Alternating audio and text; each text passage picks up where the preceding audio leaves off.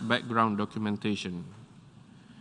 The recommendations on these issues are reflected in the final report of the committee, which is available on the NowThis website for the 10th NPT Review Conference. The preparatory committee decided to defer consideration on a final document or documents to the review conference. Throughout the preparatory process, the committee devoted most of its meetings to substantive discussions on all aspects of the treaty based on the allocation of items to each of the main committees of the 2015 review conference, and 3 specific blocks of issues. 1, nuclear disarmament and security assurances. 2, regional issues, including with respect to the Middle East and the implementation of the 1995 resolution on the Middle East. And 3, peaceful uses of nuclear energy and other provisions of the treaty, and improving the effectiveness of the strengthened review process. Guided by the provisions of the final document of the 2000 Review Conference, including paragraph 7 of the section entitled, I quote, improving the effectiveness of the strengthened review process for the treaty, end quote, the chair of the first and second sessions of the preparatory committee prepared factual summaries of the consideration of issues by the committee.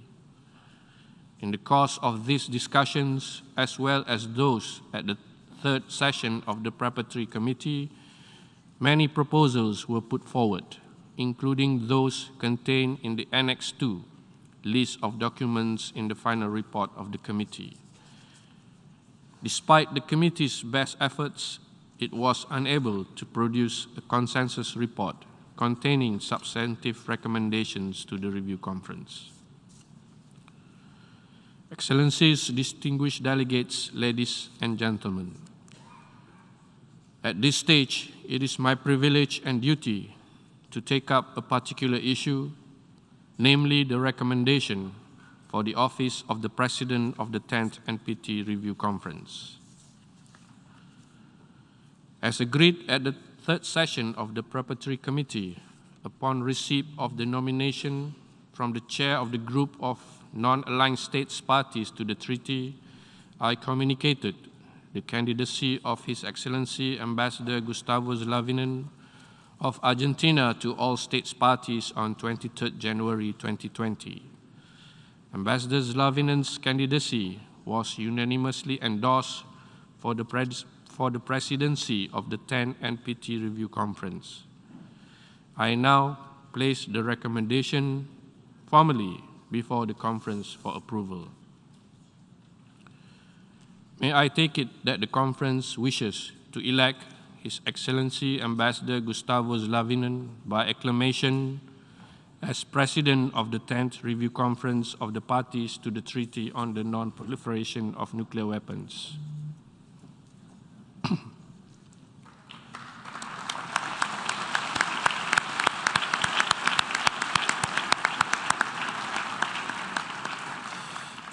It is so decided. I wish to express my heartiest congratulations to His Excellency Ambassador Gustavo Zlavinen and to assure him of my full support and cooperation, and I am sure of all delegations throughout the conference. I would now like to invite the President to take his seat. Please join me in welcoming Ambassador Zlavinen to the podium.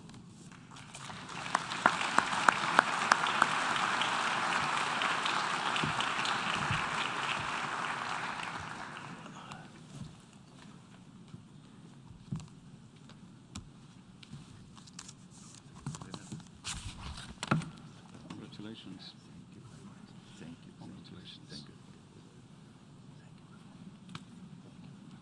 Thank you. Folder.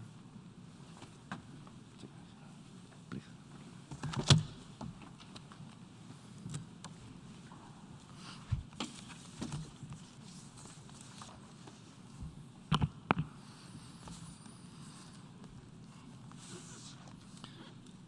Su Excelencia, señor Antonio Guterres, secretario general de las Naciones Unidas, Su Excelencia, señor Rafael Grossi, director general del Organismo Internacional de Energía Atómica, distinguidos primeros ministros, ministros, excelencias, distinguidos delegados, damas y caballeros. Es un verdadero honor para mí poder dirigirme a ustedes hoy ya como presidente de la 10ª conferencia de examen del Tratado sobre la No Proliferación de las Armas Nucleares, TNP. Quisiera en primer lugar agradecer a mi país y al GRULAC por haber apoyado mi candidatura y al Movimiento de Países No Alineados por endosarla. Mi agradecimiento es también para todos los Estados parte por la confianza depositada en mí al elegirme para el cargo que asumo con mi mayor responsabilidad. Esa confianza ha sido inquebrantable desde marzo de 2020, cuando esta conferencia tuvo que ser pospuesta por primera vez. Estoy sumamente agradecido por el apoyo y la flexibilidad que los Estados parte han demostrado a lo largo de este tiempo. Estoy sumamente orgulloso de provenir de un país como la Argentina, con una larga experiencia y excelentes credenciales en materia de no proliferación y usos pacíficos de la energía nuclear, así como con un firme compromiso con el desarme nuclear y con el objetivo último de lograr un mundo libre de armas nucleares. Comencé este viaje creyendo que sería uno de los presidentes de las conferencias de examen del TNP con menos tiempo en el cargo. Hoy no queda ninguna duda que termine siendo el presidente designado con mayor duración. Este día ha tardado en llegar. Estoy seguro de que hubo quienes incluso pensaron que nunca llegaría. Pero después de más de 2 años, finalmente estamos aquí, en la línea de partida, la apertura de la 10ª conferencia de examen. La larga pausa no ha sido fácil. Expreso mis más profundas condolencias a quienes han perdido a sus seres queridos durante la terrible pandemia del COVID-19. Si hemos aprendido una lección de esta pandemia, es que eventos aparentemente de baja probabilidad pueden y ocurren con poca o ninguna advertencia, pero con consecuencias catastróficas que afectan al mundo. Y lo mismo ocurre con las armas nucleares. Como causa de la pandemia, esta conferencia fue pospuesta, como he dicho antes, pero en 4 ocasiones. Sin embargo, los Estados parte han sido persistentes en asegurar que la misma se lleve a cabo. Ello demuestra el reconocido estatus del tratado como el foro preeminente de negociación multilateral, en lo que se refiere a las armas nucleares, y a su papel como pilar de la paz y la seguridad internacionales y la promoción de los usos pacíficos de la energía nuclear. Durante estos 2 largos años, los Estados parte han demostrado una acción permanente. Han realizado un número récord de consultas informales, tanto virtuales como presenciales, y también han participado en una gran cantidad de eventos virtuales organizados por las Naciones Unidas, el OIEA, grupos interregionales de Estados parte, grupos de expertos, universidades y la sociedad civil.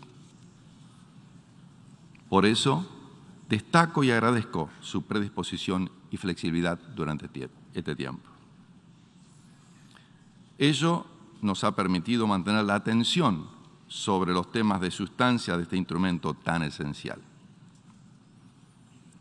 Como resultado de este arduo trabajo, ahora estamos, creo yo, en una buena posición para poner manos a la obra.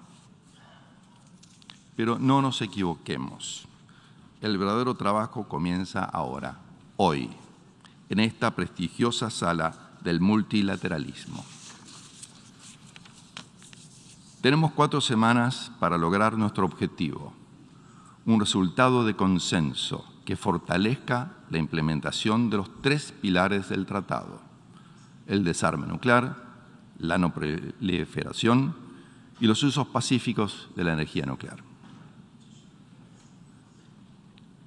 Como siempre he dicho, el equilibrio en la implementación de estos 3 pilares es clave, es fundamental, ya que se refuerzan mutuamente.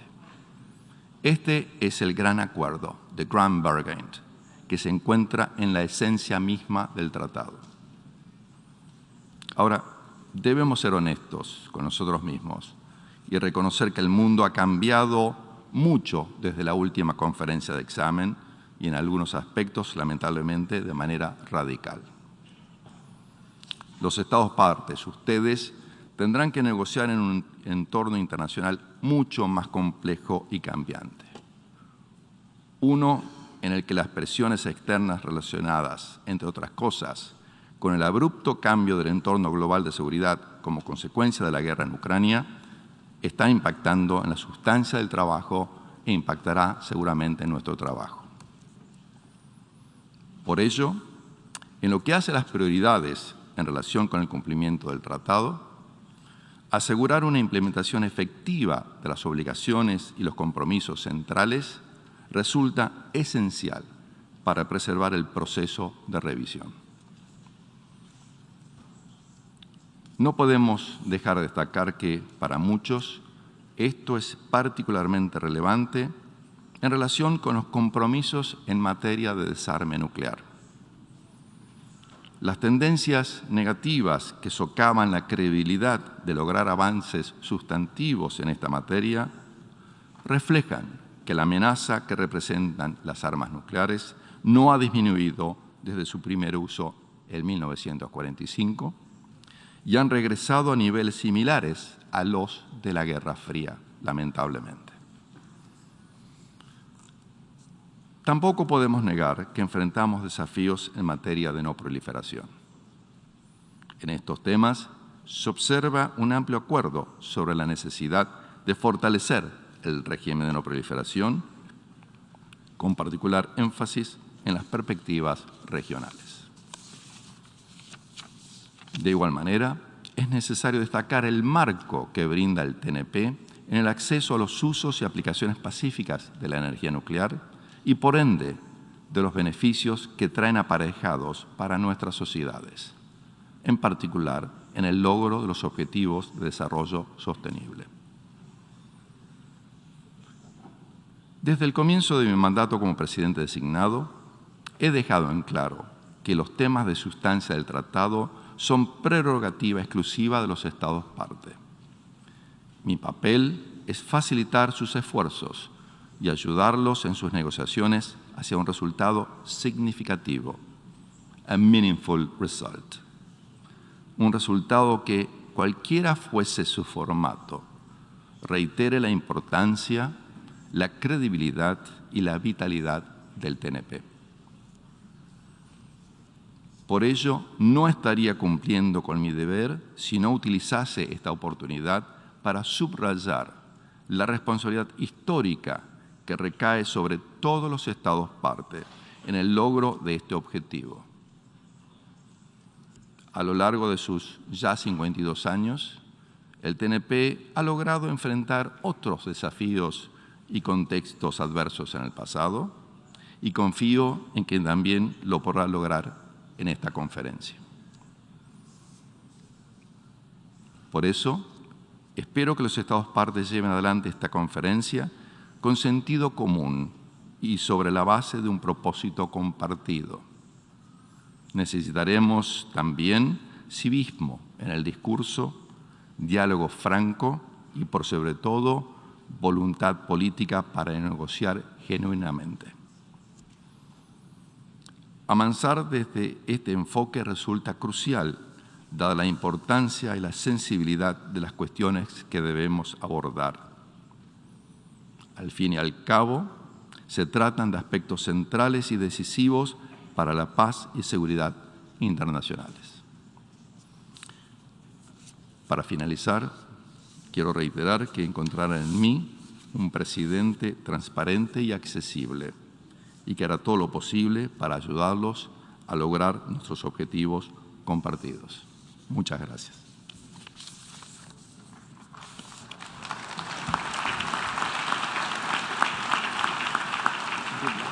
Buenas tardes.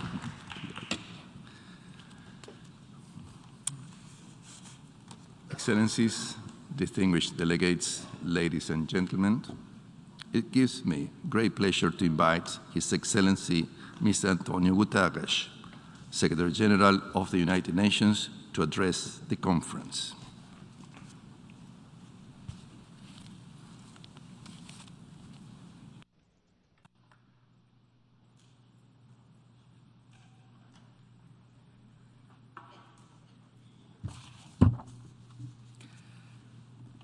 Your Excellency, Ambassador Slovinen, congratulations on your election as President of the Conference. You have my full support in the task ahead of us. Excellencies, distinguished delegates, ladies and gentlemen, this conference has been long delayed, but its importance and urgency remain undiminished. It takes place at a critical juncture for our collective peace and security. The climate crisis, stark inequalities, conflicts and human rights violations, and the personal and economic devastation caused by the COVID-19 pandemic have put our world under greater stress than it has faced in our lifetimes. And it occurs at a time of nuclear danger not seen since the height of the Cold War. That is the reason that, to undermine the importance of this conference, I will be in a few days in Hiroshima in the anniversary of the first nuclear bombardment in human history, and then I will follow it to 2 visits to other countries in the region, having non-proliferation as a key item in the agenda of the visits. Now, the initial post-Cold War period ushered in a tentative new hope for peace.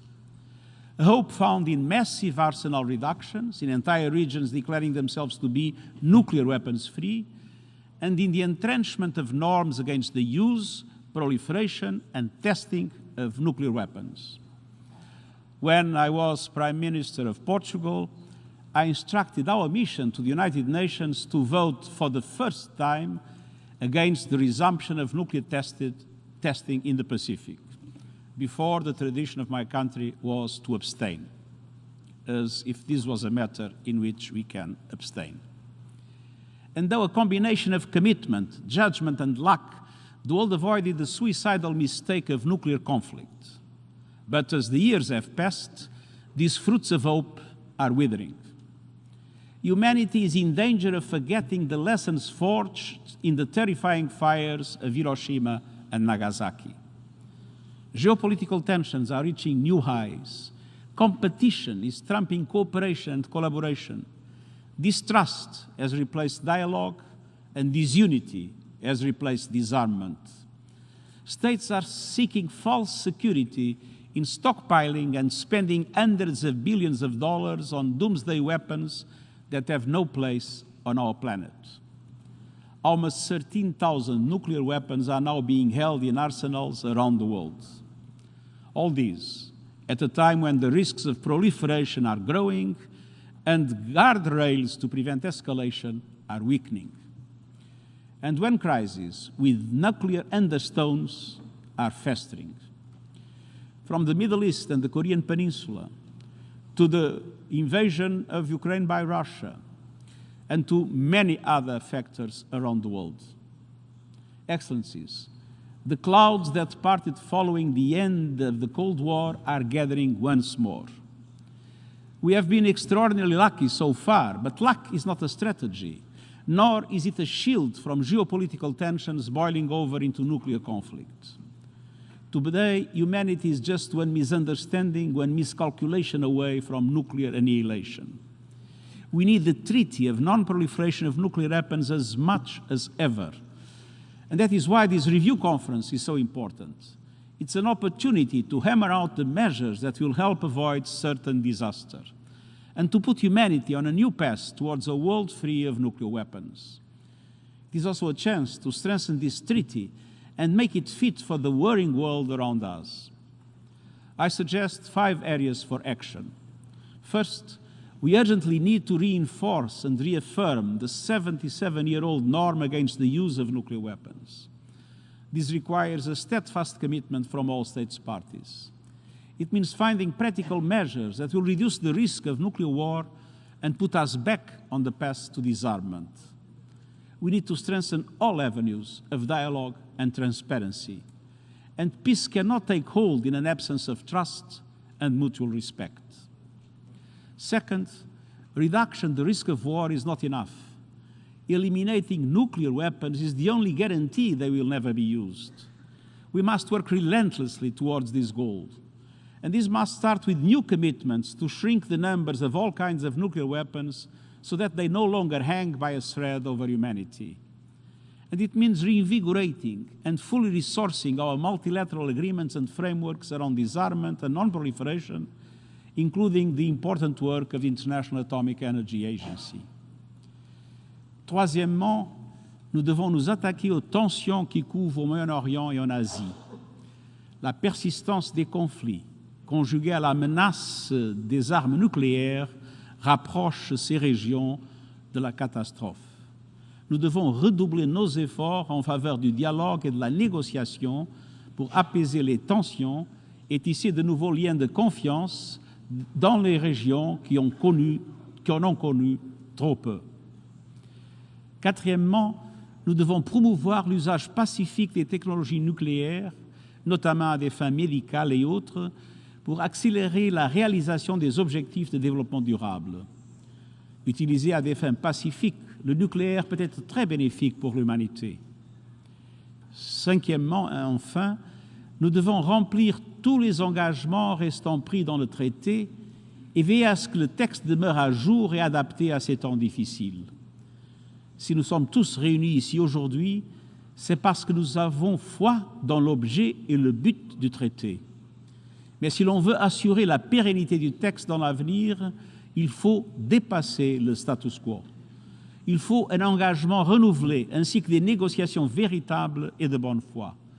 Et il faut que toutes les parties soient à l'écoute, consentent à des compromis et gardent en permanence à l'esprit les enseignements du passé, mais aussi la fragilité de l'avenir.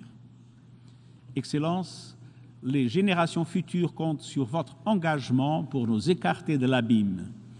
Il nous incombe à tous de laisser le monde dans un meilleur état, plus sûr que celui dans lequel nous l'avons trouvé. L'heure est venue de relever ce défi fondamental et de conjurer une fois pour toutes le spectre de l'anéantissement nucléaire. Je vous remercie.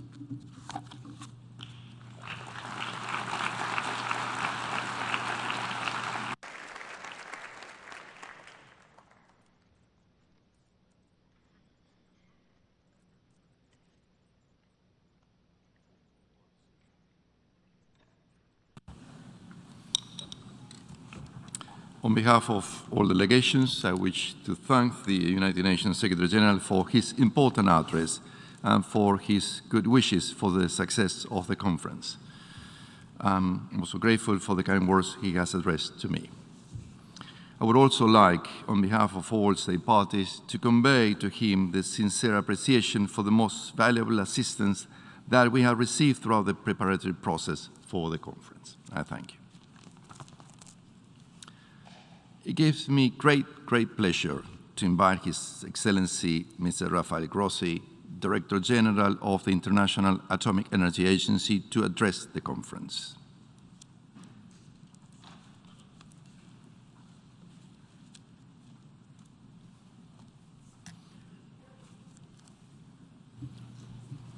Mr. President, Mr. Secretary General, it's a great honor to be here today. And of course, it gives me a special and very meaningful feeling to be doing this under your leadership, Mr. President, a friend of more than 35 years in the Argentine diplomatic service. Mucha suerte, Gustavo. Estamos con vos.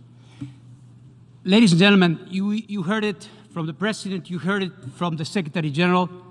We are facing big challenges, And my job here today, as the head of the international organization where the NPT comes to life, through its safeguards system, through its technical cooperation program, would be to try to address the specific ways in which many of the things and the challenges that the Secretary General enunciated just now are being addressed.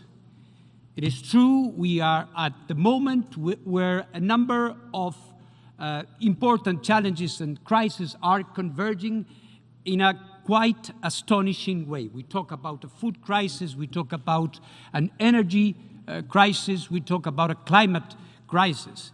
And in every one of these, nuclear sciences, technologies, and applications have something to do, to contribute in our common efforts to face them and to bring well-being for all. When we talk about a climate crisis, of course, countries are looking into ways to address this red code for the planet, as rightly said by the International Panel on Climate Change. So it comes as no surprise that many countries continue in their peaceful use of nuclear energy to power their economies and to bring development when it's needed. This is happening in Asia, where countries are leading in the capacity in terms of nuclear energy. This is happening also in Europe, where many countries continue and increase the percentage of nuclear energy, and even when countries had decided on a phase-out, are thinking it over, slowing it down. Because what we need is every possible tool to face the incredible challenge of climate change and to decarbonize our economies. And of course, this is connected in a very clear way to the work that you are undertaking today, which is to review and to strengthen the instrument that provides the basis whereby this is happening every day. Of course, when it comes to energy, and nuclear energy in particular, everything finishes and starts with nuclear safety and nuclear security. And here, the nuclear safety regime, led by member states and in close cooperation with the IAEA, has been tested by fire and flood, has been tested by fire in the flames that engulfed the reactor number 4 in Chernobyl, and it was challenged by flood with a gigantic wave that crippled the safety systems of the Fukushima Daiichi nuclear power plant. Since then, nuclear safety has been reinforced, and nuclear is as safe as ever in a joint work by member states and nuclear technologists all over the world. But the technological challenges or the human and other problems that we have are being multiplied by the specter of war. That was mentioned as well. And this has brought a new and unexpected dimension to nuclear safety in Ukraine, of course. At the beginning of the conflict, at the beginning of the war, I enunciated 7 pillars of nuclear safety that should never be violated when it comes to nuclear facilities. And these include, of course, the respect of the physical integrity of a nuclear power plant. This, of course, includes the necessity to preserve the safety and security system of a nuclear power plant. This includes, of course, the protection of the staff and their ability to carry out their job without undue pressure. This includes the permanent flow of external power to cool the systems. This includes the nuclear supply of components that have to come to these facilities and go out from these facilities. This, of course, includes radiation monitoring that must be present at all times. And finally, this must include communication with the regulators and others. All these 7 principles, ladies and gentlemen, all these 7 principles have been trampled upon or violated since this tragic episode started. This allowed us to go to Chernobyl as the IAEA and work together with Ukraine and restore the systems there. But still, there is an open challenge in Zaporizhia. For a long time, I've been trying to go there myself, leading a mission to carry out the indispensable safeguards inspections, because there is a lot of material there, to carry out the safety and security evaluations that need to be taking place there, to look after the situation of the staff of this nuclear power plant. At the beginning of this, the Board of Governors of the IAEA addressed in a resolution referring to the Russian aggression and the consequences of this in the work of the IAEA. Through this resolution, it addressed this issue, and you may be familiar with that. Ladies and gentlemen, we are ready to go. We hope to be able to come to Zaporizhia, because if something happens there, we will only have ourselves to blame for it, not a catastrophe, not an earthquake or a tsunami. It will be our own inaction to blame for it. Nuclear non-proliferation has been rightly mentioned by the President and by the Secretary General. We do know that we have important challenges ahead of us. The safety and security and the safeguards systems that we have are essential. And as nuclear continues and as more nuclear material is added, a strong, robust, agile, present system of safeguards must be present everywhere.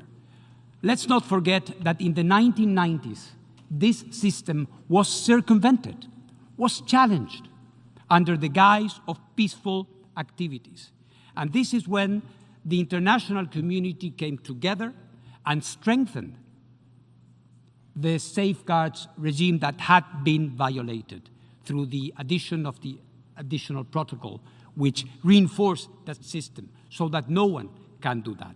We will be needing this kind of support to be carrying out our mission in the way it should be done. Of course, there are concrete issues that need to be addressed. We are working on them. We know that for us to be able to give the necessary and credible assurances that every activity in the Islamic Republic of Iran is in peaceful uses, we need to work collaborative with them.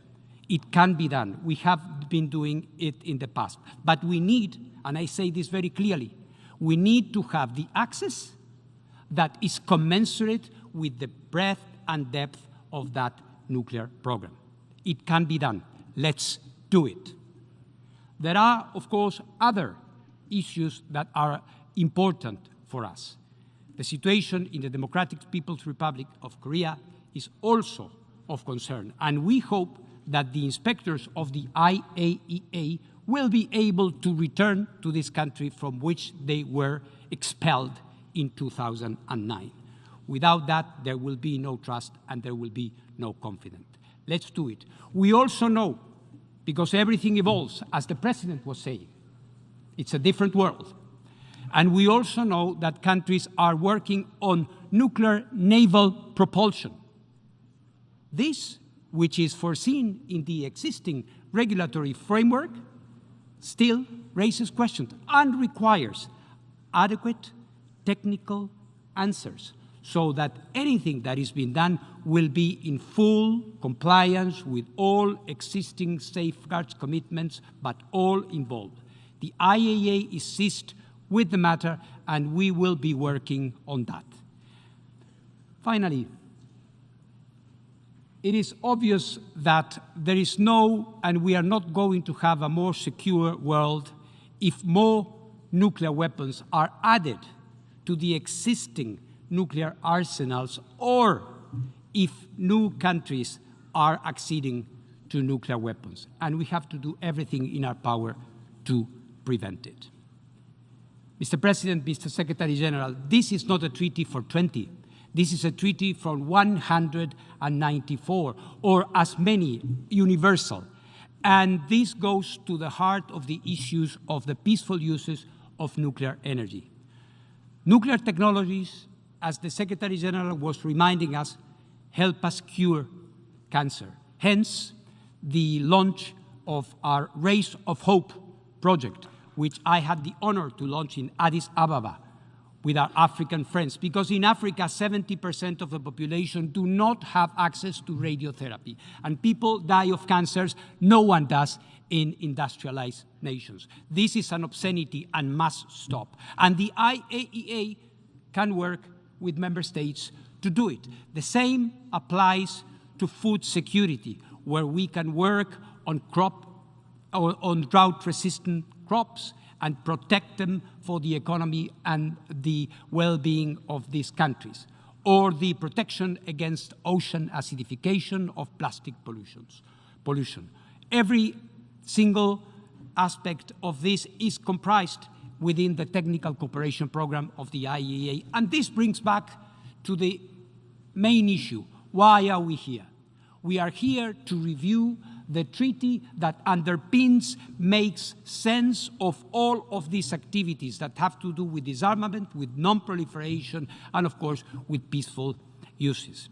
So, from the perspective of the IAEA, where the NPT comes to life, let's recommit to these principles enshrined in this treaty. Let's protect the NPT. Let's embrace the NPT. The IAEA will be with you every step of the way. Thank you very much.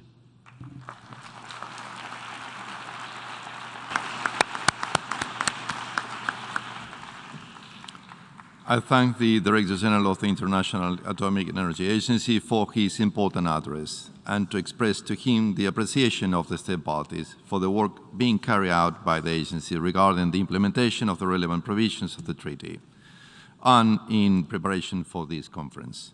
I also want to thank my dear friend Rafael Mariano Grossi for the kind words addressed to me.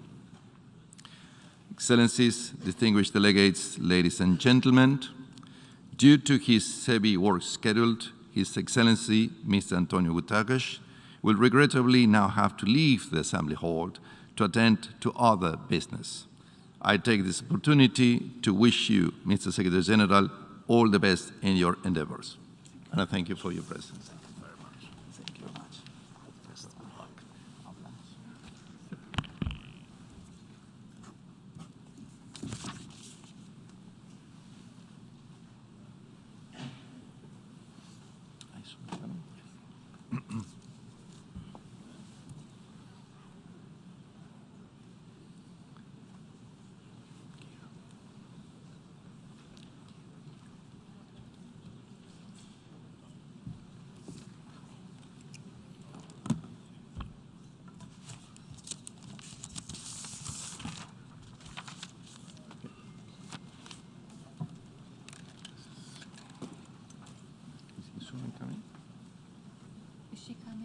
Coming soon? Yeah. Okay. Shall we wait? Go ahead.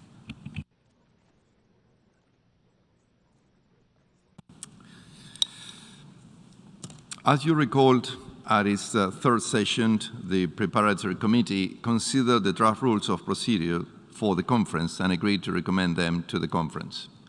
The draft rules of procedures are contained in Annex 3 of the final report of the Preparatory Committee, document MPT/Conf 2020/1, which was submitted earlier to the conference by the chair of the third session of the Preparatory Committee, Ambassador Saeed Mohammed Ashrin Saeed Hussein. May I take it that the conference wishes to adopt the draft rules of procedures? It is so decided. Following the adoption of the rules of procedures, I would now like to refer to Rule 44/3 regarding requests for observer status for specialized agencies and international and regional and intergovernmental organizations.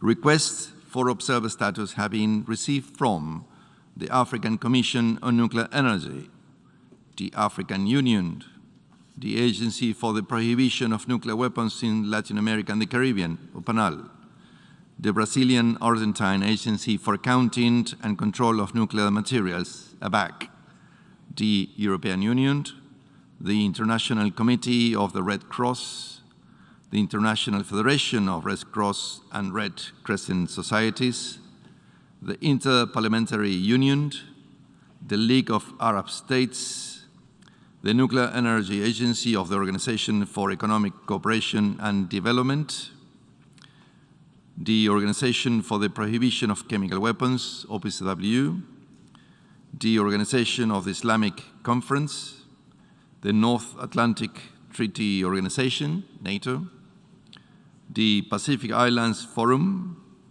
the Preparatory Commission for the Comprehensive Nuclear Test Ban Treaty Organization, CTBTO, the United Nations Institute for Disarmament Research, UNIDIR, and United Nations University.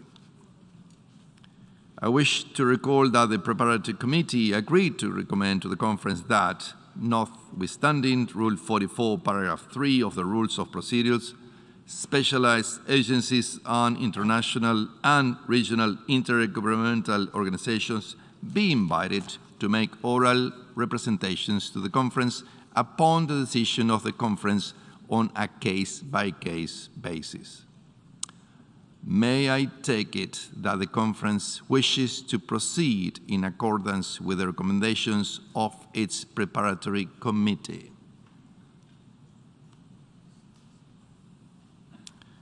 It is so decided.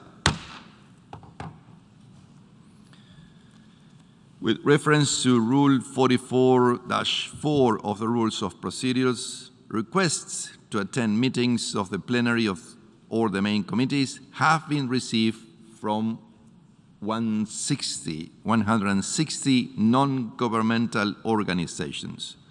The list of these organizations has been made available to delegations in document MPT/CONF2020/INF.4/Rev2. As state parties are aware, the Preparatory Committee, as reflected in paragraph 24 of document MPT/CONF2020/1, agreed to recommend to the conference that, in accordance with the rules of procedures, representatives of non-governmental organizations be allowed to attend meetings other than those designated as closed and to receive documents of the conference. That, in accordance with past practice, non-governmental organizations be allowed to make written material available at their own expense to the participants of the conference, and that non-governmental organizations be allowed to address the conference consistent with the final document of the 2000 Review Conference. May I take it that the conference wishes to proceed in accordance with the recommendations of its preparatory committee? It is so decided. I would like now to proceed to the election of chairs and vice chairs of the three main committees, the Drafting Committee and the Credentials Committee. You will recall that at its third session, the Preparatory Committee agreed to recommend that main committees should be chaired by the chairs of the consecutive sessions of the Preparatory Committee or their successors as follows. Main Committee 1 should be chaired by a representative of the group of non-aligned state parties to the treaty, namely the chair of the third session of the Preparatory Committee. Main Committee 2 should be chaired by a representative of the group of Eastern European states, namely the chair of the second session of the Preparatory Committee. And Main Committee 3 should be chaired by a representative of the Western Group, namely the chair of the first session of the Preparatory Committee. Accordingly, have been informed of the following candidates for the posts of chairs for the main committees. For Main Committee 1, His Excellency Mr. Said Mohammed Hashrin Said Hussein of Malaysia. For Main Committee 2, His Excellency Mrs. Dominika Kroes of Poland. For Main Committee 3, His Excellency Mrs. Ingeborg Denissen of the Netherlands. May I take it that the conference wishes to elect Ambassador Said Mohammed Hashrin Said Hussein, Ambassador Dominika Kroes, and Ambassador Ingeborg Denissen by acclamation.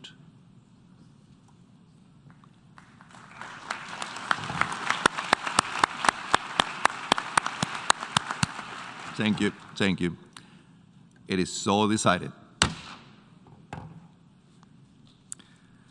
The committee also agreed to recommend that the post of chair of the drafting committee should be assumed by a representative of the group of Eastern European states, and the post of chair of the credentials committee by a representative of the group of non-aligned and other states. Have been informed that the following candidates for the posts of chairs have been nominated by the respective groups. For the drafting committee, His Excellency Mr. Georgi Molnar of Hungary. For the credentials committee, His Excellency Mr. Mohammed Hussein Bar al-Ulum of the Republic of Iraq.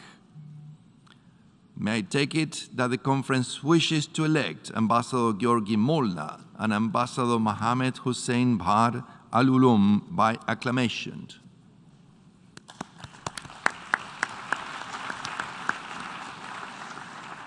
It is so decided. I would like to congratulate you on the election to your very important and demanding posts. I look forward to good and successful cooperation with all of you in discharging our duties. In accordance with Rule 5 of the Rules of Procedures, the conference will elect, inter alia, 2 vice chairs for each of the 3 main committees, the drafting committee and the credentials committee. In this connection, I have received the following nominations for the posts of vice chairs from the various groups. For Main Committee 1, His Excellency Mr. Thomas Goebbels of Germany. For Main Committee 2, His Excellency Mr. Al-Hakam Dandy of the Syrian Arab Republic, and His Excellency, Mrs. Olayth Fitzmaurice of Ireland. For the drafting committee, His Excellency Mr. Simon Cloberry of the United Kingdom. For the credentials committee, His Excellency Mr. Sigurd Schellstrøm of Belgium. If there is no objection, may I take it that the conference wishes to approve these nominations? It is so decided.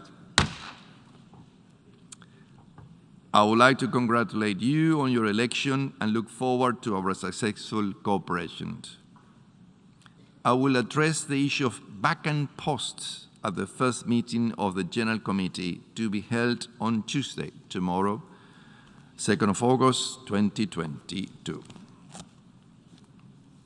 I should now like to proceed to item 9 of the provisional agenda, the election of vice presidents of the conference. According to Rule 5 of the Rules of Procedures, the conference shall elect 34 vice presidents. Have received the following candidatures for the posts of vice presidents: from the group of Eastern European states, Kazakhstan, Kyrgyzstan, Romania, Slovenia, and Ukraine. From the Western group, Australia, Austria, Canada, Ireland, Japan, New Zealand, Sweden, United Kingdom, Finland, and France. From the group of non-aligned and other states, Algeria, Egypt, Indonesia, Iran, Morocco, Philippines, Saudi Arabia, Thailand, and China. May I take it that the conference wishes to approve these candidatures? Objections? It is so decided. I should now proceed to item 10 of the provisional agenda, the appointment of the members of the Credentials Committee. Rule 3 of the Rules of Procedures provides that, in addition to the election of the chair and 2 vice-chairs, the conference shall appoint 6 members of the Credential Committee on the proposal of the President of the conference. Accordingly, I propose the following members of the Credential Committees: Mrs. Silvia Balac of Hungary, Mrs. Nelly Bogomilova-Rasheva of Bulgaria, Mr. Jean-Philippe Alauzet-Broye of Canada, and Mr. Jeremy Faust of the Holy See. If there is no objection, may I take it that the conference agrees with this proposal? It is so decided. In accordance with the established practice, the report of the Credential Committee will be submitted to the conference after the committee has met to examine the credentials of the representative to the conference. I would now like to proceed to item 11 of the provisional agenda, the confirmation of the nomination of the Secretary General of the conference. You will recall that at its second session, the preparatory committee decided to invite the Secretary General of the United Nations, in consultation with the members of the preparatory committee, to nominate an official to act as Provisional Secretary General of the conference. At its third session, the preparatory committee was informed that, in response to that request, the Secretary General of the United Nations, following consultations with the members of the preparatory committee, had nominated Mr. Yuan Tudor from the United Nations Office for Disarmament Affairs to serve in that capacity. The said parties were duly informed of the nomination. May I take it that the conference wishes to confirm Mr. Yuan Tudor as Secretary General of the 10th Review Conference of the Parties to the Treaty on the Non-Proliferation of Nuclear Weapons?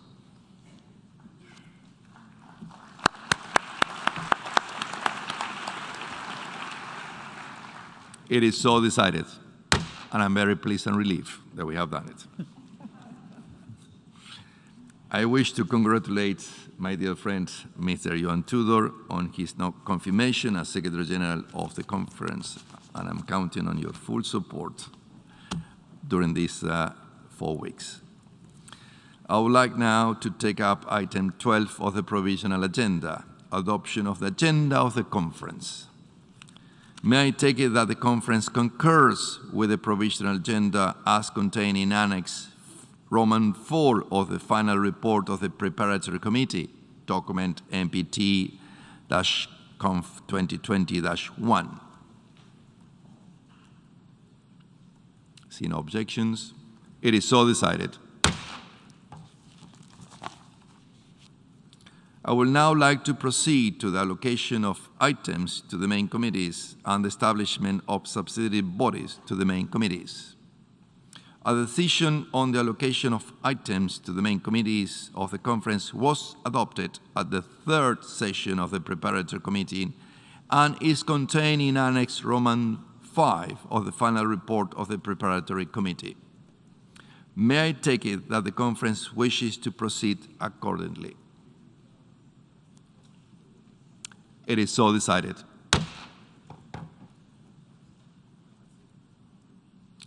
Turning to subsidiary bodies, as state parties are aware, at the open-ended consultations I held in New York, Geneva, and Vienna, as well as virtually in the all-states formats on 21st July 2022, I share the content of my consultations with delegations regarding the establishments of subsidiary bodies that are expected to provide a focused consideration of specific relevant areas. It will be recalled that in Decision 1 of the 1995 Review and Extension Conference, and I quote, "It was agreed that subsidiary bodies could be established within the respective main committees for specific issues relevant to the treaty, so as to provide for a focused consideration of such issues." Unquote. This was also reaffirmed in the consensus outcome of the 2000 Review Conference, with the agreement on improving the effectiveness of the strengthened review process. I have drafted a proposal based on the outcome of my consultations, and to facilitate formal adoption, I have requested the Secretariat to distribute document NPT-Conf 2020-L1 in all languages. This paper contains a draft decision on the establishment of subsidiary bodies to the main committees. Following its adoption, this document will be issued as an official document of the conference. Before proceeding to the adoption, I would like to communicate to you the names of the proposed chairs of subsidiary bodies. For Subsidiary Body 1 in Main Committee 1, Her Excellency Mrs. Lajezara Stoeva of Bulgaria. For Subsidiary Body 2 in Main Committee 2, Her Excellencies Mrs. Annika Markovic of Sweden. And for Subsidiary Body 3 in Main Committee 3, His Excellency Mr. Philbert Johnson of Ghana. As part of its overall allocation of time, it is proposed that each main committee will hold at least 4 meetings of its subsidiary bodies. May I take it that the conference wishes to agree to the establishment of subsidiary bodies to the main committees as contained in document NPT-Conf 2020-L1? I see no objection. It is so decided.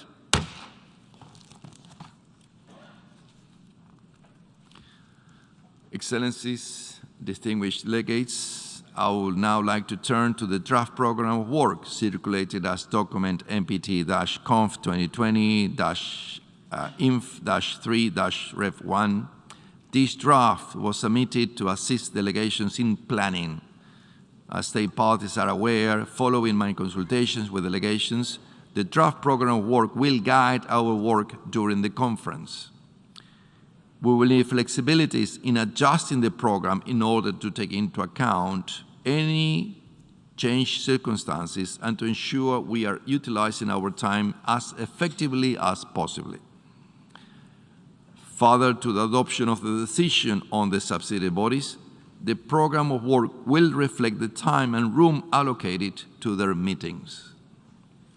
I will utilize the assistance of the General Committee regarding the general conduct of the business of the conference, and will seek the conference consideration if issues arise that necessitate changes to how we structure our work. Taking this into account, may I take it that the conference wishes to take note of the draft proposed program of work as contained in document NPT-Conf 2020-INF-3-Rev1.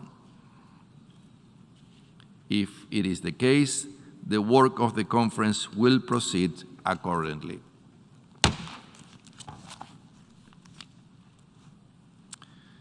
The conference will now take a decision on item 14 of the agenda, namely adoption of arrangements for meeting the cost of the conference.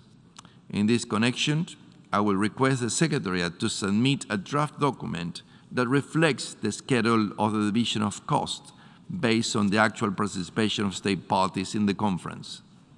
This document is to be seen in conjunction with Rule 12 and the appendix of the Rules of Procedures, which the conference adopted on 1st August 2022. Excellencies, distinguished delegates, It is my intention to immediately start with the general debate, as we have many high-level dignitaries inscribed on the list of speakers. At this stage, 133 delegations have inscribed on the list of speakers for the general debate, which is planned to continue until 4th of August 2022. I wish to inform delegates that the list of speakers will be closed at 5 p.m. this evening.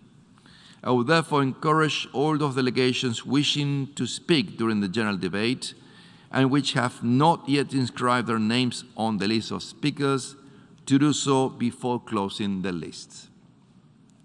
I would also like to remind you, as indicated in the revised version of Information Note 1 of 9th of May 2022, that group statements should not exceed 8 minutes and national statements should not exceed 5 minutes. Similarly, statements in the exercise of the right of reply should not exceed 5 minutes for the first intervention and 3 minutes for the second. In accordance with established practice, all statements by the representative of state parties are made from the rostrum. I should like to encourage delegations to be present in meeting rooms at the scheduled time in order to promote the punctuality and efficiency of the review conference proceedings. Distinguished delegates, colleagues, while we saw an improvement in the epidemiological situation compared to the last 2 years, we also recognize that we are not free from the coronavirus and its impact. As such, there is a need to be prudent. We must each continue to do our part in reducing the risk of exposure for ourselves and for our colleagues. UN Medical Services recommend not coming to the headquarters under any circumstances if one experiences symptoms related to the COVID-19 or symptoms of an upper respiratory tract infection. With a view to mitigating the impact of the large number of participants, in particular during the general debate, and as informed by the Secretariat at our informal consultations on 21st July, it is recommended that masks are to be worn by all attendees at all times when indoors, except when directly addressing a meeting, like I'm doing right now. All delegations are encouraged to manage COVID-19 cases and determine any subsequent action regarding case exposures among their own attendees, including notification to other delegations, to me, or to the Secretary General of the conference. Also, such approaches will be handled with full confidentiality and privacy and are intended solely to improve safety for all. The Occupational Safety and Health Committee of the UN will continue to closely monitor the COVID-19 metrics in your city, as well as the impact on UN capacity and operations.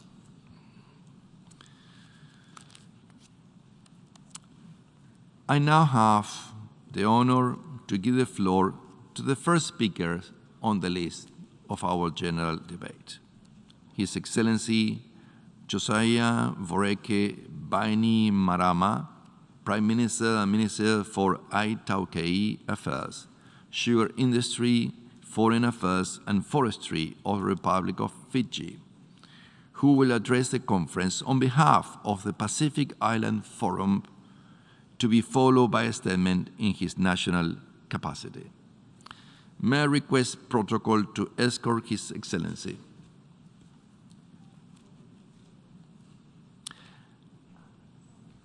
I have great pleasure in welcoming His Excellency Josiah Voreke Bainimarama, Prime Minister and Minister for Itaukei Affairs, Sugar Industry, Foreign Affairs and Forestry of the Republic of Fiji. I invite him to address the conference on behalf of the Pacific Island Forum and then to deliver his national statement. Thank you, Mr. Thank you, Mr. President. Mr. President, the Secretary General, It is an honor to be providing the first statement of this 10th Nuclear Non-Proliferation Treaty Review Conference on behalf of the parties to the South Pacific Nuclear Free Zone Treaty, the Treaty of Rarotonga, and as chair of the Pacific Islands Forum, together representing Australia, Cook Islands, Federated States of Micronesia, Kiribati, Nauru, New Zealand, Niue, Palau, Papua New Guinea, Republic of Marshall Islands, Samoa, Solomon Islands, Tonga, Tuvalu, Vanuatu, and my own country, Fiji. Mr. President, it is now 36 years since the entry into force of our Nuclear Free Zone Treaty. This was a proud moment, but one that was born out of the devastation of decades of nuclear testing and growing concerns about burgeoning nuclear weapon stockpiles. This experience made clear to our countries the risks of the nuclear arms race and of catastrophic nuclear war.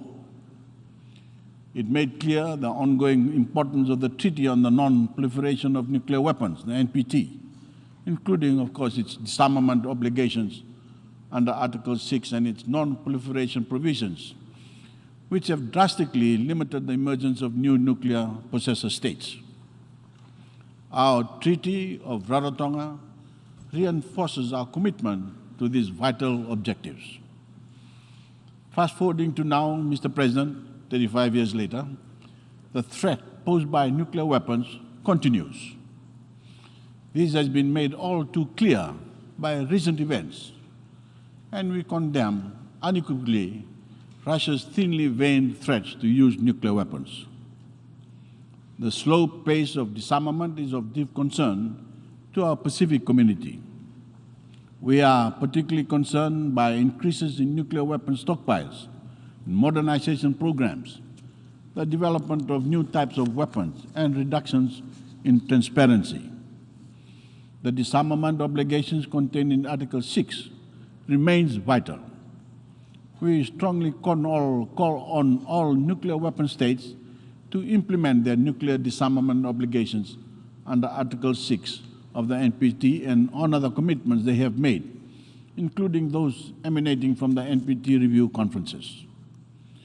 For us, the ongoing struggle with the legacy of nuclear testing, from transboundary contamination of homes and habitats to higher numbers of birth defects and cancers, gives rise to an acute awareness in the Pacific region of the threats posed by nuclear testing and dumping.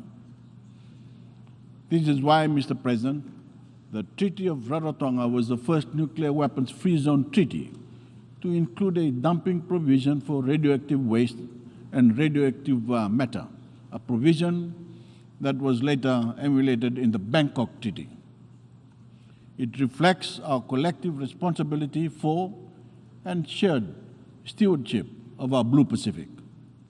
We hereby reaffirm our determination for a region free of environmental pollution by radioactive waste and other radioactive matter. Mr. President, given our shared heritage and collective responsibilities for the natural environment, we attach great importance to achieving the entry into force of the Comprehensive Nuclear Test Ban Treaty. We reiterate our calls for the remaining states to sign and ratify the treaty, in particular those states whose ratification is required to bring the treaty into legal effect. We note, Mr. President, the entry into force of the Treaty on the Prohibition of Nuclear Weapons in January last year, and the first meeting of state parties to the treaty in June 2022, which adopted the Vienna Declaration titled Our Commitment to a World Free of Nuclear Weapons. Mr. President, for our own treaty, the Treaty of Rarotonga, we welcome the announcement by the United States in 2010 of its intention to ratify all protocols to the treaty. We call on the United States to now take the necessary steps towards ratification so that our treaty can have its full effect. Mr. President, our Treaty of Rarotonga includes a specific provision requiring parties to support the continued effectiveness of the international non-proliferation system based on the NPT and the IAEA safeguard system. In including this provision, we recognize the interplay between three pillars of the NPT and the importance of each of them. Our commitment to them stands today. The safe and secure shipment of radioactive materials is of importance to our region. We strongly urge all non-nuclear weapon states to fully comply with the NPT requirement to accept safeguards on peaceful nuclear activities and all related international law obligations relating to nuclear safety to ensure the prevention of harm to our ocean and our Blue Pacific, particularly from radioactive disasters and the transboundary spread of radioactive material and radioactive waste. Mr. President, we see the Treaty of Rarotonga as a living document and a symbol of our region's long-standing opposition to nuclear weapons. We stand together, ready to support your efforts at this review conference in support of a credible, ambitious outcome that reflects the ongoing importance of the NPT to the peace and security of our region and the world. I would now like to speak in my national capacity as the Fijian Prime Minister. Mr. President, generations of Pacific Islanders have waited in vain for an apology, for health support, for reassurances that there will be no repeat of testing, for reassurances that there will be no waste disposal, and for reaffirmations that nuclear weapons will never be deployed in the Blue Pacific again. Mothers of deformed babies in the Marshall Islands have waited. Families in French Polynesian who have lost loved ones too soon have waited. We are still waiting. And we look to this 10th review for greater commitment, far greater commitment by all countries to show us that they are taking actions to reduce their stockpiles of nuclear weapons. So long as the nuclear weapons maintain these arsenals, no one can sleep soundly. That is because, Mr. President, any person anywhere on the planet can potentially experience the same suffering the people of the Pacific have known and still know. Let's be clear, mutually assured destruction is no assurance of peace. Ask the people of Ukraine, ask the people of Syria, ask every victim of conflict anywhere in the world about the false peace these weapons promise. Yes, we have seen no mushroom clouds, but we have seen relentless destruction and devastation cities like Aleppo and Mariupol leveled to the ground.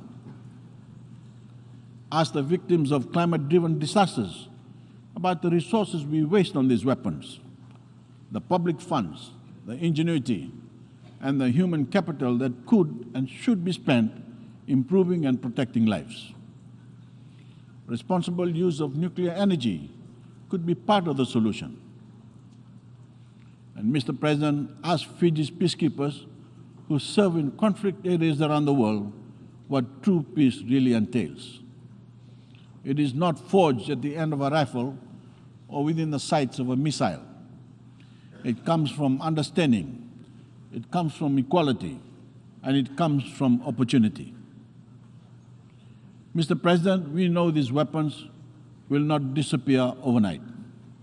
And we also recognize the beneficial peaceful uses of the atom for energy and medicine, for example. But it's common sense to recognize the complete and senseless waste that existing nuclear arsenals represent.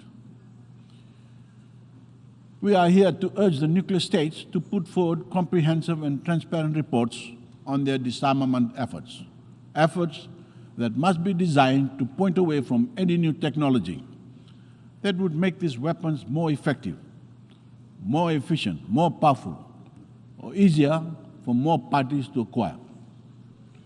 They owe this to their citizens as much as they owe it to us. These aging relics, Mr. President, are a danger to everyone, whether they are pointed at you or siloed in your backyard. No one should leave one accident or one move of aggression away from annihilation. Mr. President, our commitment to a Pacific that is free of nuclear weapons is defining for our region. This is a commitment that I have also made as the Prime Minister. But it is also personal, a commitment that I have made as a son, because I have waited a lifetime for someone to take responsibility for deliberately exposing my late father, Ratunoke Mbanimarama, in the sailors he commanded, to the testing of a nuclear bomb. We welcome initiatives by the non-aligned movement, as well as the proposals advanced by Canada, Nigeria, and others. No nation can pick and choose when it cares about human life and when it advances multilateralism. And we cannot live here without a final document. It is our shared responsibility as leaders to make this conference count for the peace-loving people we represent. Thank you, Mr. President.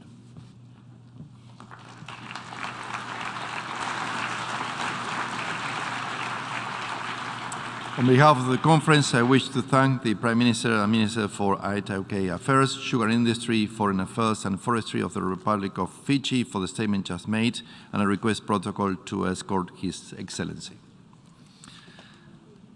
I now have the honor to give the floor to His Excellency Mr. Kishida Fumio, Prime Minister of Japan. May I request protocol to escort His Excellency. I have great pleasure in welcoming the Prime Minister of Japan, and I invite him to address the conference. Your Excellency, Mr. President, Excellencies, distinguished delegates, today I have come to this review conference driven by a strong sense of urgency. As Foreign Minister, I attended the 2015 review conference, which ended without reaching consensus. Since then, the division within the international community has become only greater.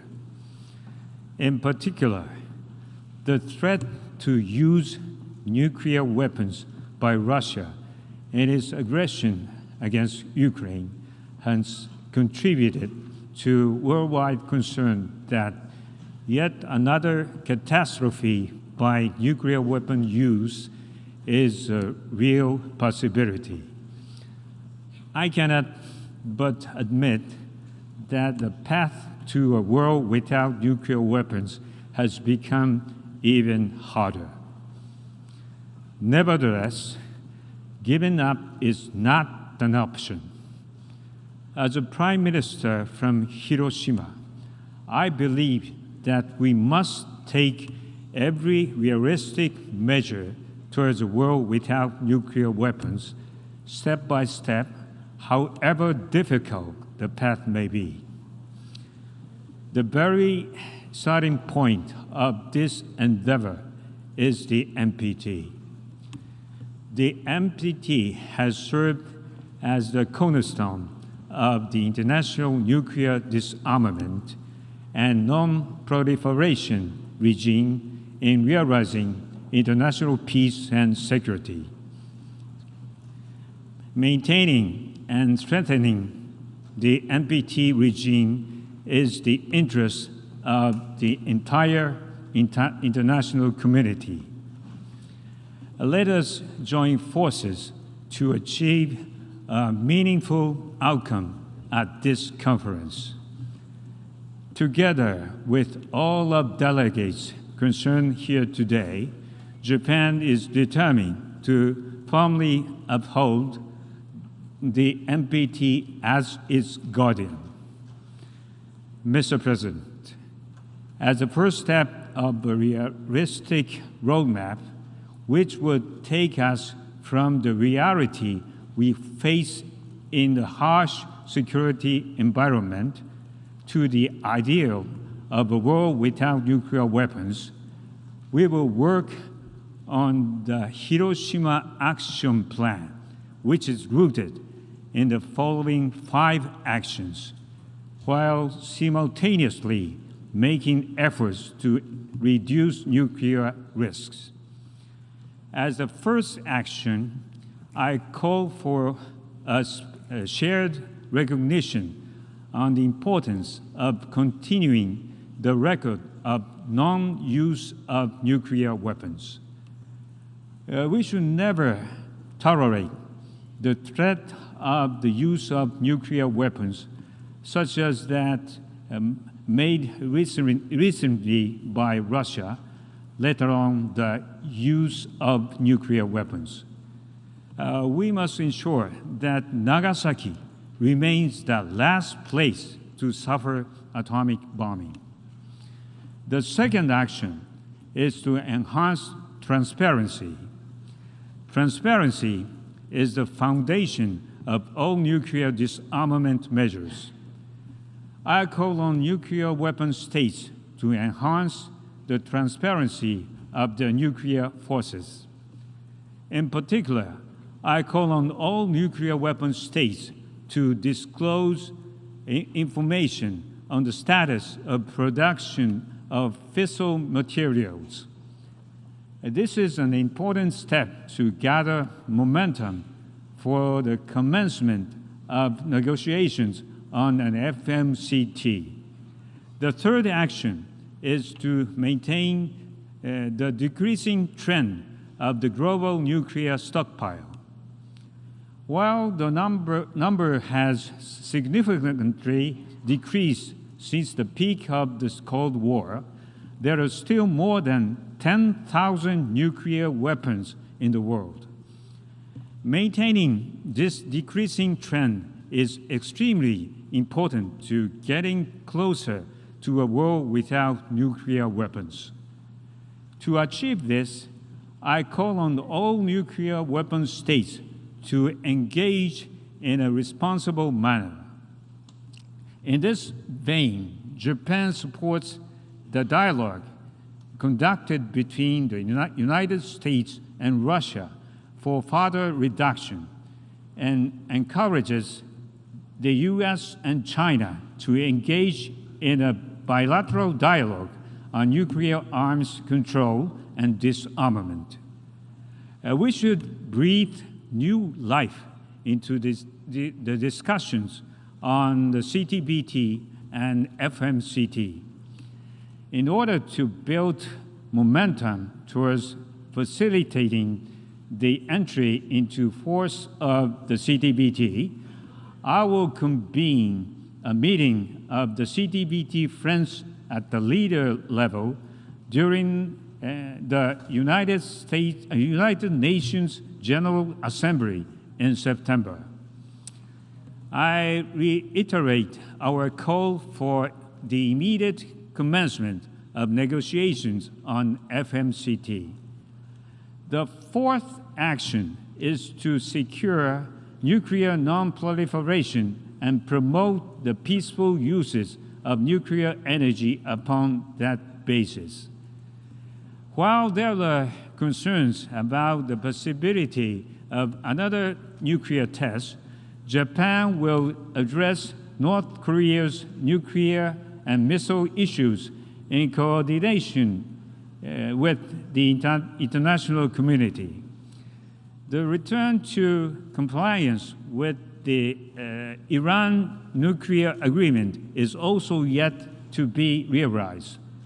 Japan will contribute proactively towards facilitating dialogue. The peaceful uses of nuclear energy should go hand in hand with nuclear safety. The recent attacks on nuclear facilities by Russia must not be tolerated. Building on the lessons learned from the 2011 accident, Japan will continue to reconstruct the affected areas and address various challenges associated with decommissioning of the nuclear power station. In close cooperation with the international community, including the IAEA, Japan will continue to advance its efforts in a transparent manner in accordance with domestic and international safety standards. For the fifth action, Japan will promote the accurate understanding on the realities of nuclear weapons use through encouraging a visit to Hiroshima and Nagasaki by international leaders and others. In this connection, I welcome the visit by Secretary General Antonio Guterres to Hiroshima on August 6th. Japan shall make a contribution of $10 billion to the United Nations in order to set up a Youth Leader Fund for a world without nuclear weapons. By inviting future leaders to Japan and providing them with opportunity to learn firsthand the realities of nuclear weapon use, this will create a global network among the youth towards the elimination of nuclear weapons. In order to build global momentum towards a world without nuclear weapons, I decided to hold the first meeting of the new international group of eminent persons on November 23rd in Hiroshima, which will enjoy the involvement of former and incumbent political leaders of the world. Mr. President, in 2023, Japan will host the G7 summit in Hiroshima. It is my intention to demonstrate our firm commitment from Hiroshima to never repeat the catastrophe of atomic bombings. Today, I have folded a paper crane and brought it with me here. Sasaki Sadako, the girl whose image served as a model of the Children's Peace Monument in the Hiroshima Peace Park, kept folding paper cranes wishing to live. Today, paper cranes have come to symbolize worldwide prayers for peace and a world without nuclear weapons. I will make steps towards a world without nuclear weapons together with all the people who share the common aspiration around the world. Thank you.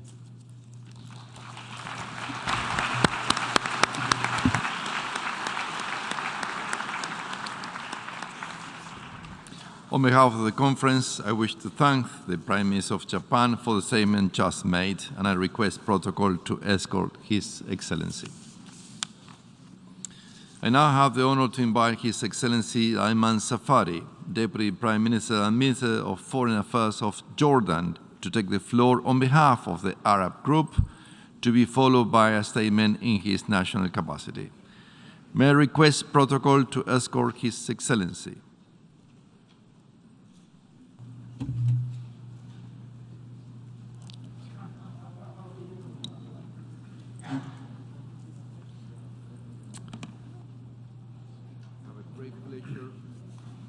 I have a great pleasure in welcoming the Deputy Prime Minister and Minister of Foreign Affairs of Jordan, and I invite him to address the conference. بسم الله الرحمن الرحيم. السيد الرئيس، الزملاء الأعزاء، السلام عليكم ورحمة الله وبركاته. يسعدني أن أوجز لكم بيان المجموعة العربية لمؤتمرنا هذا، وسيودع البيان كاملا لدى سكرتارية المؤتمر. وأبدأ بتقديم تهاني المجموعة العربية لك السيد الرئيس على انتخابك رئيسا لمؤتمر المراجعة العاشر لمعاهدة عدم انتشار الأسلحة النووية. كما أؤكد تضامن المجموعة العربية مع بيان دول حركة عدم الانحياز. سيد الرئيس، زملاء الأعزاء، تولي الدول العربية أهمية كبيرة لتعزيز نظام عدم الانتشار النووي وتحقيق عالمية المعاهدة وتنفيذ أحكامها. ونؤكد في المجموعة على ضرورة العمل على زيادة فاعلية نظام عدم الانتشار في منع نقل التكنولوجيا النووية وتطويرها لأغراض غير سلمية، ما يجعل من التزام نظام الضمانات الشاملة حجر الزاوية لنظام التحقق الدولي في مجال عدم الانتشار، والذي يسهم والبروتوكول الإضافي ذو الطابع الطوعي في تحقيق أهداف المعاهدة. تعد الوكالة الدولية للطاقة الذرية الهيئة الوحيدة المعنية بالتحقق مع الحفاظ على الحق الأصيل غير القابل للتصرف للدول الأعضاء وفقا للمادة 4 من المعاهدة فيما يتعلق بالاستخدامات السلمية ورفض أي محاولات لفرض قيود أو شروط عليها.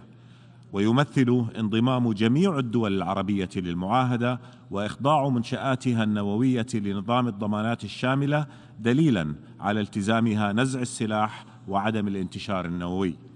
فمصداقية المعاهدة تقوم على التوازن بين ركائزها الثلاث من ناحية وتحقيق عالميتها من ناحية أخرى.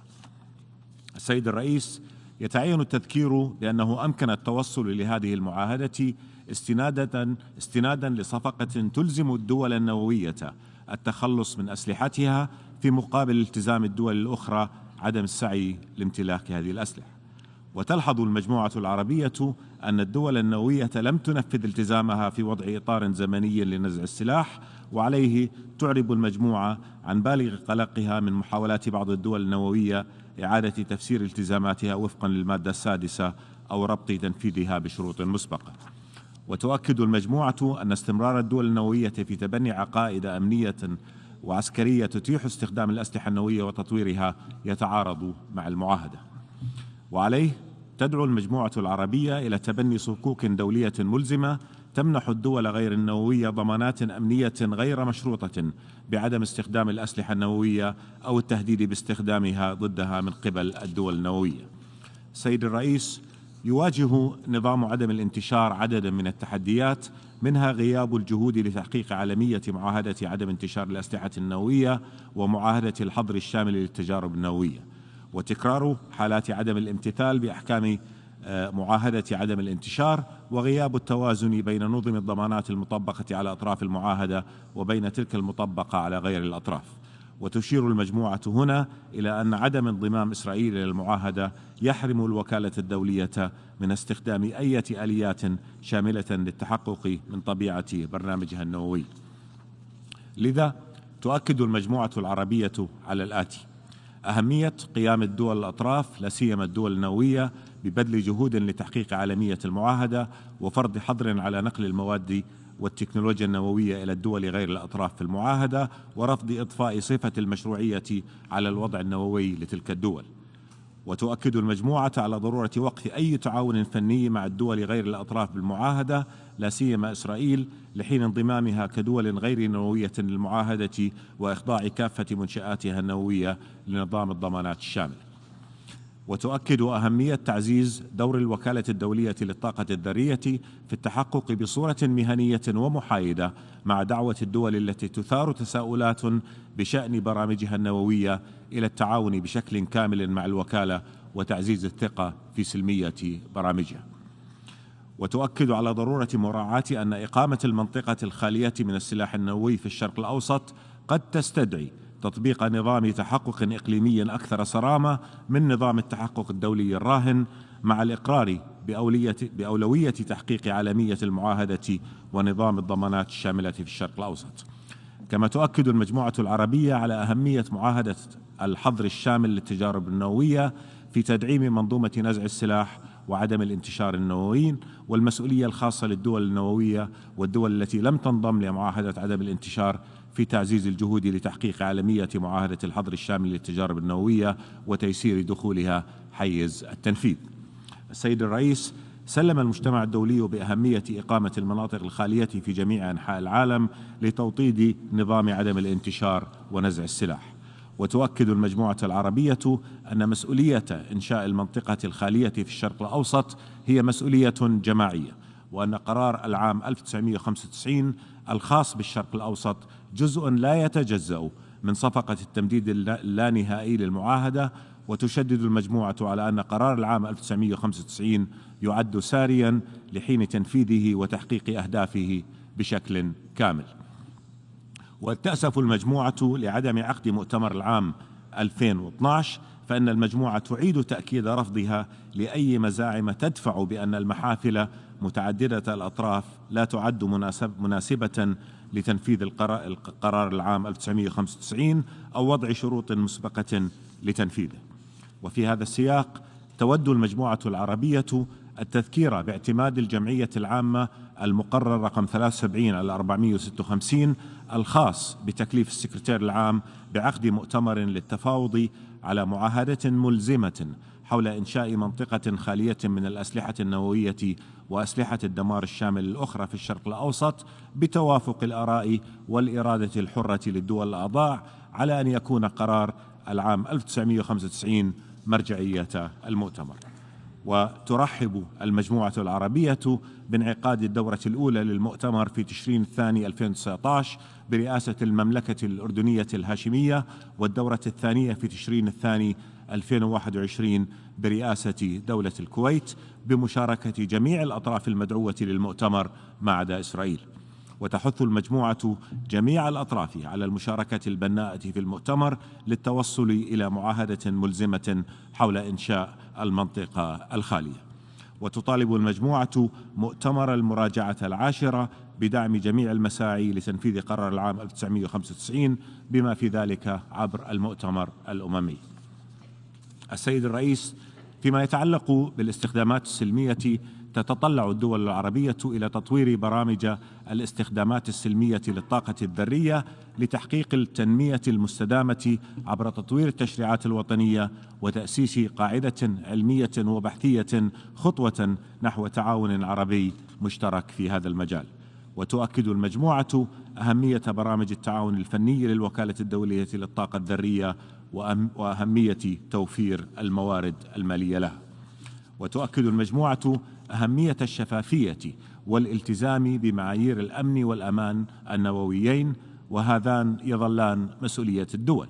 كما تشدد المجموعة على أهمية التعاون الدولي ضمن الوكالة الدولية والاتفاقات الدولية ذات الصلة بالأمان النووي، وتدعو الدول التي تشغل مفاعلات نووية لتوليد الطاقة الكهربائية للانضمام إلى هذه الاتفاقيات والاستفادة من خدمات التقييم التي تقدمها الوكالة الدولية وإشهار التقارير المتعلقة بخدمات التقييم.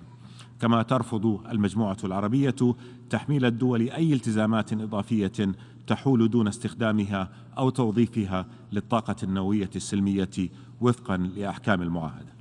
أشكرك السيد الرئيس، وأستأذنك أن أنتقل إلى كلمة المملكة الأردنية الهاشمية. وأضيف فقط أنه من المهم جدا أن نستمر في العمل من أجل جعل منطقة الشرق الأوسط منطقة خالية من جميع أسلحة الدمار الشامل، فمنطقتنا تعاني ما يكفيها من الأزمات ولا تحتاج بالتأكيد إلى مشكلة أخرى يكون سببها دخول الأسلحة النووية إليها. المملكة الأردنية الهاشمية تلتزم بالكامل بدعم المعاهدة وتلتزم بالعمل مع المجتمع الدولي من أجل ضمان الالتزام المعاهدة وتنفيذ كل أحكامها، وخصوصا فيما يتعلق بمنطقة شرق أوسط خالية من جميع أسلحة الدمار الشامل. وكمؤشر آخر على التزام المملكة بعدم نشر الأسلحة النووية، فإننا الدولة الوحيدة من المنطقة العضو في مجموعة ستوكهولم التي تعمل من أجل ضمان بيئة دولية تؤكد التزام المعاهدة وتقليل المخاطر وانضمام كل الدول إلى المعاهدة وتنفيذ التزاماتها. وأؤكد أيضا سيد الرئيس ضرورة العمل أيضا على حل جميع المشاكل التي تواجه منطقتنا وحل الأزمات التي توجهها، وفي مقدمها القضية الفلسطينية على أساس حل الدولتين، والعمل من أجل حل الأزمة السورية والأزمة الليبية وعديد أزمات أخرى تحرم منطقتنا حقها في تحقيق الأمن والاستقرار والتنمية والازدهار. الأمور كلها مرتبطة بعضها ببعض، وحل المشاكل الإقليمية وحل الأزمات الإقليمية سيكون سببا مهما للحقول دون دخول المنطقة في صراعات تسلح نووية. ونؤكد أيضا على موقف المملكة الداعم للجهود المستهدفة التوصل إلى إعادة الالتزام باتفاقية الاتفاقية النووية مع إيران. أشكرك سيد الرئيس، وأتمنى لمؤتمرنا هذا النجاح، وأن يكون خطوة مهمة على طريق التزام الجميع بمعاهدة عدم الانتشار وتحقيق تقدم في تنفيذ كل بنودها وكل متطلباتها. شكرا لكم والسلام عليكم ورحمة الله وبركاته. Thank you. I thank the Deputy Prime Minister and Minister of Foreign Affairs of Jordan for his statement, and I request protocol to escort His Excellency. I now have the honor to invite Her Excellency Tanja Fajon, Deputy Prime Minister and Minister of Foreign Affairs of Slovenia, to take the floor. May I request protocol to escort Her Excellency.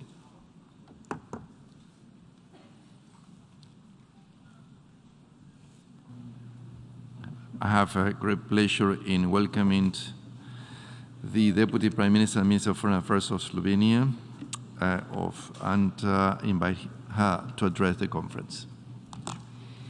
Mr. President, I would like to congratulate you on your election. We count on your wisdom and political acumen, and I assure you of our full support. We were pleased to host you in Slovenia in September last year, when we discussed many important issues relevant to global nuclear disarmament and non-proliferation regime. Mr. President, in Europe, we are facing the most deteriorated security environment in decades. Its severe implications resonate across the world. Slovenia condemns the unprovoked Russia's aggression against Ukraine, which is a flagrant violation of international law and global norms. We urge Russia to immediately cease its hostilities and withdraw from independent Ukraine's sovereign territory.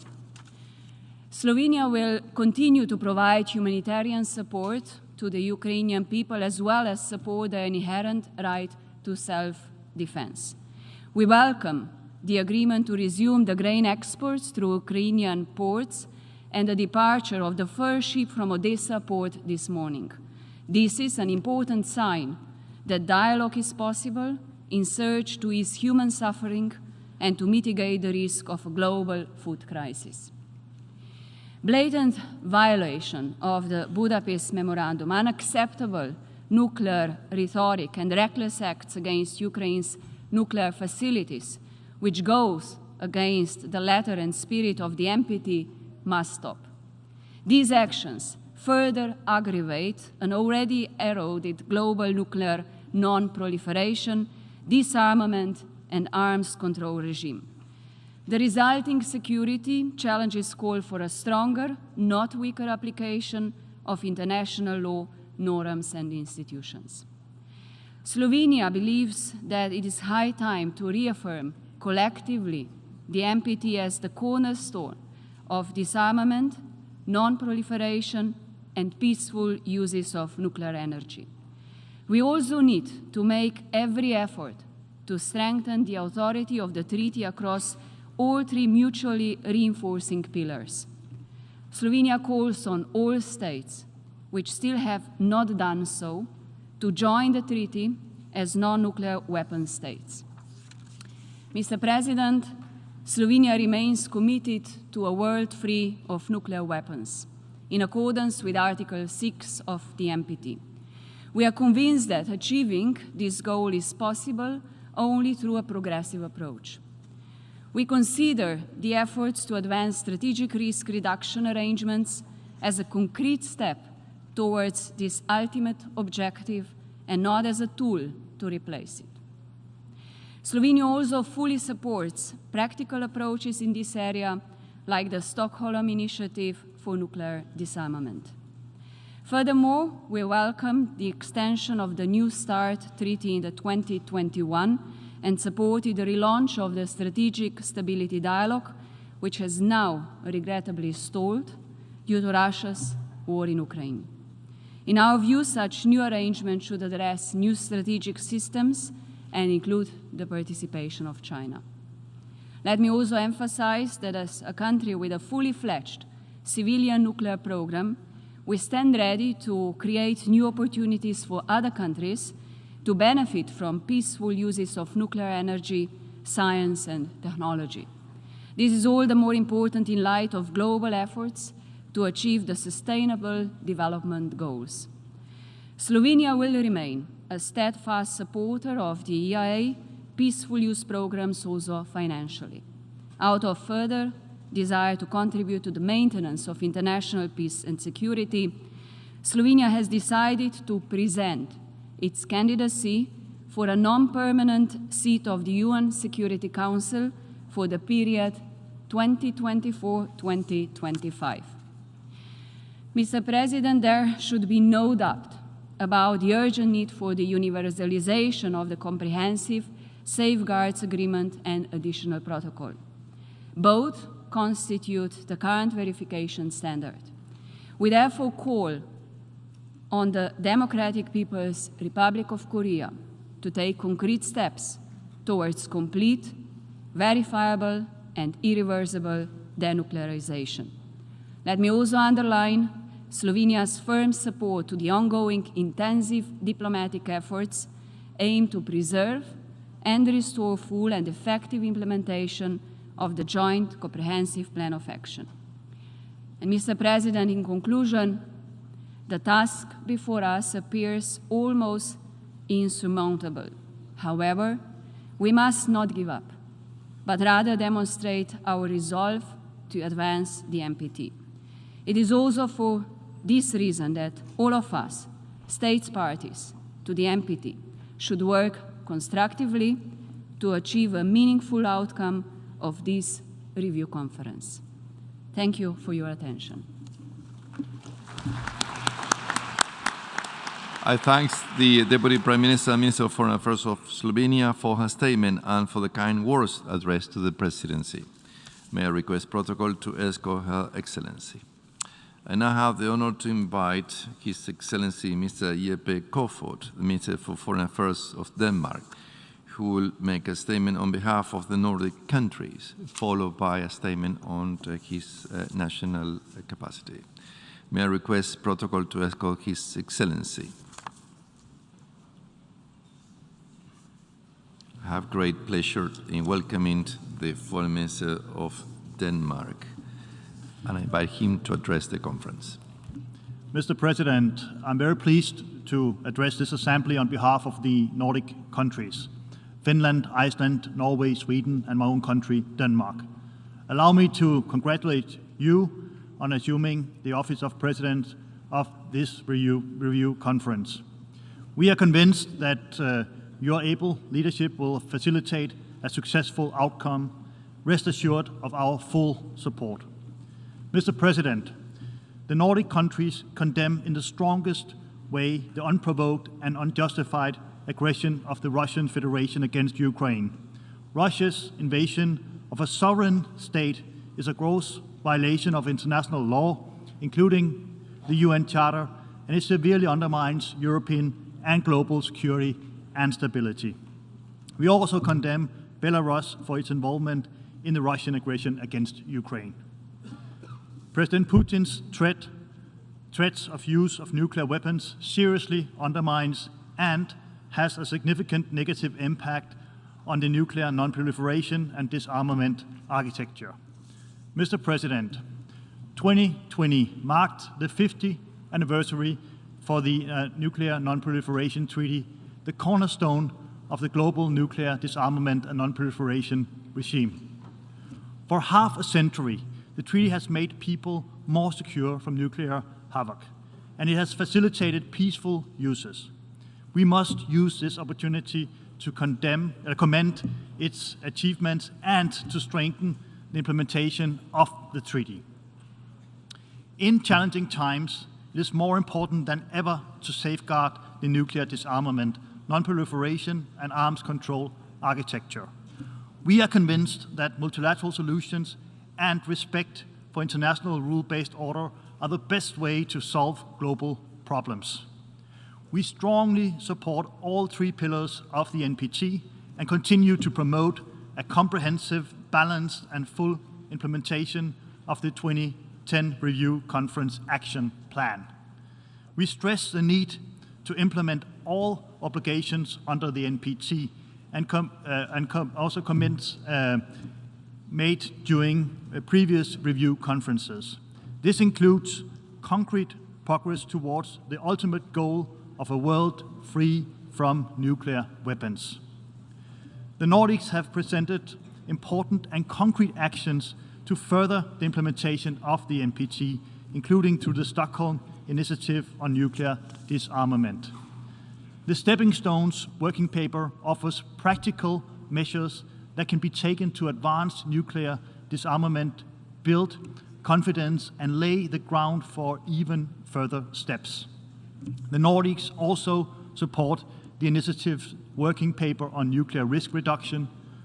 While not a substitute for disarmament, risk reduction is a step on the way. We urge the conference to consider the recommendations, which include a comprehensive process to follow up within the NPT. The Nordics have been instrumental in advancing the work on nuclear disarmament verification through the UN GTE and initiatives like the Quad Partnership and the International Partnership for Nuclear Disarmament Verification. We are encouraged that this work is gaining momentum and encourage the conference to highlight and support efforts on nuclear disarmament verification. The work of the Creating an Environment for Nuclear Disarmament initiative has also shown its value in providing a framework for furthering the exchange of views. Mr. President, before the Russian aggression against Ukraine, there were some positive developments. Among those, the 5-year extension of the New START Treaty, the strategic stability dialogue between the United States and Russia, the restatement of the 1986 Reykjavik Summit Declaration, and the P5 Declaration after the Paris meeting. We attach the highest importance to the New START Treaty and call for seeking further reductions. A future agreement should possibly include all nuclear weapons categories. We would welcome further discussion on confidence building, transparency, risk reduction, and verification activities in a future agreement. China's arsenal is growing. We call on China to actively engage in processes on arms control as a responsible nuclear weapon state. Mr. President, last year marked the 25th anniversary of the Comprehensive Nuclear Test Ban Treaty. We strongly urge states that have not yet done so, in particular the remaining Annex II states, to sign and ratify the treaty securing a legally binding moratorium on nuclear testing. The Nordics support a working paper acknowledging the close links between CTBT and NPT. We also reaffirm our support for immediate negotiation and conclusion of a fissile material cutoff treaty. Mr. President, non-proliferation and peaceful use are central to the overall implementation of NPT. We pledge our full and continued support for the work of the International Atomic Energy Agency in its crucial role underpinning the implementation of the NPT through its safeguards system. Developments on the Korean Peninsula remain central to peace and development in the region and beyond. The continued nuclear weapons and ballistic missile program of DPRK are of utmost concern. We fully support efforts to preserve the Joint Comprehensive Plan of Action. We welcome the stated intention of the United States to return to JCPOA, and we urge Iran to return to full compliance without delay. Mr. President, we underline the strong role of the civil society. Gender equality, empowerment, and full inclusion of women and youth as the leaders of tomorrow should be the order of the day. Incorporation of a gender perspective will lead to more solid and sustainable outcomes and thereby strengthen international peace and security. The Nordics are strongly committed to working towards a successful outcome of the 10th NPT Review Conference. We stand ready to contribute to this goal. Thank you so much for your attention.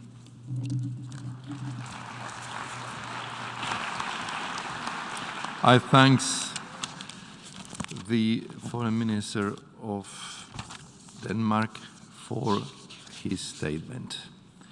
And now I have the honor to invite His Excellency Mr. Antony John Blinken, Secretary of State of the United States of America, to take the floor.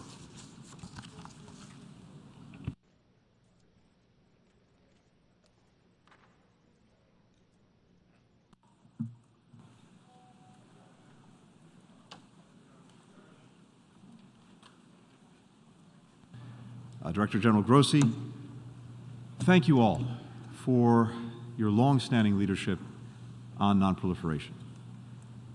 I noted that Prime Minister Kishida of Japan is here as well this morning, which sends a very powerful message. Earlier this year, he reaffirmed Japan's commitment to non-proliferation in a joint statement with President Biden. And a very special thanks to the foreign ministers, the deputy foreign ministers, the teams who have traveled to New York for these meetings and to get us off to a good start. It's great to be with all of you here in person today, especially given the critical role the NPT has played in upholding the global non-proliferation regime. More than 5 decades ago, at the height of the Cold War, representatives of 18 nations drafted the Treaty on the Non-Proliferation of Nuclear Weapons. In the years that followed, nearly every country on Earth has joined the NPT. Countries put safeguards in place to monitor their nuclear programs. Nuclear weapon states moved toward disarmament, including the United States. The number of nuclear weapons in our stockpile is now nearly 90% lower than it was at its height in 1967. The United Nations Security Council affirmed that proliferation constituted a threat to international peace and security. Entire regions, the South Pacific, Southeast Asia, Central Asia, Africa, joined Latin America and the Caribbean in declaring themselves nuclear weapons-free zones. And we saw countries use nuclear technology safely and peacefully to improve the lives of millions of people on Earth. So, there is no question that the NPT has made the world safer. But there's also no doubt that it's under increasing strain. And so we come together at a critical moment. The DPRK continues to expand its unlawful nuclear program and continues its ongoing provocations against the region. As we gather today, Pyongyang is preparing to conduct its 7th nuclear test. Iran remains on a path of nuclear escalation. Although it publicly claims to favor a return to mutual compliance with the JCPOA, the Joint Comprehensive Plan of Action, since March, Iran has been either unwilling or unable to accept a deal to achieve precisely that goal. Getting back to the JCPOA remains the best outcome for the United States, for Iran, for the world.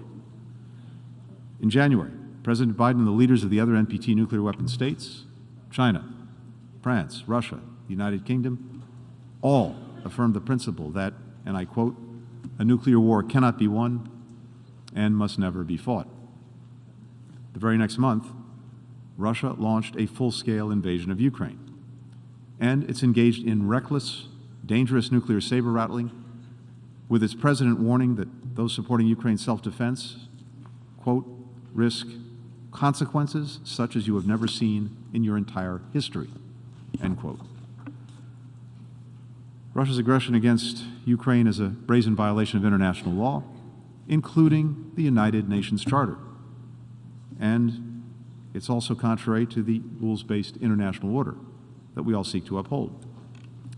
But critically, and it's directly relevant to what brings us together this month for the NPT Review Conference, its actions are also directly contrary to the assurances that it provided to Ukraine in 1994 in the so-called Budapest Memorandum, assurances of Ukraine's sovereignty and independence that were vital to giving Ukraine the confidence to give up the nuclear weapons it inherited when the Soviet Union dissolved and that were left on its territory.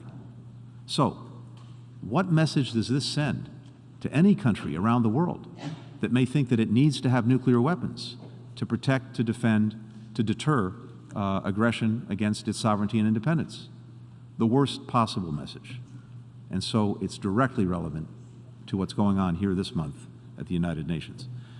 Most recently, we saw Russia's aggression with its seizure of Ukraine's Zaporizhzhia nuclear power plant, the largest such plant in all of Europe.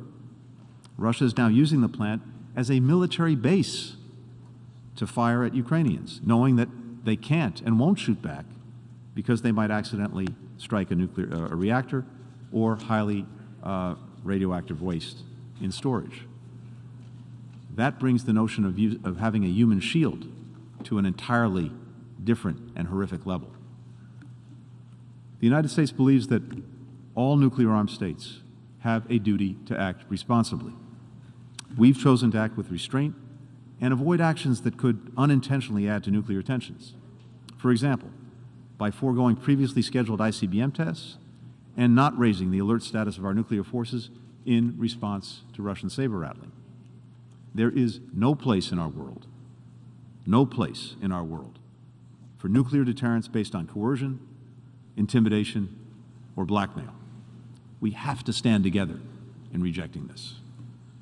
Together with the United Kingdom and France, we've released a set of principles and best practices that should be expected of every responsible NPT nuclear weapon state, among them that every effort has to be made to ensure that nuclear weapons are not used again. The United States is committed to reducing the role of nuclear weapons and reestablishing our leadership on arms control, and we've undertaken a deliberate policy review toward that goal. We'll continue to emphasize strategic stability, seek to avoid costly arms races, facilitate risk reduction and arms control agreements wherever they are possible. Any country that asks others to reject the pursuit of nuclear weapons also has to be willing to reduce and eventually eliminate their own stockpiles of nuclear weapons. President Biden's commitment to disarmament has long been evident. Just 2 weeks into his term, he extended the New START treaty with Russia until 2026, and that's made our countries and our world safer by preserving verified restrictions on our strategic nuclear arsenals and avoiding an arms race. Earlier today, he reiterated his readiness to negotiate expeditiously a framework to replace New START if Russia is prepared to operate in good faith. We continue to adhere to our policy not to use or threaten to use nuclear weapons against non-nuclear weapon states that are party to the NPT and are in compliance with their nuclear non-proliferation obligations. And will continue to implement, to the fullest extent possible, the commitments contained in the final documents of previous NPT review conferences. And as long as nuclear weapons exist, the fundamental role of U.S. nuclear weapons is to deter nuclear attacks on the United States, on our allies and partners. The United States would only consider the use of nuclear weapons in extreme circumstances to defend the vital interests of the United States, its allies and partners. At this review conference, we hope to make tangible progress on all three pillars of the NPT: non-proliferation, disarmament, the peaceful uses of nuclear energy, and will work with all states parties to a successful outcome. The world must reject the spread of nuclear weapons. That starts with demanding compliance by all NPT state parties, ensuring we have safeguards in place to monitor ourselves, strengthening the IAEA's ability to implement those safeguards. We're encouraging states to adopt a comprehensive safeguards agreement and an additional protocol, which represent together the most rigorous standard of verification. If any NPT state party does pursue nuclear weapons, we have to act as one to bring them back into compliance. Even as we verify that countries are not using their nuclear programs to pursue nuclear weapons, we also have to ensure that the programs are safe and secure. I commend Director General Grossi for his work promoting the safety and security of existing facilities, and especially for all that he's done to help prevent a nuclear catastrophe in Ukraine. This review conference is also an invaluable opportunity to discuss how to reduce the risk of nuclear conflict and the chance of miscommunication during a crisis. The United States is committed to pursuing a comprehensive risk reduction package, including creating secure communications channels among nuclear weapon states. We stand ready to work with all partners, including China and others, on risk reduction and strategic stability efforts. As we look to the future, we also have to strengthen agreements preventing nuclear conflict and create new ones. To cap the growth of nuclear arsenals anywhere in the world, we continue to support the entry into force of the Comprehensive Nuclear Test Ban Treaty. We also stand ready to begin working with partners to restart negotiations this year on the long-delayed fissile material cutoff treaty. Finally, we remain focused on enhancing the peaceful uses of nuclear technology. Nuclear energy technologies are helping the world to reduce its reliance on fossil fuels and fight the climate crisis, giving farmers new tools to boost crop yields and tackle global food insecurity, improving our ability to screen for dangerous diseases, and preventing the next pandemic. The United States wants to expand access to these essential benefits for NPT states parties. Together with the United Kingdom, we're launching the Sustained Dialogue on Peaceful Uses to find new ways to use peaceful nuclear energy technology to achieve the UN Sustainable Development Goals.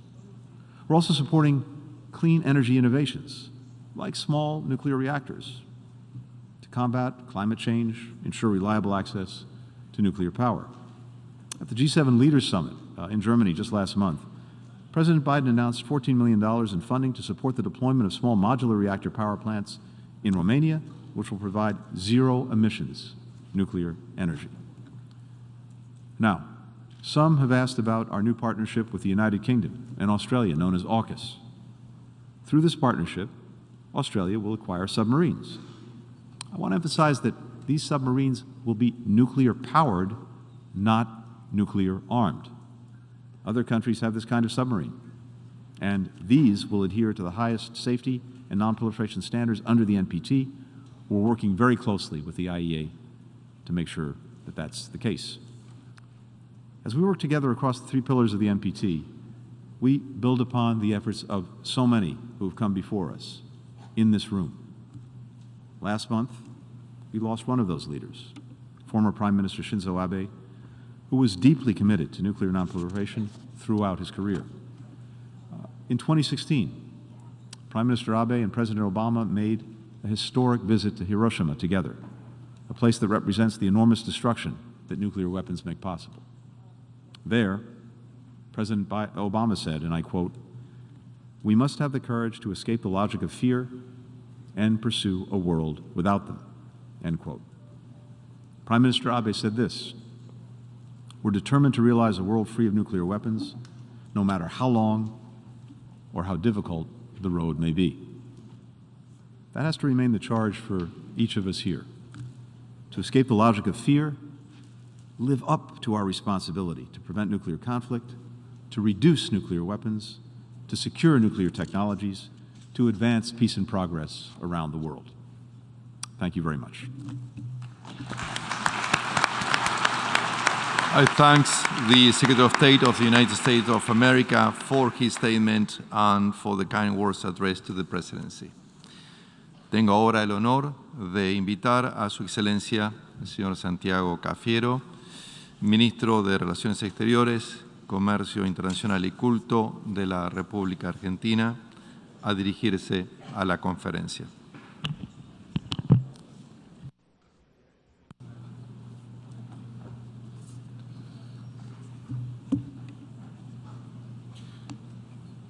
Señor Presidente Quisiera comenzar felicitándolo por el compromiso y la determinación con que asumió la responsabilidad de presidir esta 10ª conferencia de examen del Tratado sobre la No Proliferación de las Armas Nucleares. Somos conscientes de que llegamos a esta conferencia en un contexto sumamente desafiante en términos de seguridad internacional. El mundo está asignado por crecientes tensiones y conflictos que escalaron a niveles que podrían haberse evitado mediante un compromiso mayor con las dinámicas de la negociación y de la paz. Somos conscientes del desafío que representa abordar el examen de un tratado fundamental como el TNP y construir consensos sustantivos en las próximas semanas de trabajo.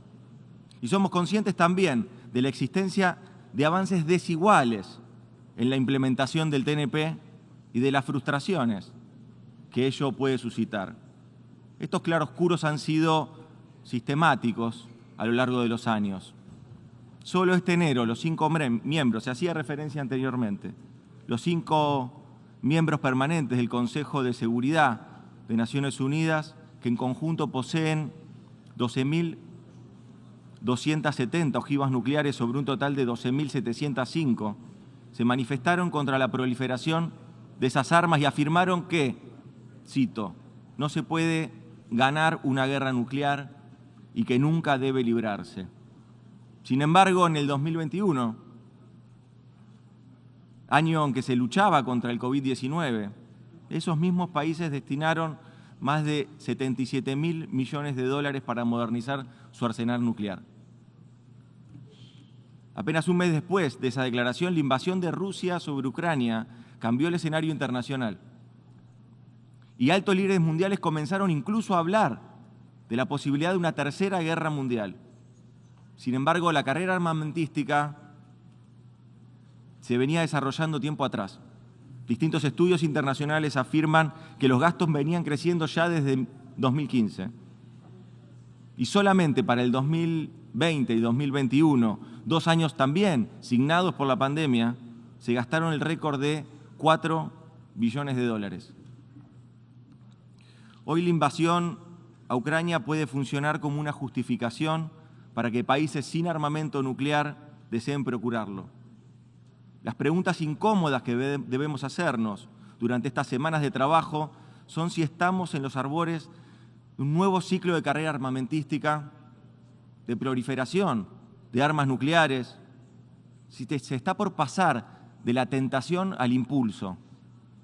Señor presidente, vengo de un país del sur, de Sudamérica, de América Latina y el Caribe, una región que logró superar sus hipótesis de conflicto entre vecinos cuando una nación era considerada enemiga de otra y consiguió establecer una zona de paz que lleva décadas.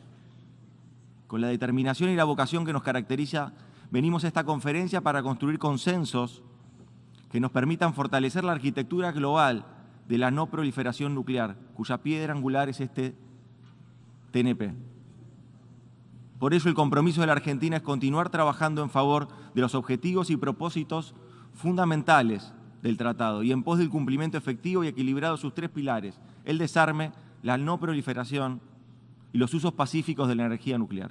La Argentina cree en la necesidad de un mayor compromiso por parte de los estados poseedores de armas nucleares a fin de avanzar en medidas concretas hacia el desarme nuclear, comprometiéndose con nosotros, los estados no poseedores. Por ello, como integrante de la iniciativa de Estocolmo, la Argentina reafirma su tradicional apoyo a los distintos planes para avanzar hacia el desarme nuclear completo, de un modo verificable, transparente e irreversible. La implementación efectiva del TNP requiere además de la entrada en vigor del tratado para la prohibición completa de ensayos nucleares. Y también se hace necesario negociar un tratado que prohíba la producción de material fisionable y reduzca el riesgo nuclear. Señor presidente, hasta tanto las armas nucleares se hayan eliminado de manera completa, transparente y irreversible, los estados no poseedores debemos tener la garantía de que no seremos susceptibles de la amenaza o el uso del armamento nuclear. No quisiera dejar de resaltar que la mera existencia de estas armas supone un riesgo sistemático, tal como se puso de manifiesto en diferentes acontecimientos derivados de la invasión de Rusia sobre Ucrania. Una medida concreta es avanzar en el retiro de las declaraciones interpretativas a los protocolos de los acuerdos de las zonas de libres de armas nucleares. Mi país continuamente reclama por esta medida y le atribuye el mayor de los esfuerzos al marco del OPANAL. Para la Argentina ello es particularmente importante a la luz de la prolongada e injustificada presencia militar del Reino Unido en el Atlántico Sur, complemento de la usurpación de tierras y mares circundantes de nuestro país, lo que incluye el desplazamiento de submarinos con capacidad de portar armamento nuclear en esta zona desnuclearizada.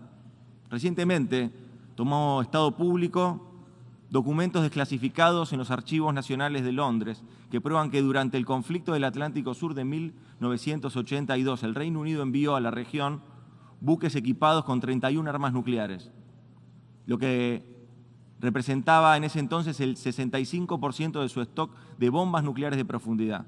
Además de tratarse de una significativa cantidad, la mera presencia de esas armas implicó no solo para la Argentina, sino para toda la región un grave riesgo nuclear, tanto en términos de contaminación radiactiva en el Atlántico Sur como por las catastróficas consecuencias humanitarias asociadas al armamento nuclear.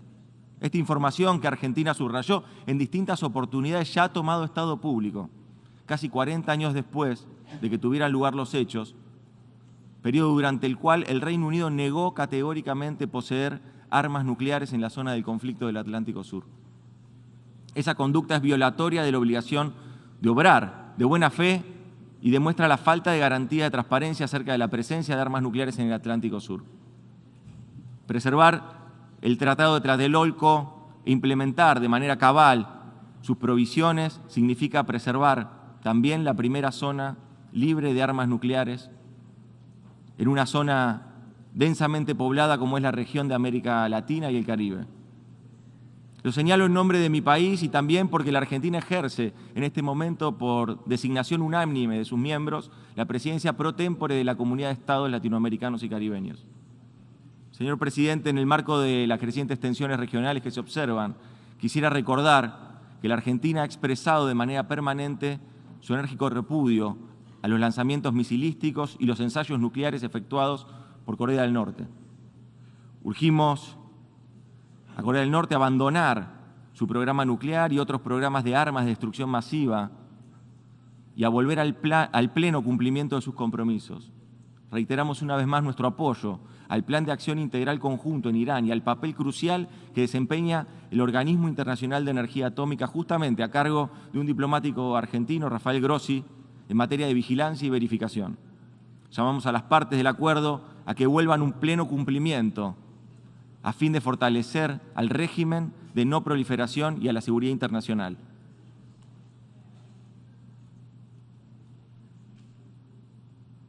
Mi país mantiene un compromiso ineludible con la no proliferación y el sistema de salvaguardias de la OIEA. Sus labores son cruciales en la promoción de los usos pacíficos de la tecnología y la energía nuclear. Es esencial continuar apoyando el organismo y su centralidad en lo que atañe a los compromisos establecidos en el artículo 3 del TNP. Señor Presidente, el compromiso de la Argentina con la no proliferación se evidencia también a través de la Agencia Brasileña Argentina de Contabilidad y Control de Materiales Nucleares, la ABAC, parte de una política de Estado que convalidan todas las fuerzas políticas de mi país desde que en 1985 las democracias argentinas y brasileñas firmaron su primer acuerdo de construcción de confianza mutua. La ABAC brinda a la comunidad internacional garantías inequívocas de la naturaleza exclusivamente pacífica de nuestros programas nucleares. En el 2021 se marcó el 30º aniversario de la agencia.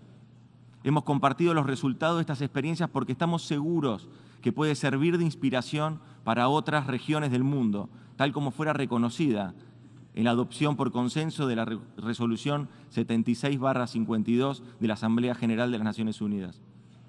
Señor Presidente, frente a un contexto global complejo, la voluntad y el diálogo son las mejores herramientas con las que contamos para avanzar en la construcción de un mundo más previsible y seguro. Base imprescindible para edificar sociedades más justas en un planeta que debe ser más equilibrado. A 50 años de la entrada en vigor del tratado, con testimonios de avances y retrocesos, ¿es este un instrumento válido en la actualidad? ¿Aún tiene el vigor y la fuerza suficiente? Confiamos en que esta conferencia constituye una instancia clave para revalidar el rol vital del TNP.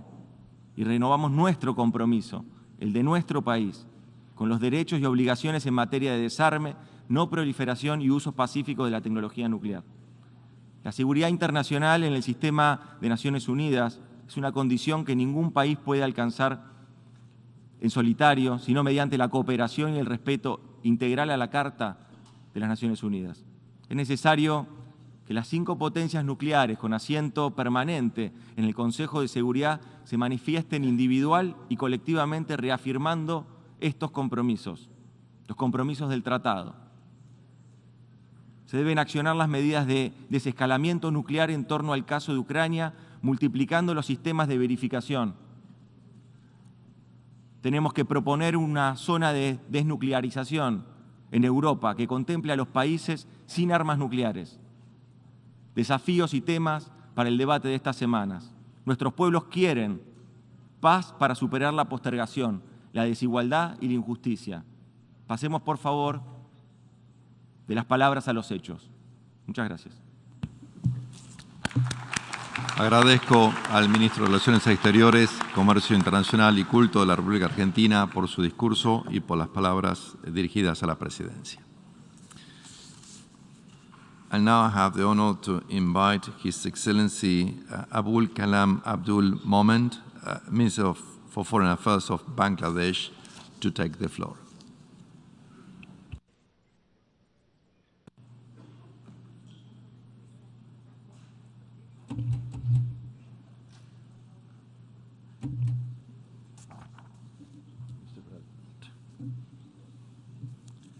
Bismillahirrahmanirrahim. Mr. President, we congratulate you for your election as President, and we assure you that my delegation will support you all the way. Bangladesh aligns itself with the statement of non-aligned movement to be delivered by the Republic of Azerbaijan today. Mr. President, Bangladesh acceded to the NPT on 27 September 1979. We remain committed to the full implementation of all its aspects. This commitment emanates from our constitutional obligation. The father of our nation, Bangabandhu Sheikh Mujibur Rahman, in a historic maiden speech at the UN General Assembly in 1974, made a clarion call to emancipate the world from scars of nuclear war. That forms the cornerstone of Bangladesh's total and unwavering commitment to general and complete disarmament of nuclear weapons. Born out of horrors of the Second World War, the UN envisioned a world free of nuclear weapons in its very first resolution.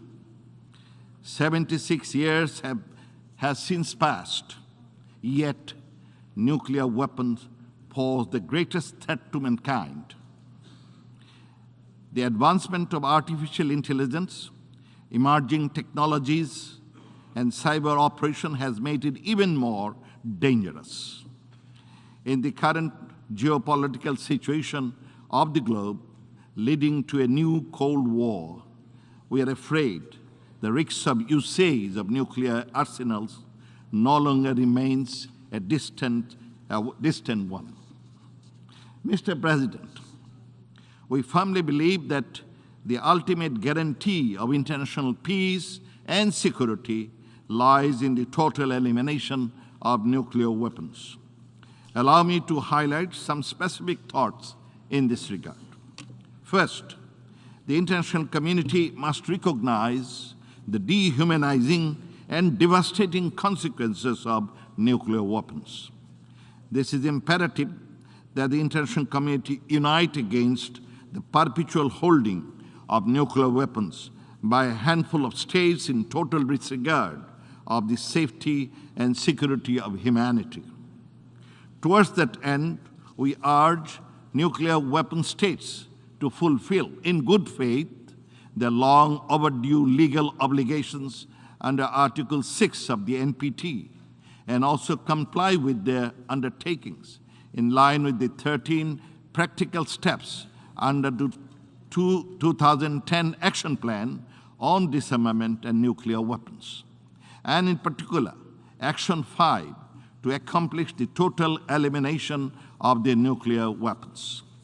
Second, as I mentioned already, to demonstrate our unflinching commitment to total elimination of nuclear weapons, we are among the first few countries to ratify the Treaty on Prohibition of Nuclear Weapons. We welcome the coming into force of the treaty on 22nd January 2021 and the first meeting of the states parties of TPNW in June 2022 and its landmark 50-point Vienna Action Plan. We believe TPNW will serve as a critical component in strengthening the NPT. We call upon all states that are yet to join TPNW to do so without any delay to attain universal application of this treaty. We would like to see a matter of priority its full implementation by all, including the nuclear weapon possessing states and nuclear umbrella states. Third, we support the effective implementation of the NPT through its three pillars, namely nuclear disarmament, non-proliferation, and peaceful use of nuclear energy. In this regard, Bangladesh emphasizes the non-discriminatory implementation of Article 4 of the treaty, which recognizes the inalienable rights of all states to develop, research, produce, and use nuclear energy for peaceful purposes, including in power generation, healthcare, and agriculture. We call for increased investment and international cooperation in the research of nuclear technology and explore the potential of its peaceful use for the benefit of humankind. Fourth, pending the total elimination of nuclear weapons, we call up on nuclear weapon states to extend to the non-nuclear weapon states effective, universal, unconditional, and non-discriminatory assurances against the use or threat of use of nuclear weapons under all circumstances as a matter of top priority. Fifth, we stress the need to scale up our efforts for the rapid entry into force of the CTBT and commencing negotiation on fissile materials cut-off treaty indeed. Indeed, we remain deeply frustrated with the long-standing stalemate in this regard in the Conference of Disarmament in Geneva. We also reaffirm the critical importance of nuclear weapon-free zones for the NPT regime. Sixth, the pandemic has reinforced our belief that weapons do not save lives. Yet, in 2020, last year, $82.4 billion were spent to upkeep nuclear weapons, even amid a pandemic. Sadly, that could otherwise be better used to protect our planet and the people. We urge the states to stop senseless investments in destructive nuclear weapons and instead redirect these resources to promote health, address climate change, achieve the SDGs, and promote peace and stability across nations. Finally, Mr. President, can I hope that the 10th NPT Review Conference would produce an outcome that would facilitate the universality and implementation of the treaty to make the world free from the threat of nuclear weapons. This is imperative for us in order to assure a better and safer world for our future generations. Let me hope and dream that one day the world will be free of nuclear weapons. I thank you all. Joy Bangla, Joy Bangabandhu. Thank you. I thank the Minister for Foreign Affairs of Bangladesh for his statement and for the kind words addressed to the presidency. I now have the honor to invite the Minister of Foreign Affairs, European Affairs and Foreign Trade and in charge of Federal Cultural Institutions of Belgium.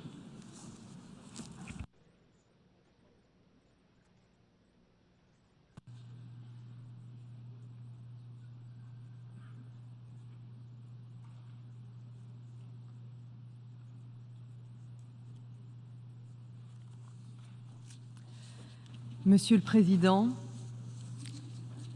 permettez-moi tout d'abord de vous féliciter d'avoir assumé la présidence de la conférence d'examen du TNP et de vous remercier très chaleureusement de la préparation transparente et inclusive de celle-ci. Je vous assure de l'entièreté de la coopération de ma délégation dans l'exercice de vos responsabilités. Sachez que la Belgique s'associe pleinement à la déclaration de l'Union européenne. Monsieur le Président, la guerre non provoquée, injustifiée et contraire au droit international qui a été déclenchée par la Russie contre l'Ukraine nous confronte malheureusement de nouveau à une menace nucléaire potentielle. La gravité de cette situation exige de toutes les nations éprises de paix de non seulement condamner l'agression de l'Ukraine par la Russie et d'exiger son retrait inconditionnel des frontières ukrainiennes internationalement reconnues. La Belgique condamne également tout discours impliquant une coercition nucléaire et toute action mettant en danger la sécurité et la sûreté nucléaire de l'Ukraine. Lorsqu'on examine la détérioration des relations entre les puissances mondiales et l'augmentation de l'importance des armes nucléaires dans le discours public, le défi formidable auquel est confrontée cette conférence apparaît très clairement. Les grands dossiers de prolifération restent en suspens. Certains traités sur le contrôle des armements se sont effondrés. Les problèmes de mise en œuvre et de vérification ont sapé la confiance dans la durabilité des accords juridiques. De plus, un fossé s'est malheureusement creusé au sein de notre communauté sur la voie du désarmement nucléaire. Le tableau est certes sombre, mais il ne doit cependant pas nous affaiblir dans notre détermination.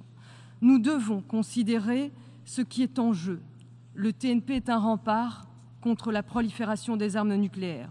Il offre aux États le bienfait de l'atome, que ce soit pour l'énergie ou pour la thérapie contre le cancer. Il assure la sécurité et le développement technologique. Il est donc de notre responsabilité collective de réaffirmer notre engagement vers l'ordre mondial fondé sur les règles et de tout mettre en œuvre pour le succès de cette conférence. Tous les sujets doivent pouvoir y être abordés sans tabou ni risque de blocage. Nos engagements passés ne sont pas devenus obsolètes. Le plan d'action 2010 offre toujours une base très solide pour progresser dans les 3 piliers du TNP. Nous devons maintenant discuter de sa mise en œuvre et convenir des mesures concrètes pour réaliser ces objectifs. La Belgique est très préoccupée par l'expansion alarmante du programme nucléaire iranien, tant en termes de matières fissiles que de savoir-faire. L'Iran doit se conformer à ses obligations internationales et permettre à l'AIEA de mener ses activités de vérification sans entrave. Le dossier iranien montre l'importance du protocole additionnel. Il est notre garantie d'un contrôle effectif du programme nucléaire au-delà de toute date d'expiration du plan global d'action commun. Cette observation dépasse d'ailleurs le cas de l'Iran. Mon pays plaide pour redoubler nos efforts pour l'universalisation du protocole additionnel, car l'expérience a démontré qu'un accord de garantie à lui seul ne suffit pas pour détecter les programmes secrets. La Corée du Nord continue de bafouer les règles internationales. L'apaisement n'est pas une option. La pression internationale sur le régime doit être maintenue, notamment par l'application stricte des sanctions par tous les États, et ce, sans exception. Monsieur le Président, nous ne pouvons pas nous satisfaire du rythme actuel du désarmement nucléaire. Les États dotés d'armes nucléaires doivent prendre des mesures supplémentaires. Aucun membre du TNP n'est exempté des obligations au titre de l'article 6. Nous regrettons que la Chine soit le seul État doté d'armes nucléaires qui augmente rapidement son stock nucléaire. D'autres États modernisent leurs arsenaux et introduisent de nouveaux vecteurs potentiellement déstabilisants. Des réductions réelles des stocks de tous les types d'armes nucléaires devraient être combinées avec des mesures politiques dans le but de réduire le risque d'attaques accidentelles ou non autorisées. Dans ce contexte, la Belgique soutient le document de travail de l'initiative de Stockholm sur la réduction des risques nucléaires. Cependant, si la réduction des risques répond à un besoin existentiel, elle ne peut pas se substituer aux progrès tangibles en matière de désarmement. Le désarmement sans contrôle conduit inévitablement au désarmement sans confiance.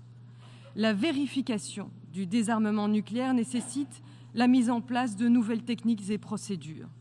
Plusieurs initiatives sont dédiées à ces tâches et la Belgique contribue activement aux efforts de l'une d'entre elles, à savoir le partenariat international sur la vérification du désarmement nucléaire, qui s'est d'ailleurs réuni à Bruxelles en juin dernier. Un monde sans armes nucléaires n'est possible que dans un monde sans essais nucléaires. La Belgique, avec 16 autres États, a présenté un document de travail proposant des mesures que tous les États peuvent mettre en œuvre pour renforcer le traité d'interdiction complète des essais nucléaires et son régime de vérification, et avancer ainsi vers son entrée en vigueur. Monsieur le Président, permettez-moi de terminer par un appel. Nous appelons en particulier chaque État de l'annexe 2 à accéder au traité sans attendre que les autres le fassent au préalable. Ainsi, chaque signature sera un pas supplémentaire vers un monde dénucléarisé et en paix. Et c'est là notre vœu à tous. Faisons en sorte qu'il se réalise. Je vous remercie.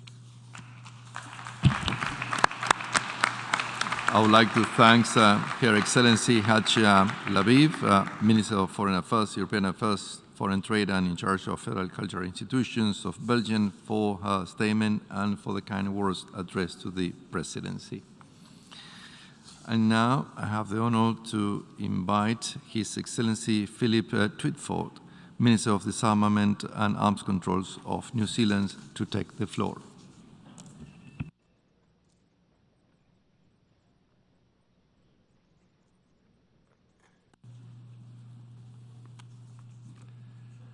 Thank you, Mr. President.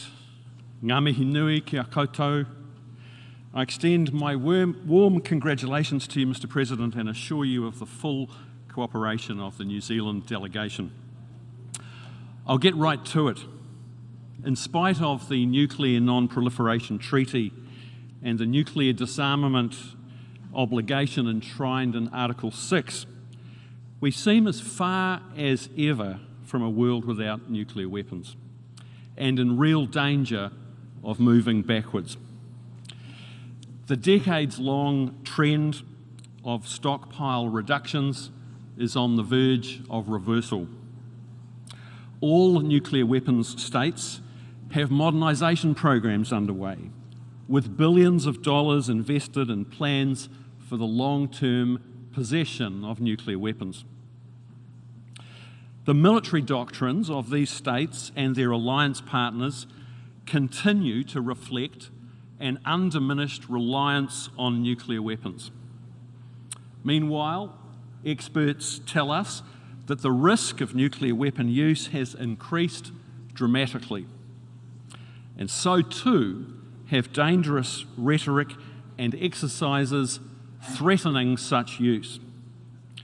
We've seen this most recently from Russia in the lead up to and following its illegal and unprovoked invasion of Ukraine, an invasion which has shattered the value of negative security assurances. New Zealand condemns Russia's actions in the strongest possible terms. Mr. President, Prime Minister Jacinda Ardern has made clear New Zealand's strong view that the legacy of Russia's invasion of Ukraine must not be an arms race and a more polarised and dangerous world. What is needed is an equal commitment to international institutions, multilateralism, and disarmament. But rather than realising the security dividends history has proven can accrue from nuclear arms control and disarmament measures, such as those agreed by Khrushchev and Kennedy, Reagan and Gorbachev, the nuclear weapon states and many of their allies are doubling down on nuclear deterrence. This puts at risk not just the disarmament pillar of the NPT, but the non-proliferation pillar as well. After all, if the most powerful militaries in the world need nuclear weapons to feel safe, why shouldn't everyone else have them too? Now, that's of course not an argument that New Zealand can subscribe to, not just because of our legal obligations under both the NPT and the Treaty on the Prohibition of Nuclear Weapons, but because of the catastrophic humanitarian consequences of nuclear weapons. More nuclear weapons, whether in the hands of the existing nuclear weapon states or others, will not make us safer. New Zealand remains steadfast in our opposition to the DPRK's unlawful nuclear and ballistic missile programs. We're deeply concerned about outstanding questions regarding Iran's nuclear program and regret that the JCPOA has yet to be restored. New Zealand wants this review conference to strengthen non-proliferation, to promote nuclear safety and security, and facilitate the peaceful uses of nuclear energy. But I make no apology that our primary concern is the pursuit of a credible outcome on disarmament. For too many years, the statements by nuclear weapon states in support of nuclear disarmament have not been matched by action. And the growing gap between promise and delivery is putting unsustainable pressure on this treaty.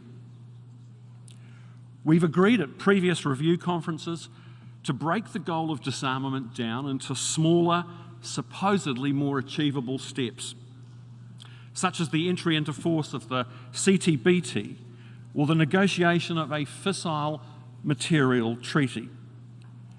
But even these have not been implemented. Instead, progress is reported on internal P5 discussions, disarmament verification processes, and languishing initiatives in the Conference on Disarmament.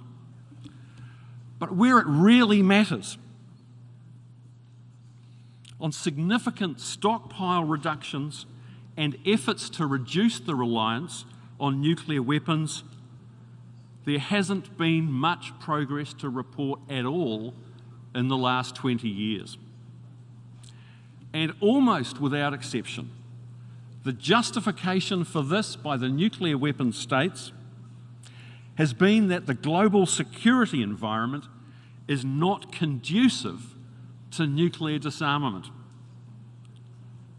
The logic of the nuclear weapon states is that insecurity and instability somehow render us incapable of doing the very thing that would make the world less insecure and less unstable. In today's deteriorating security climate, this approach is untenable. Mr. President, we must reach agreement here that restores confidence in the intention of the nuclear weapon states to fulfill their disarmament obligations and commitments, and which puts us clearly and irreversibly on a path to doing so. Progress on disarmament cannot be deferred any longer, whatever other challenges we are facing nationally, regionally, or as an international community. And while our national voices will reflect diverse positions on these challenges, our collective voice at the end of the conference must demonstrate consensus on the importance of the NPT and our unwavering commitment to its full implementation. I thank Minister of Disarmament and Arms Control of New Zealand for his statement and his kind words to the Presidency. And now I have the honor to invite Her Excellency Annalena Baerbock, Minister for Foreign Affairs of Germany, to take the floor.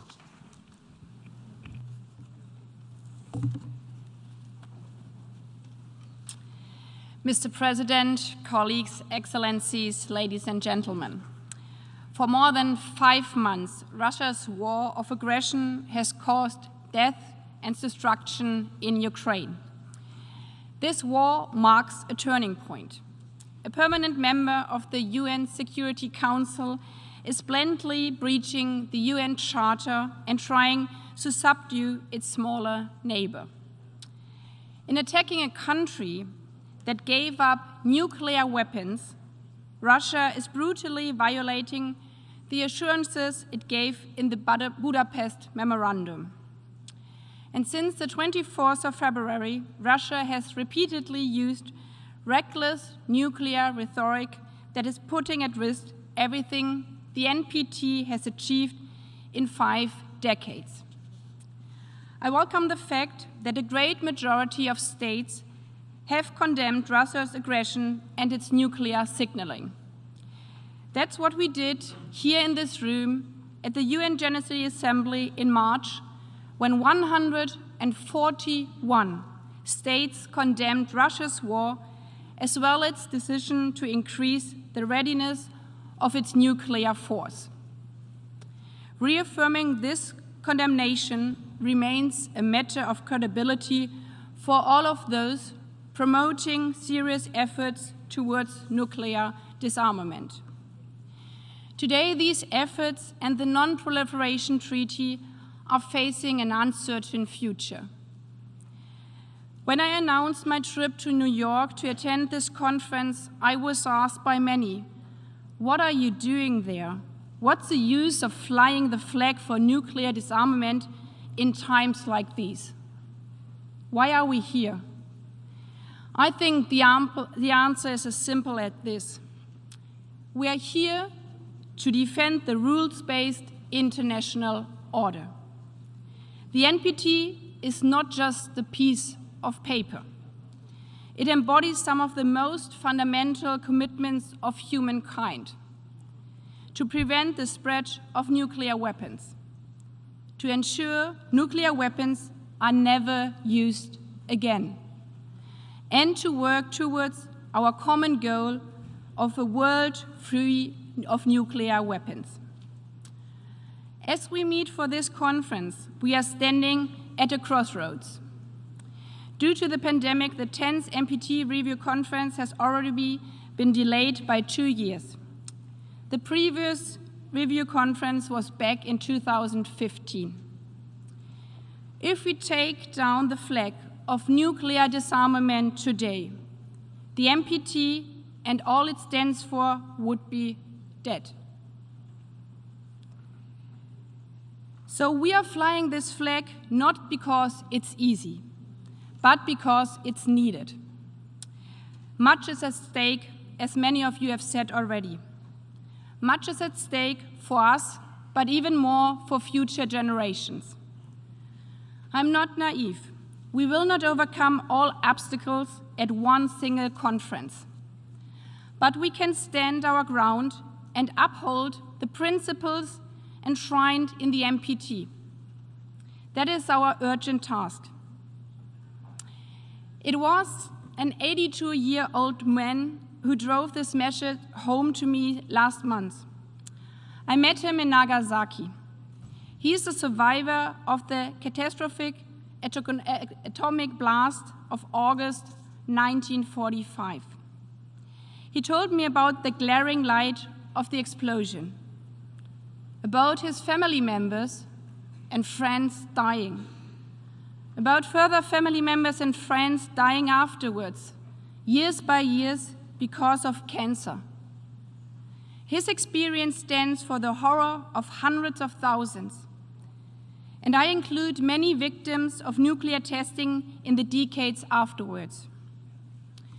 This man said to me, "Make sure humans must never again be hurt by nuclear weapons. And if we can move just an inch closer to that goal here in New York during the next weeks, that will be worth every effort." And that is why we are here this month, to uphold our belief in an international peaceful order. With this in mind, I see 4 priorities for us as we seek to advance the NPT's agenda. First, it's crucial to reaffirm the validity of NPT's acquis and to implement our commitment. This is a matter of credibility and remains the basis for universal support of the NPT. Faced with Russia's attacks on the rules-based order, it is now even more important to uphold agreed norms and principles and to call out violations. Now is the time to stand strong. Second, we have to reduce the risk of nuclear escalation and put ourselves back on the track of nuclear disarmament. With our partners in the Stockholm Initiative and in the Non-Proliferation and Disarmament Initiative, we have proposed many steps that could be taken now or in short term. Transparency on arsenals and restraints in doctrines. Crisis-proof communications to prevent escalation. And renewed dialogue on next-generation arms control agreements and future reductions. I'm convinced if we really try, progress can be achieved.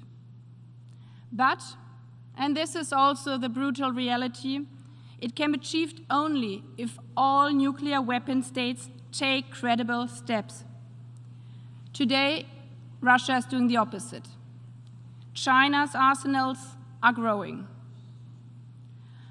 In this context, I welcome the readiness of the United States announced today to negotiate a new arms control framework to replace New START. In such times, honest dialogue is therefore essential, also to move forward on non-proliferation. And this is my third point. The IAEA safeguard system is the greatest achievement under the NPT, so we must strengthen it. Moreover, proliferation crises demand our fullest resolve. The continued expansion of the Iranian nuclear program is of great concern to us. Iran has no justification for many of its nuclear activities. For example, no non-nuclear weapon state needs uranium enriched to 60%. And recent comments from Tehran are deeply disturbing. I therefore urgently call on Iran, as many colleagues have said before, to accept the package aimed at restoring JCPOA. A fair deal is on the table. We should seize this opportunity as long as it still is possible. This conference should also demonstrate unity against the most serious violation of NPT, North Korea's nuclear weapons program. That means pushing for the complete, verifiable, and irreversible denuclearization of the North Korean peninsula, and the implementation of all relevant UN Security Council resolutions. Finally, let us make an effort to overcome polarization and give equal weight to the views of countries of the North and the South in the NPT community. It is against this background that my country, Germany, has decided to become an observer to the first conference of the Treaty on the Prohibition of Nuclear Weapons.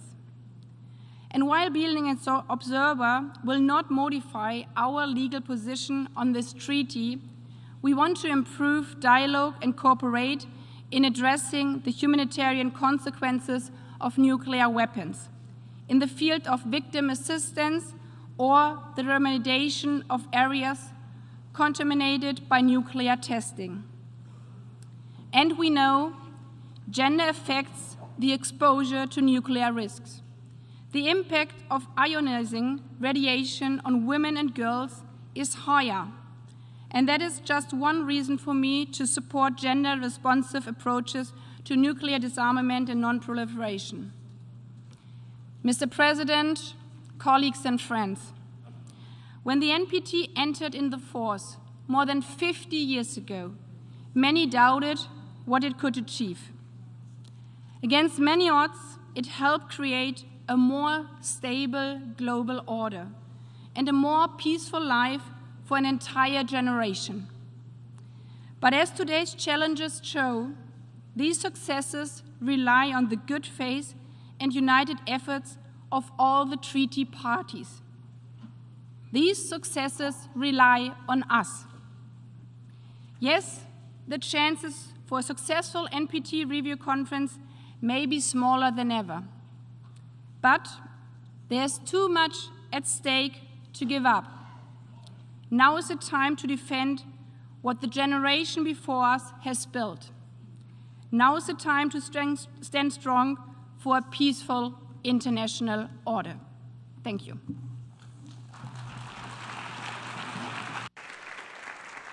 I thank the Minister for Foreign Affairs of Germany for her statement. This concludes the opening meeting of the conference. It is my intention to begin our meetings strictly on time. Accordingly, the afternoon plenary meeting will start at 3 p.m. sharp. There are 25 speakers inscribed on the list for these meetings. The first speaker in the afternoon will be Hungary. I now give the floor to the Secretary General to make some announcements. Thank you very much, Mr. President. The United Kingdom is holding a side event titled UK National Report Side Event. The event will take place today at 1:15 p.m. in Conference Room 4. The Republic of Korea and France are holding a side event titled North Korea, Addressing the Non-Proliferation Crisis and Nuclear Challenges. The event will take place today at 1:15 in the permanent mission of the Republic of Korea. The Western Europeans and Others Group will hold its coordination meeting tomorrow morning at 9 a.m. in Conference Room C. Thank you. The meeting stands adjourned.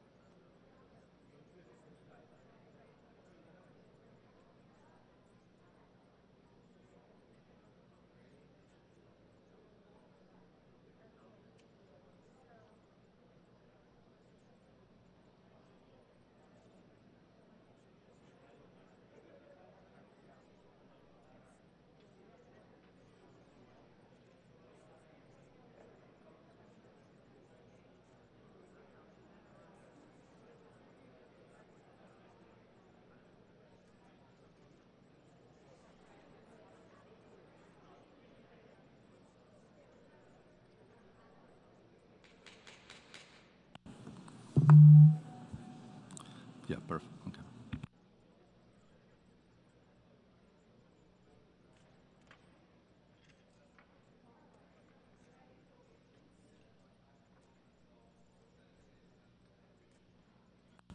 Excellencies, distinguished delegates, the second plenary meeting of the 10th Review Conference of the Parties to the Treaty on the Non-Proliferation of Nuclear Weapons is called to order.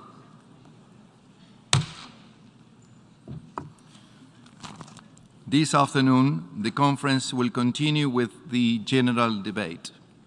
As announced this morning, the list of speakers for the general debate will be closed at 5 p.m. this evening. I would therefore encourage all those delegations wishing to speak during the general debate and which have not yet inscribed their names on the list of speakers to do so before closing the list. I would also like to reiterate my call to delegations to be present in meeting rooms at the scheduled time in order to promote the punctuality and efficiency of the review conference proceedings. I have 121 speakers on the list for the general debate. May I remind all delegations that group statements should not exceed 8 minutes and national statements should not exceed 5 minutes. Similarly, statements in the exercise of the right of reply should not exceed 5 minutes for the first intervention and 3 minutes for the second. In accordance with the established practice, all statements by the representative of state parties are made from the rostrum. Delegations are kindly requested to submit electronic versions of the statements in PDF and Microsoft Word formats to e-statements@un.org no later than 2 hours in advance of delivery. Before I give the floor to the first speaker of the list, I would like to inform delegations that I have received expressions of support from many state parties for the Executive Secretary of the Provisional Technical Secretariat of the Preparatory Commission for the Comprehensive Nuclear Test Ban Treaty, Dr. Robert Floyd, to deliver a statement during the general debate. Thus, it was my intention to seek agreement for the Executive Secretary Floyd to make his statement at the end of the list of speakers speaking this afternoon. Unfortunately, Dr. Floyd tested positive of COVID-19 and therefore will not be able to address the conference today. We will continue now with the general debate, and I have the honor to give the floor to the first speaker on the list. And the next speaker on my list is His Excellency Peter Szijjártó, Minister for Foreign Affairs and Trade of Hungary. You have the floor.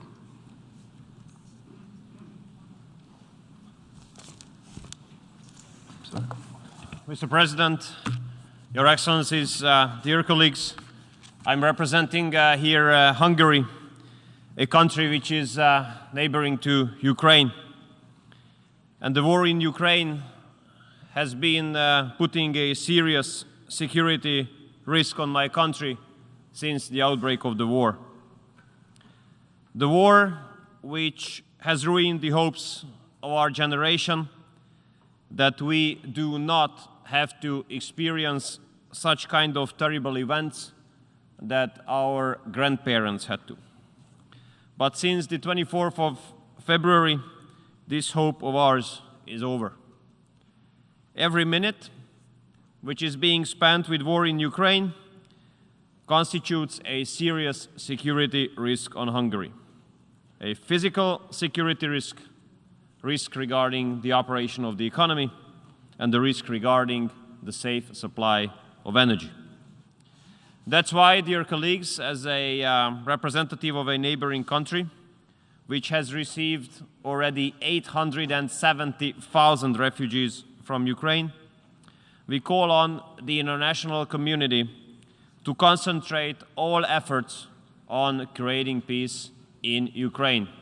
This means that we want an immediate ceasefire to be established and peace talks to be launched. We do believe that peace is the only solution for all the aspects of the war. The war in Ukraine increases the significance of avoiding the further spreading of the nuclear weapons worldwide. Because we do have to make it really clear that the danger of nuclear escalation and possible miscalculation increases every day the war continues. Hungary is a country located in Central Europe. That's why we were always interested in a dialogue between East and West. It is against our national interest that the world would again be divided into blocks. We have learned the lesson of our history. Whenever there was a conflict between East and West, we Central Europeans have always lost.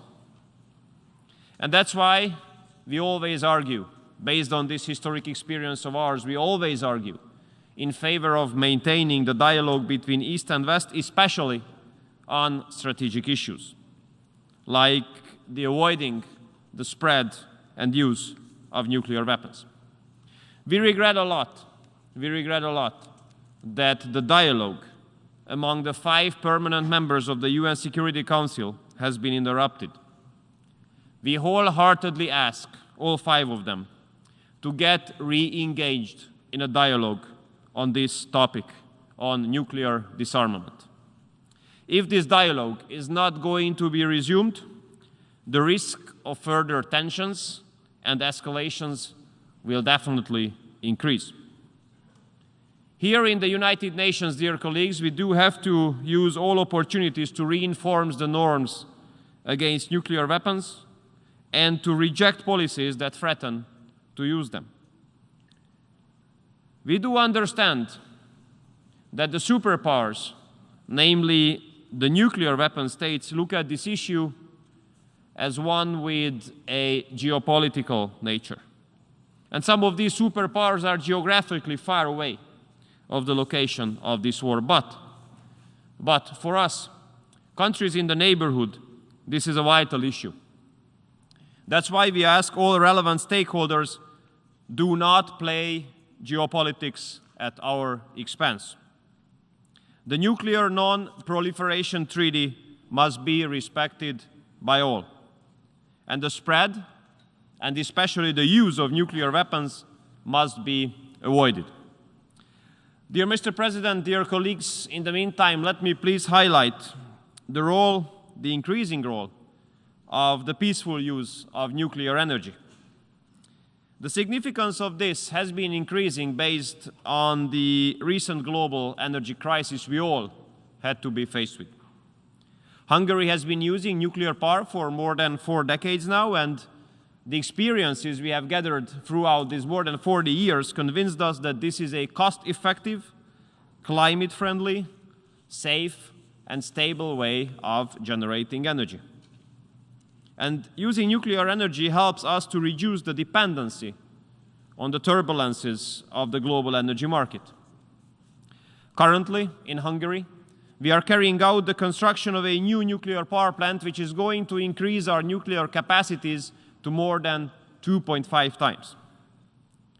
And we have to make sure that nuclear energy will not fall under any regimes of sanctions. And we have to make sure as well that any form of international cooperation regarding nuclear energy will fall under restrictions.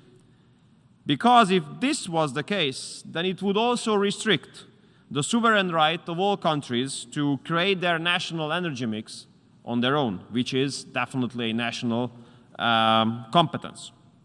And it is obvious, dear Mr. President, that the construction and the operation of our nuclear power plant take place fully in line with the security and safety regulations of the International Atomic Energy Agency. And we do expect the same approach regarding all other nuclear power plants operating globally. That's why, on behalf of Hungary, I want to emphasize that we do support the efforts of the International Atomic Energy Agency in order to ensure the safe and secure operation of all nuclear power stations all around the world.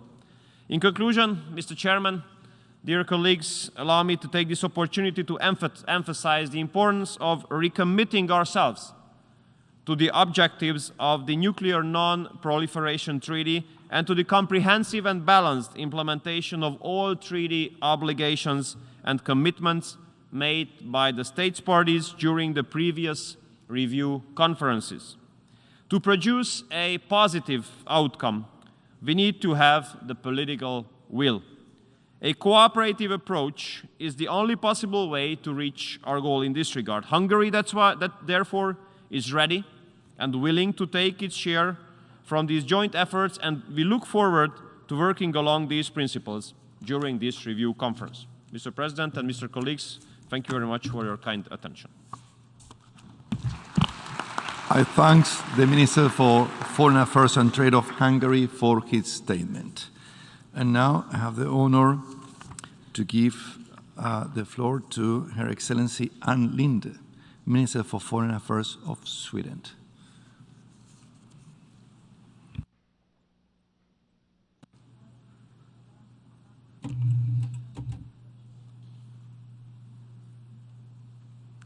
Mr. President, dear colleagues, Sweden associates itself with a statement of the European Union and Denmark on behalf of the Nordic countries. My remarks are made in a national capacity.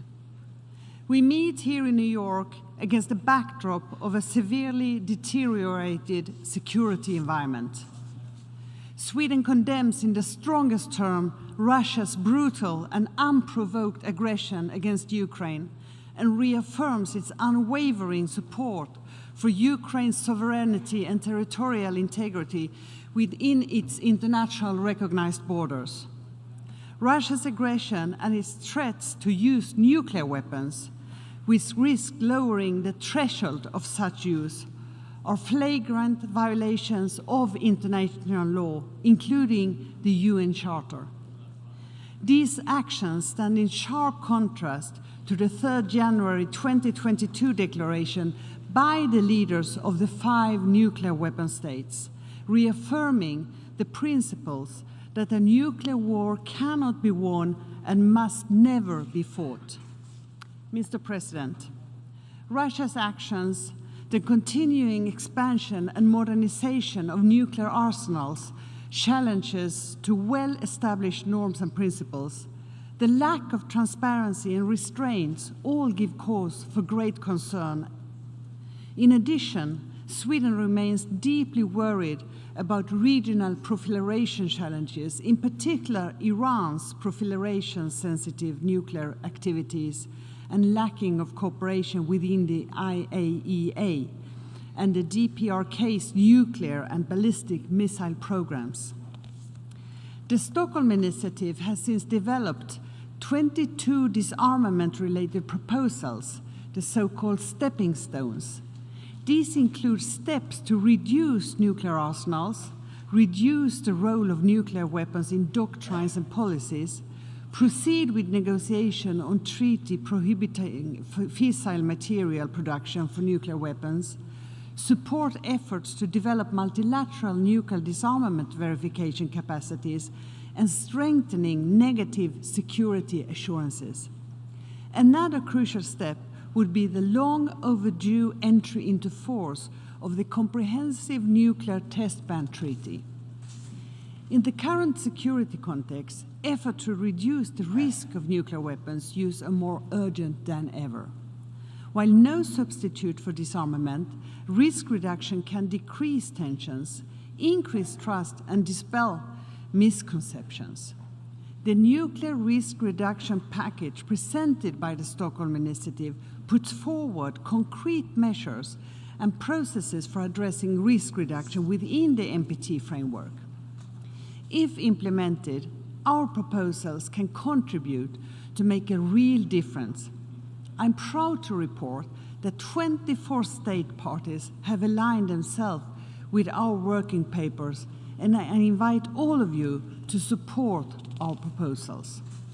Mr. President, The IAEA plays an indispensable role in the service of the NPT. We owe it to the agency to provide it with the best possible inspection tools, including by universally applying the additional protocol, an integral part of the IAEA safeguard system under the NPT. Sweden supports the agency's broad technical cooperation with the member state, including the Peaceful Use Initiative. Diversity is crucial for disarmament and non-proliferation to work. As a government with a feminist foreign policy, Sweden believes that a full and effective participation of women and further integration of gender perspectives in all aspects of disarmament and non-proliferation decision-making processes is key, as it is engaging the younger generation. Mr. President, this conference should result in the strengthening of the NPT and the global disarmament and non-proliferation regime from which we all benefit. It is my hope that we can find consensus and agree on a forward-looking agenda on some of the most pressing issues with a view to adopting a final document of the conference. This is the time to show political leadership. We owe this to ourselves and to future generations. Thank you very much. I thank the Minister for Foreign Affairs of Sweden for her statement. And now I have the honor to give the floor to His Excellency Akan Rahmetulin, the Deputy Minister of Foreign Affairs of Kazakhstan, who will deliver a statement on behalf of the countries of the Central Asian Nuclear Weapon Free Zone. Thank you, Mr. Chairman. Dear colleagues, I have the honor to speak on behalf of the states parties to the Treaty on Nuclear Weapon Free Zone in Central Asia, namely the Kyrgyz Republic, currently presiding over the treaty, the Republic of Tajikistan, Turkmenistan, the Republic of Uzbekistan, and the Republic of Kazakhstan. I am pleased to inform you that last year, this treaty marked its 15th anniversary. On this occasion, state parties to the treaty adopted a joint statement, which once again reaffirmed the paramount importance of the treaty on the non-proliferation of nuclear weapons as the cornerstone of international efforts to prevent the proliferation of nuclear weapons and ultimately achieve their complete elimination. The establishment of such a zone is the visionary outcome of the collective efforts of all 5 Central Asian states in their desire to provide security, stability, and peace in the region. It was also motivating by all to foster the necessary conditions for the sustainable development and the prosperity of our people.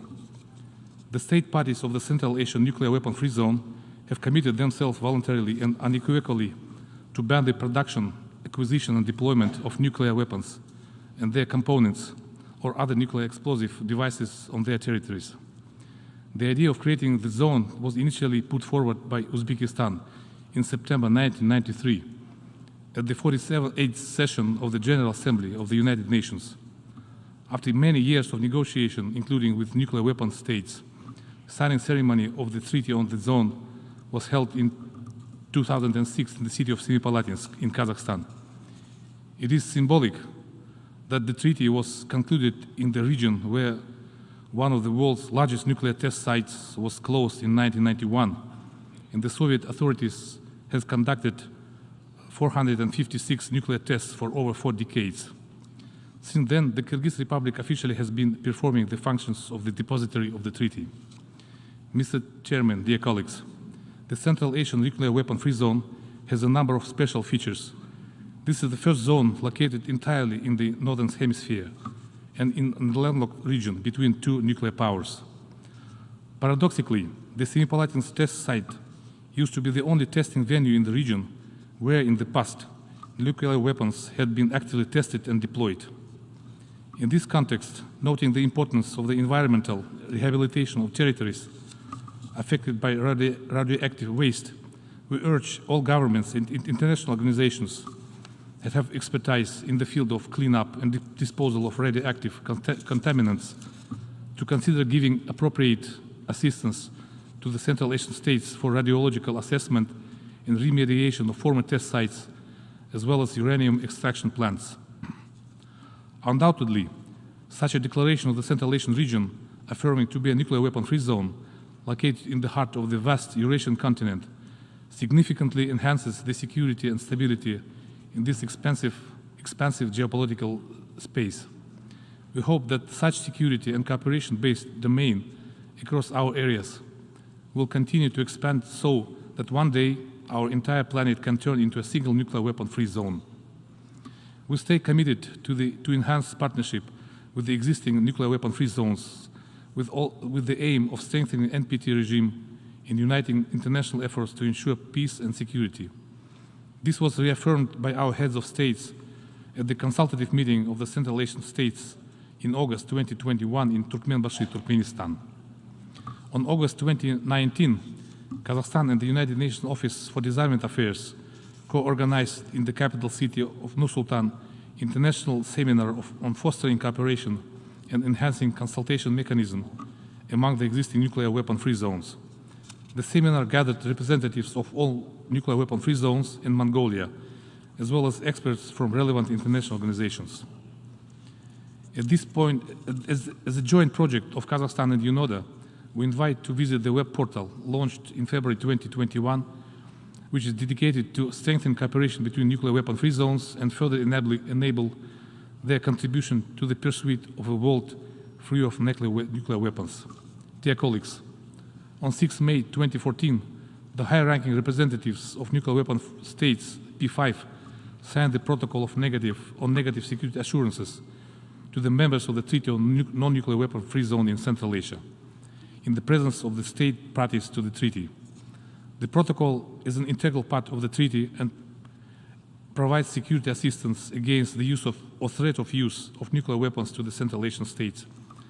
The protocol to the treaty has been so far ratified by the 4 nuclear weapons states, and we express the hope to secure the earliest ratification of the protocol by the United States so as to finalize the institutionalization of the nuclear weapon-free zone in Central Asia. I would like to reiterate that the establishment of nuclear weapon-free zones is one of the strongest universal instruments preventing the proliferation of nuclear weapons and bolstering the global disarmament process. To conclude, allow me, on behalf of the Central Asian states, to express our gratitude to all member states that have supported the General Assembly resolution on the Central Asian nuclear weapon-free zone during its 75th session in December 2020. We express our common hope that working papers tabled by the Central Asian states will find support to the participating states of the 10th Review Conference of NPT and will contribute for the success outcome of the conference. We look forward to having productive discussion during this review conference to enhance global security, promote further cooperation, and sustain peace and prosperity in the world. I thank you very much. Thank you. I thank the Deputy Minister of Foreign Affairs of Kazakhstan for his statement on behalf of the countries of the Central Asian Nuclear Weapons-Free Zone. And the next speaker on my list is His Excellency Julian Fota, Secretary of State for Strategic Affairs, the Ministry of Foreign Affairs of Romania. You have the floor.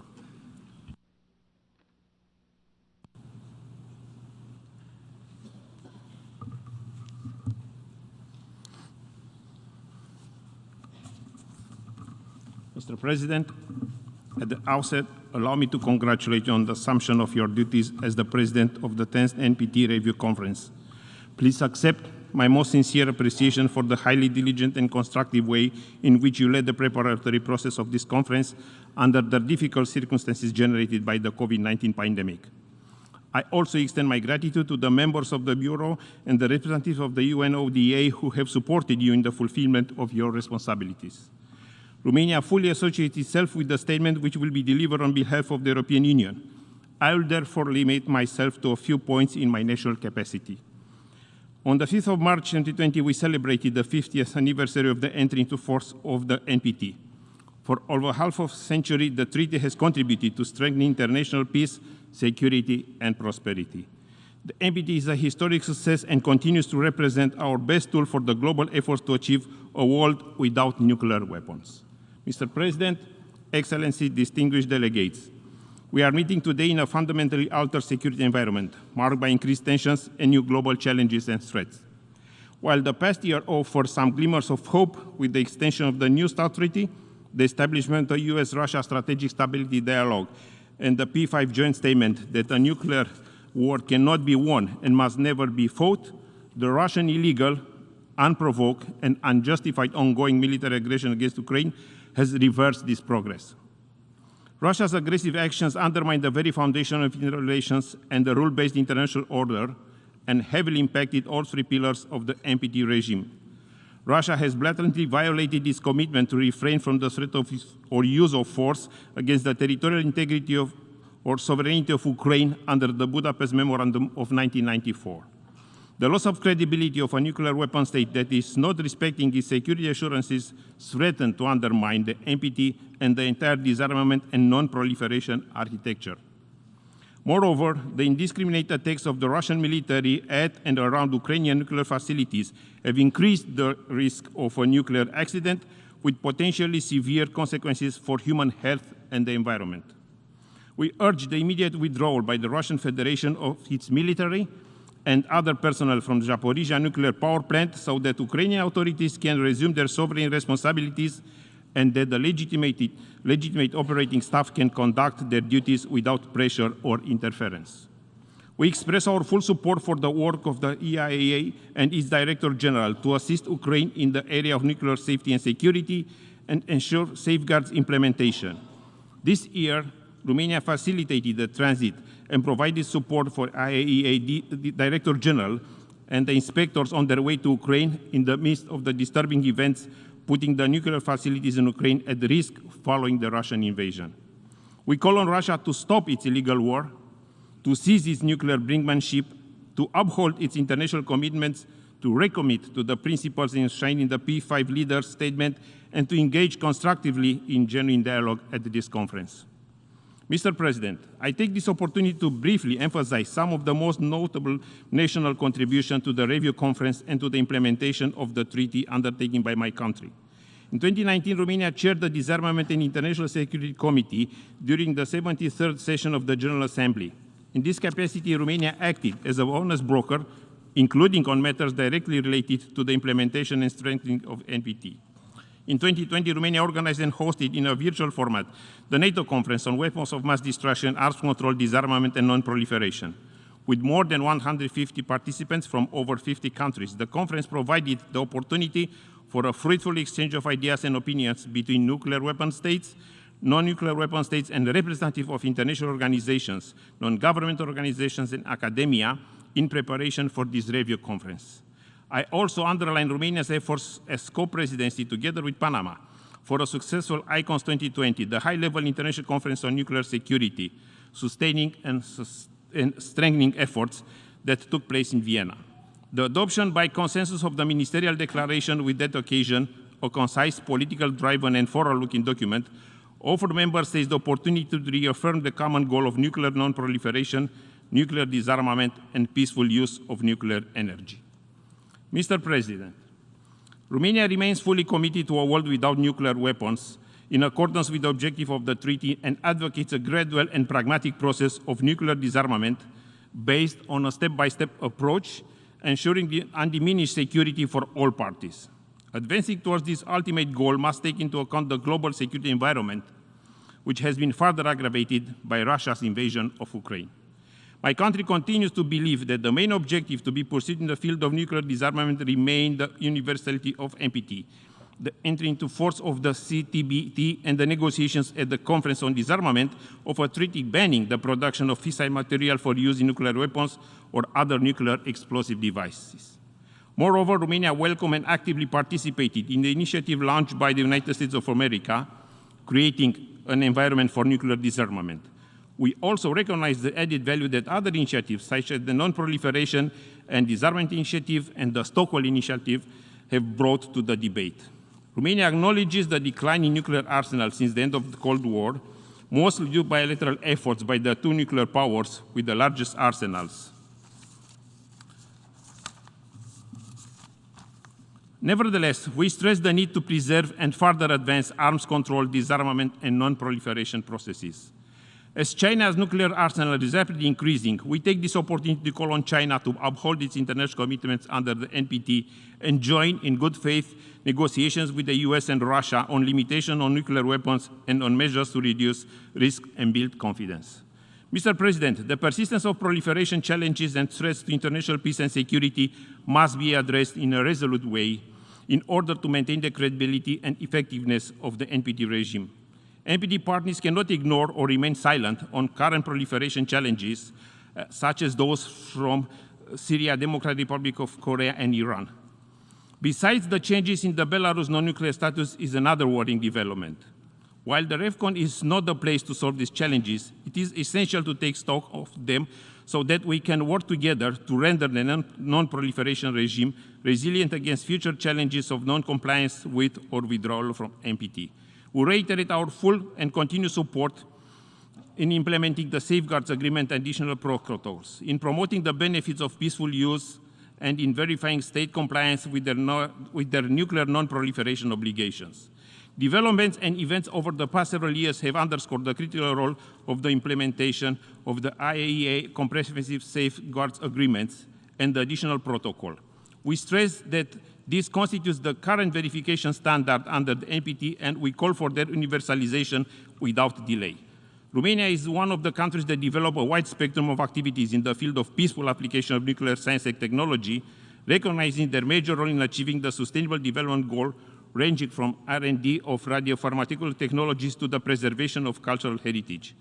As a country with relevant civilian nuclear program, Romania remains committed to strengthening global nuclear safety and security and highlights the importance of cooperation in the field of peaceful use of nuclear energy. In November 2021, the Romanian President Klaus Iohannis, together with the US Special Presidential Envoy for Climate, John Kerry, announced Romania intends to build a first-of-a-kind US small modular reactor. By deploying US innovative clean technology, Romania is taking a bold step in advancing climate action and ensuring clean energy access throughout a critical part of Europe and the world. Mr. President, the success of this review conference depends on us, the state parties to the NPT. We genuinely hope that all delegations have come to New York prepared to find common ground, engage meaningfully, listen to each other, and to be ready for compromise. Despite our differences of opinion, it is important not to lose track of the significances of finding agreement on the future implementation of the treaty. Romania stands ready to work with its partners towards a successful 10th review conference and reaffirms its full support to achieving a comprehensive and balanced outcome which will allow progress on all three pillars, which are equally important and mutually reinforcing. I thank you, Mr. President. I thank the Secretary of State for Strategic Affairs of the Ministry of Foreign Affairs of Romania for his statement. And now it's my honor to give the floor to the State Secretary of the Ministry of Foreign Affairs and European Integration of the Republic of Moldova.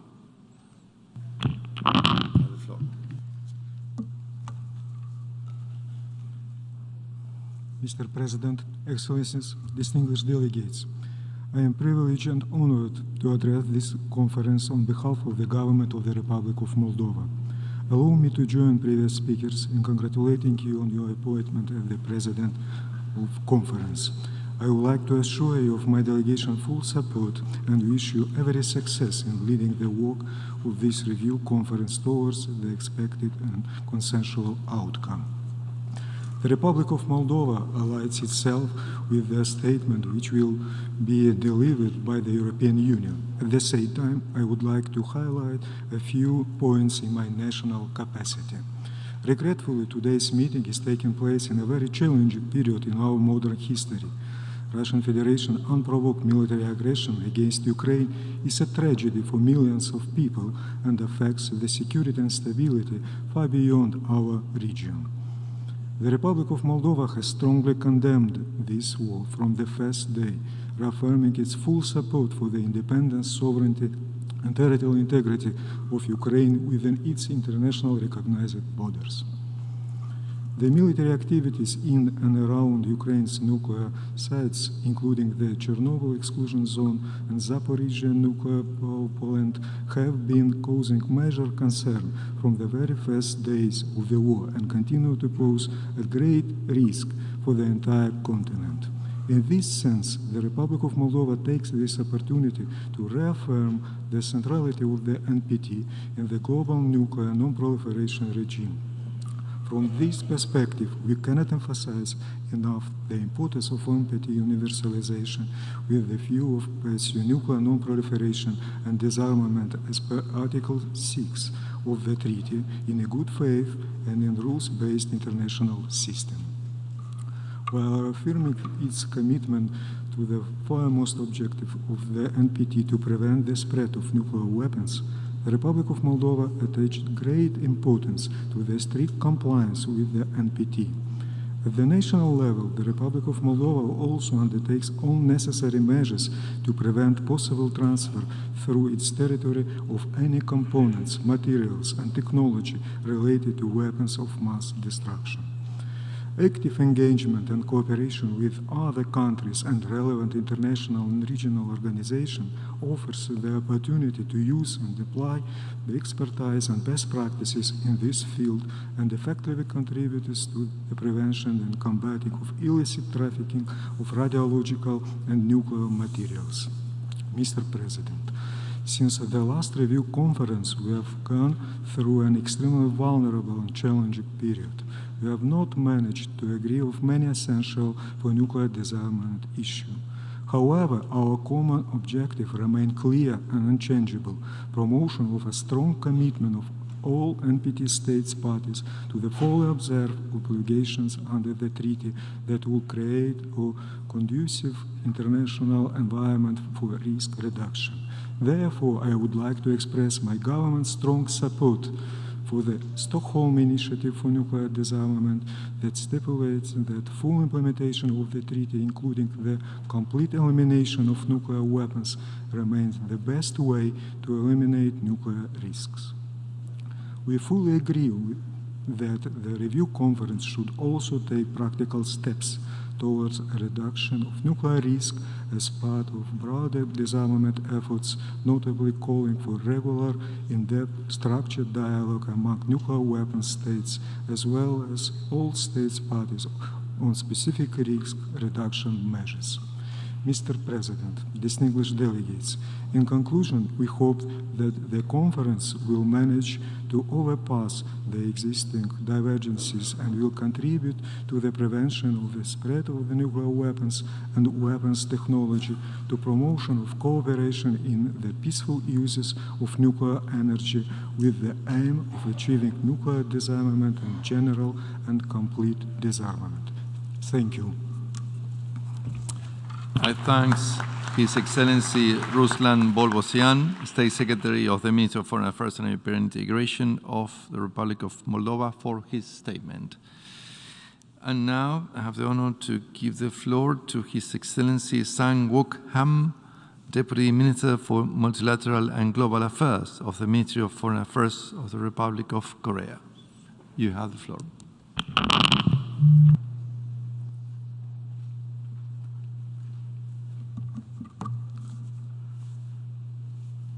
Mr. President, congratulations on your long overdue official appointment as the President of the 10th NPT Review Conference.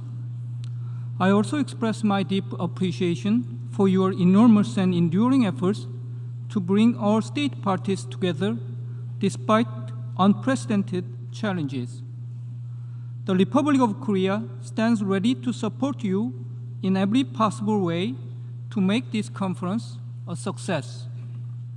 Mr. President, over the past 50-plus years, the NPT has served as the cornerstone of the global nuclear disarmament and non-proliferation regime and as an essential foundation for the pursuit of peaceful uses of nuclear energy. The NPT is the only near-universal treaty that can effectively address these three inseparable and mutually reinforcing pillars. Therefore, maintaining and strengthening the NPT regime is indispensable for international peace and security. This conference comes at a critical juncture. The credibility and relevance of the NPT are being questioned. We have witnessed dangerous and irresponsible nuclear rhetoric and threats to use nuclear weapons, Concerns are growing as transparency is decreasing regarding nuclear stockpile, posture, and operations, and gaps have widened in assessing progress in nuclear disarmament. Persistent challenges remain in the non-proliferation pillar. Nuclear safety and security have been seriously undermined by a dangerous attack on a nuclear power plant. This review conference should naturally focus on reaffirming our joint commitment and identifying concrete actions to advance all three pillars of this landmark treaty as we look to the next 50 years. First, today's complicated security environment underscores that genuine efforts by the nuclear weapon states are required to reduce nuclear risks and achieve progress in nuclear disarmament. The P5, in particular and among others, should assume their due and special responsibilities under Article 6 of the treaty. At the same time, the Republic of Korea believes that bridge building efforts, including the Stockholm Initiative and the creating environment for nuclear disarmament, can contribute to building trust and promoting real progress toward our shared goal of a world without nuclear weapons. Therefore, all nuclear weapon states are urged to positively consider the Stockholm Initiative's ambitious yet realistic stepping stones approach. Second, the IAEA-centered nuclear safeguards and verification regime should be strengthened. The Republic of Korea urges those state parties which have not yet adopted the Comprehensive Safeguards Agreement and the additional protocol to conclude and bring them into force without delay. As a strong supporter of the JCPOA, we encourage all relevant parties to return to genuine dialogue and find a path back to full compliance with the milestone agreement. Another top priority non-proliferation issue is the DPRK. While relentlessly developing nuclear and missile programs, the DPRK has been launching ballistic missiles at an unprecedented frequency, 31 this year alone, in flagrant violation of the UN Security Council resolutions. Furthermore, the DPRK is assessed to be technically ready for yet another nuclear test, which would be its 7th. The DPRK is the only country that abused the NPT regime and openly developed nuclear weapons. How we address the nuclear challenges by the DPRK at the NPT will not only serve as a message to the DPRK, but will be a litmus test on the viability of the NPT regime itself. We urge the DPRK to cease all kinds of provocations, comply with the UN Security Council resolutions, return to fully comply with the NPT at an early date, and denuclearize in a complete, verifiable, and irreversible manner. At the same time, we take this opportunity to make it clear that the door to dialogue remains open. Third, it is time to redouble our efforts to expand and enhance the cooperation for the peaceful uses of nuclear energy. As one of the major producers of the nuclear energy, the Republic of Korea has actively contributed to expanding the benefits of peaceful uses of nuclear energy. It should also be noted that securing the highest standard of nuclear safeguards, safety and security is a prerequisite for expanding peaceful uses.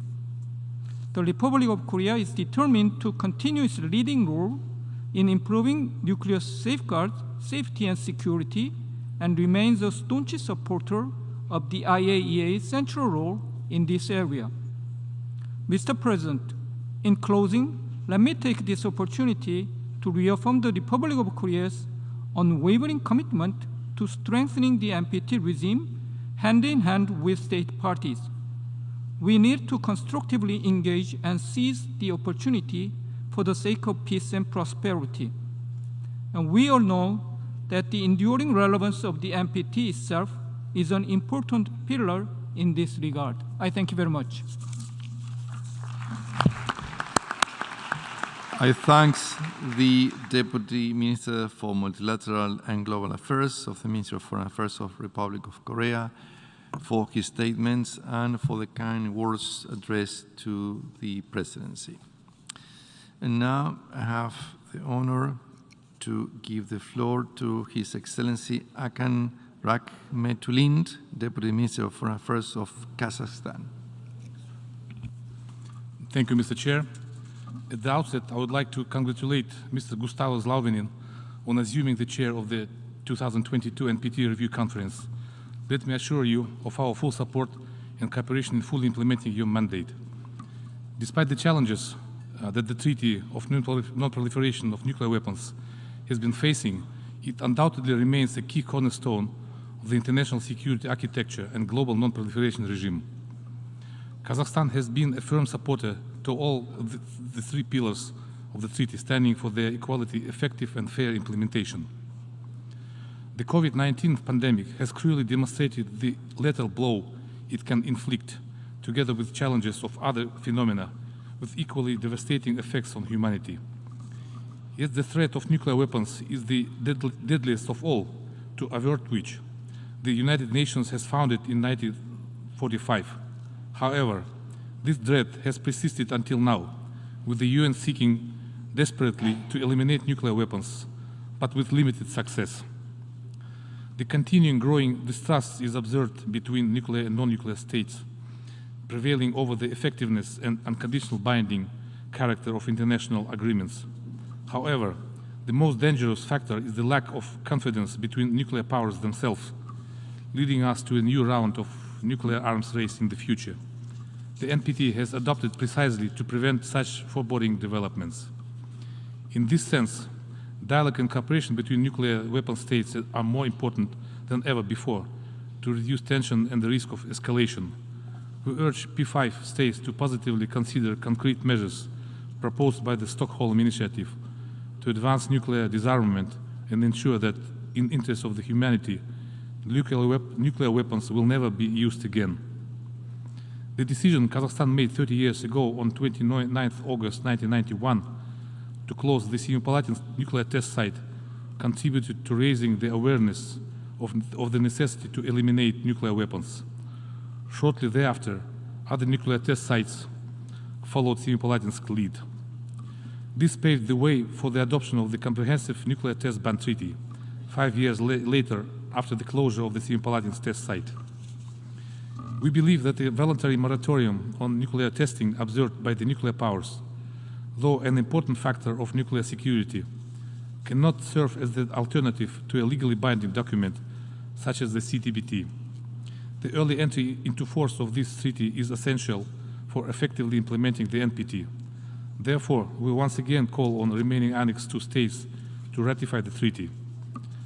Kazakhstan will do its utmost in its capacity as the chair of the first committee of the forthcoming 77th session of the UN General Assembly. We will endeavor to facilitate important decisions on the issues of disarmament, as well as global challenges and threats to peace that are impacting global growth and development. We welcome successful outcomes of the first meeting of state parties to the Treaty on the Prohibition of Nuclear Weapons held recently in Vienna.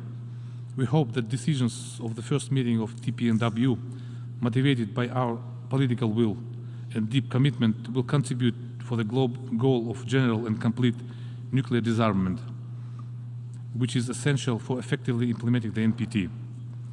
Kazakhstan will preside over the third meeting states parties to the TPNW, and we will work closely and tirelessly to achieve our long-cherished aspirations towards a world free from nuclear weapons.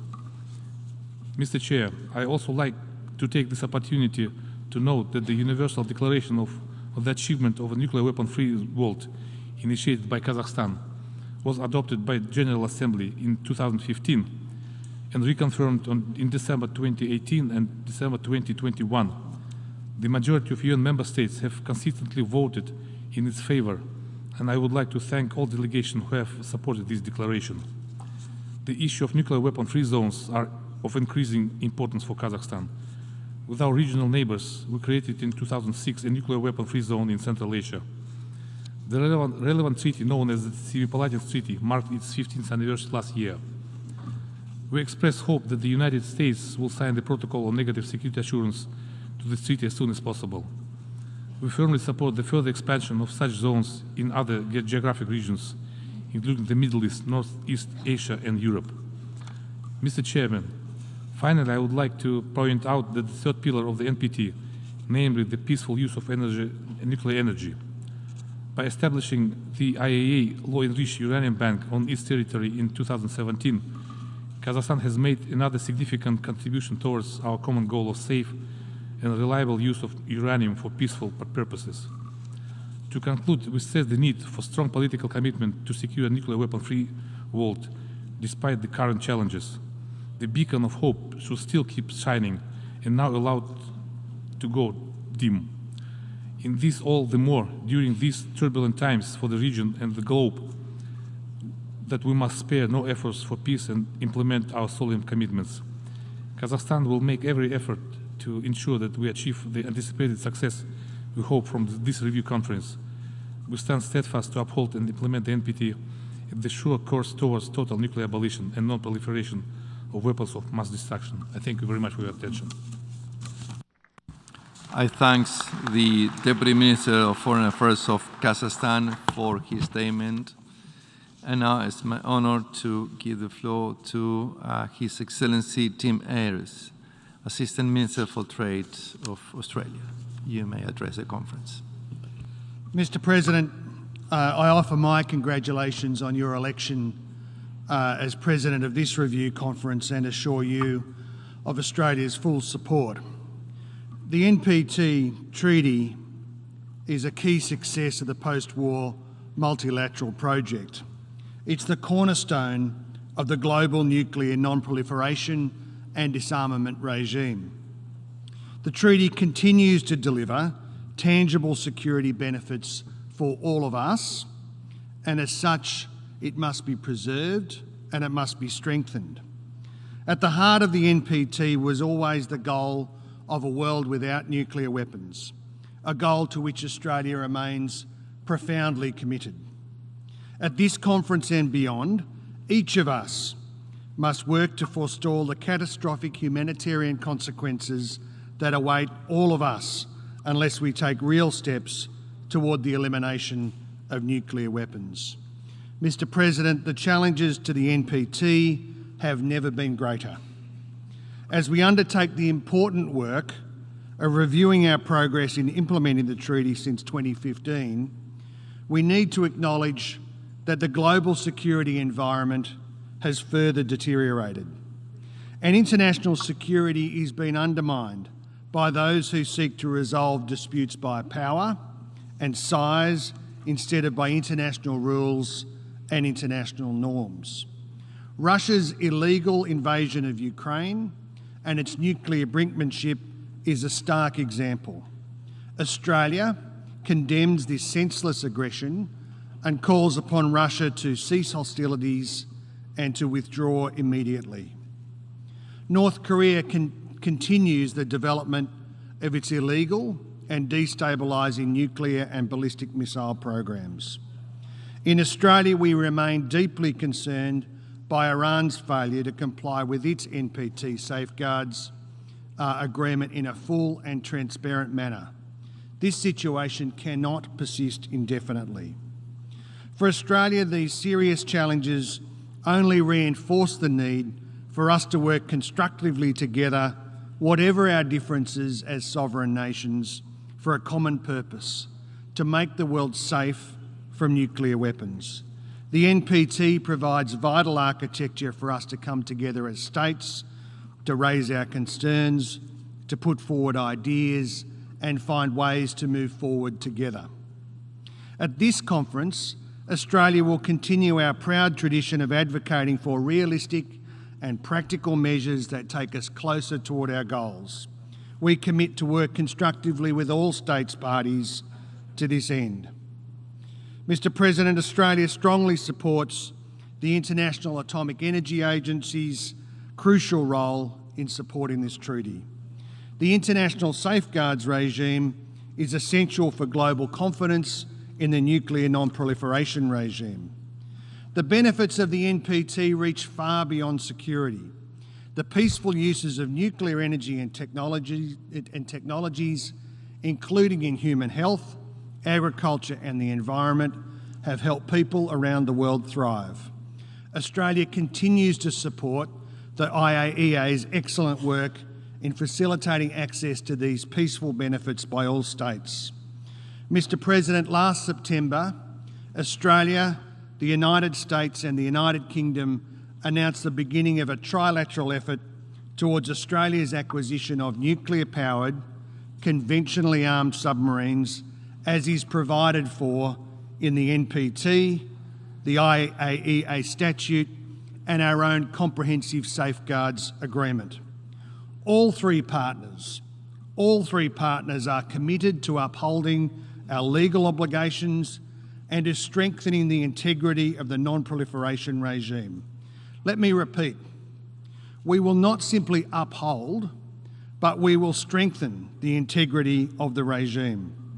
Australia is proceeding transparently, engaging closely with the IAEA and providing updates to the international community as we move through the 18-month consultation period. Earlier today, Director General Grossi confirmed to this conference that this vital work on non-proliferation safeguards is well underway. We acknowledge the interests of some state parties in this development, and we encourage delegates to consider our working paper and to engage with our delegation should you have questions. The Australian team is here, ready, able and willing to engage with the questions of other delegates. Mr. President, in Australia and in the Pacific and in other parts of the world, the impact of nuclear weapons testing has been disproportionately by First Nations lands and First Nations peoples. Mr. President, I want to thank Prime Minister Bainimarama for his statement on behalf of parties to the South Pacific Nuclear Free Zone, all members of the Pacific family of which Australia is proud to be a part. The resolve to maintain a nuclear weapons-free and independent Pacific and the dogged determination of the Pacific states shall be a clarion call to this conference to rebuild momentum toward total disarmament. Australia is pleased to see and supports the increasing attention on diversity in the advocacy and technical work around disarmament, including efforts to increase the number of women engaged in this work. There should be more women at these conferences and in all of the associated fora. Ultimately, the elimination of nuclear weapons is the only way of securing a safe and peaceful world. Australia and the new Albanese government remain steadfastly committed to that objective and to putting our shoulder behind the wheel with all of you to rebuild momentum towards this most noble of objectives. Thank you, Mr. President. I thank the Assistant Minister for Trade of Australia for his statement.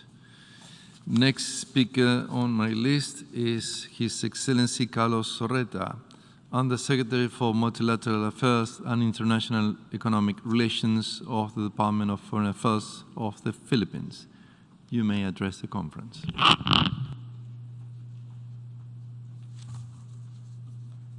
Mr. President, I wish to congratulate you. It has been a long road, yet here we are. Our commitment to this treaty emanates from my people's aspirations to achieve freedom from the threat of nuclear weapons and forge a path to sustainable development that includes harnessing the potential of nuclear energy. These aspirations are enshrined in our Constitution, affirmed in our legislation, and it also inspired us to accede to the Treaty on the Prohibition of Nuclear Weapons. In recent years, we have seen the emergence of serious obstacles to these aspirations. Widening geopolitical polarities and sharpening strategic competitions have put enormous strains on the rules-based international order, of which our treaty is an important component. In our region, we see challenges to nuclear non-proliferation, modernization of nuclear arsenals, lack of functional strategic dialogue mechanisms, and refusals to heed the call of the international community for greater transparency in fulfilling nuclear disarmament commitments. We reject the notion that nuclear weapons contribute to stability and security. These weapons pose catastrophic humanitarian risks, and their continued existence imperils us all. They are repugnant to global public conscience and have since been outlawed by the TPNW. We further reject the notion that nuclear disarmament obligations and commitments are contingent upon any subjective assessment of the international security environment. The credibility and strength of the rules-based order rests on predictability, rests on stability, which leaves no room for such subjectivity or ambiguity. All states parties must uphold their commitments under the 13 practical steps in the 64-point action plan. The onus, Mr. President, to rid the world of nuclear weapons remains on the shoulders of the nuclear weapon states. They must make meaningful progress to reduce and eliminate all types of nuclear weapons in a transparent manner, and to further diminish the role that these weapons play in their military and security concepts, doctrines, or policies. We support efforts towards nuclear risk reduction as an intervening measure, while we work towards the total elimination of nuclear weapons. Nuclear risk reduction is not a means to legitimize nuclear weapons' continued existence or a substitute to nuclear disarmament. Nuclear safeguards are an essential component of the non-proliferation regime, Mr. President. We continue to cooperate with the IAEA as regards our comprehensive safeguard agreements and its additional protocol. We also champion reasonable strategic trade management, which benefits multilateral export control regimes. Our adherence to the highest standards of non-proliferation should be matched by the same level of commitment by the nuclear weapon states to fulfill their end of the great grand bargain. They must, without delay, undertake effective, universal, unconditional, non-discriminatory, irrevocable, and legally binding negative assurances, security assurances to non-nuclear weapon states. The regrettable decision of some nuclear weapon states to upgrade the role of their nuclear forces in their security doctrines, the lack of transparency and functioning dialogue mechanisms among them, and continued risk of instability in the geopolitical environment, including in the Asia-Pacific, demands that nuclear weapon states issue such assurances. Such assurances must be issued without conditions. This matter requires most urgent discussion in this conference. We further urge nuclear weapon states to accede to all nuclear weapons-free zones, including, of course, the Bangkok Treaty and its protocols. The global situation compels us to situate ourselves in a broader context beyond international security. We have just emerged from a pandemic that caused an unprecedented economic and debt crisis and reversed fragile development gains. The devastating effects of climate change now pose a serious and urgent threat to humanity's future, to our very existence. The peaceful uses of nuclear energy thus offer feasible solutions for addressing some of these challenges and keeps us on track to achieving 2030 Agenda for Sustainable Development. Along with other nuclear weapon states, the Philippines asserts our inalienable right to peaceful uses of nuclear energy. This right cannot be downgraded to a privilege. We recognize and commit our responsibilities and legal obligations in the exercise of these rights. State parties, Mr. President, are bound together by the mandate to make this conference meaningful. We call on all parties to engage constructively and sincerely in this regard. The Philippines has continued to contribute in no small measure in ways to achieve salience and strength of this treaty in the past and will continue to do so. My delegation intends to be actively engaged throughout the conference to see that we achieve our common purpose with a successful outcome. For it has truly been, Mr. President, a long road, rocky at times, but one that we must take for our 50-year-old treaty to remain relevant, the bedrock upon which the global disarmament, non-proliferation, and security regime is built and stands today. Thank you, Mr. President. I thank the Undersecretary for Multilateral Affairs and International Economic Relations of the Department of Foreign Affairs of the Philippines for his statement. Next in my list is Her Excellency Hildegard Knudsen, Minister of State at the Department of Environment, Climate and Communications, and at the Department of Transport of Ireland. You may address the conference, Madam. President, allow me first to offer my congratulations on your election as President of this conference, and I can assure you of my delegation's full support in your efforts to achieve a positive outcome. I am proud to address you today as Ireland's first woman head of delegation to an NPT review conference. I'm pleased that this review cycle is the first to substantively address gender perspectives, and I hope that this will be comprehensively reflected in the outcome. President, there is no escaping the fact that our conference takes place at a dark moment. The world faces heightened nuclear danger. The Russian Federation, a nuclear weapons state, a depository state of this very treaty, has made alarming nuclear threats and is engaged in a war of aggression against another state party to this treaty. Russia's further invasion of Ukraine, its nuclear rhetoric, and its reckless military actions in and near civilian nuclear facilities threatens all three pillars of the NPT. Ireland reiterates our strongest support for the independence, sovereignty, and territorial integrity of Ukraine within its internationally recognized borders.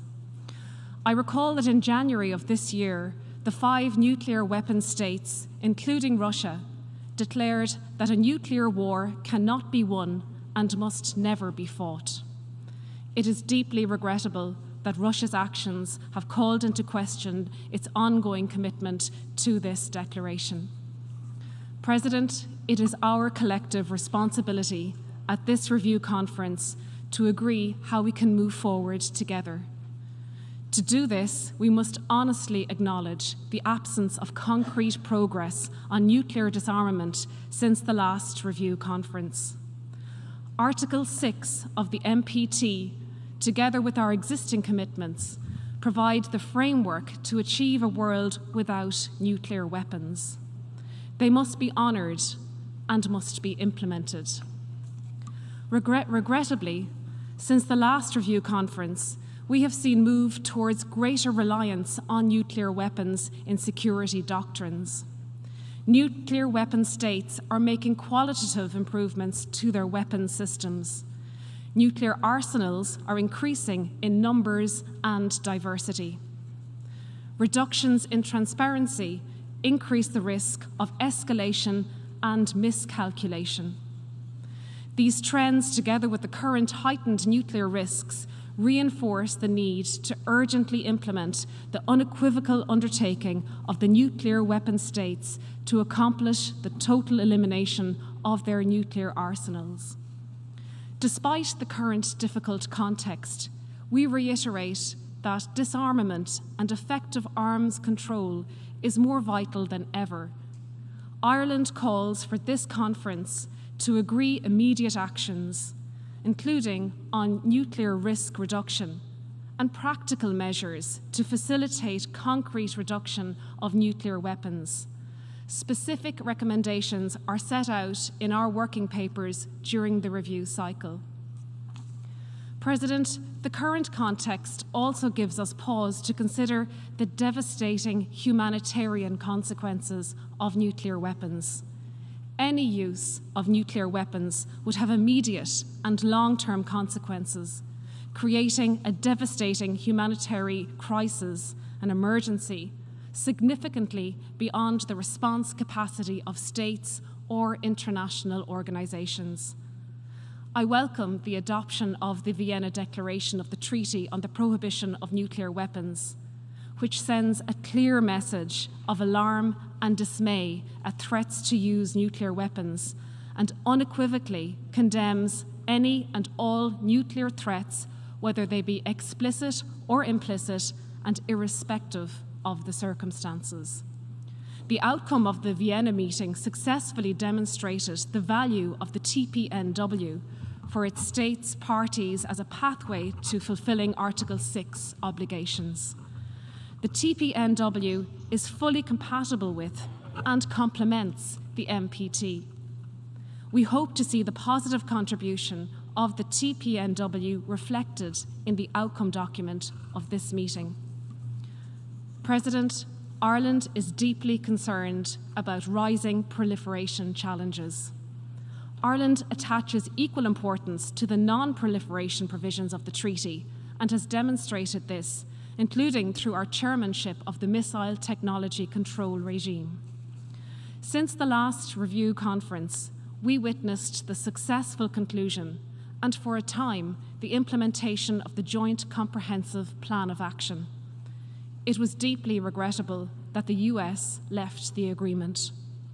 It was also deeply regrettable that Iran began to take steps that today raise very serious proliferation concerns.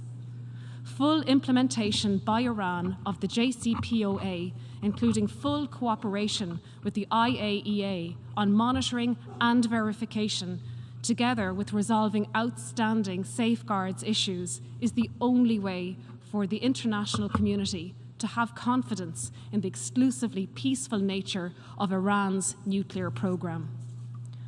Ireland considers the nuclear-related activities by the DPRK as a matter of utmost concern.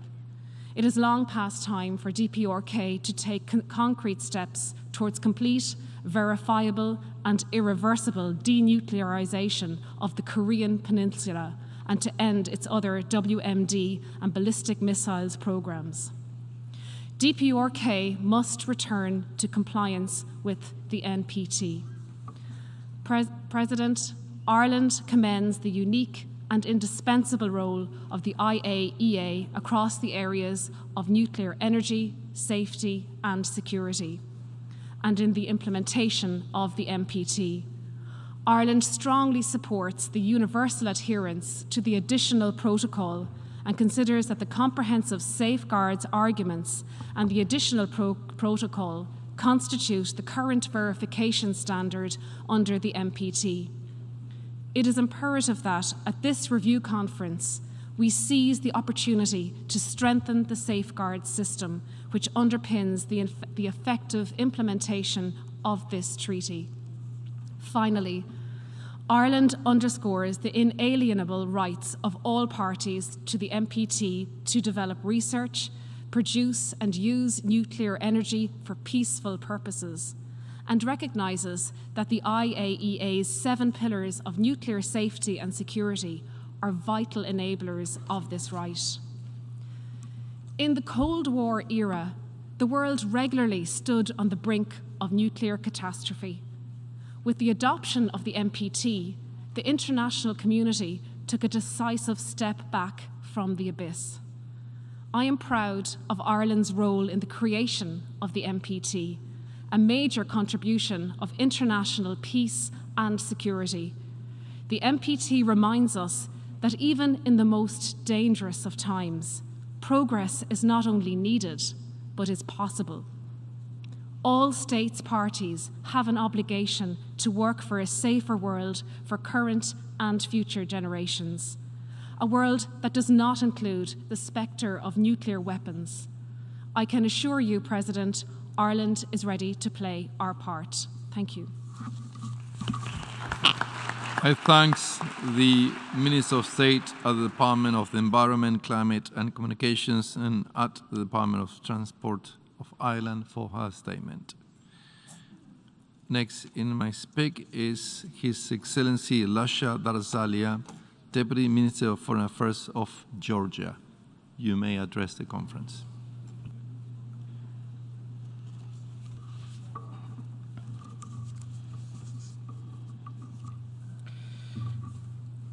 Thank you, Mr. President.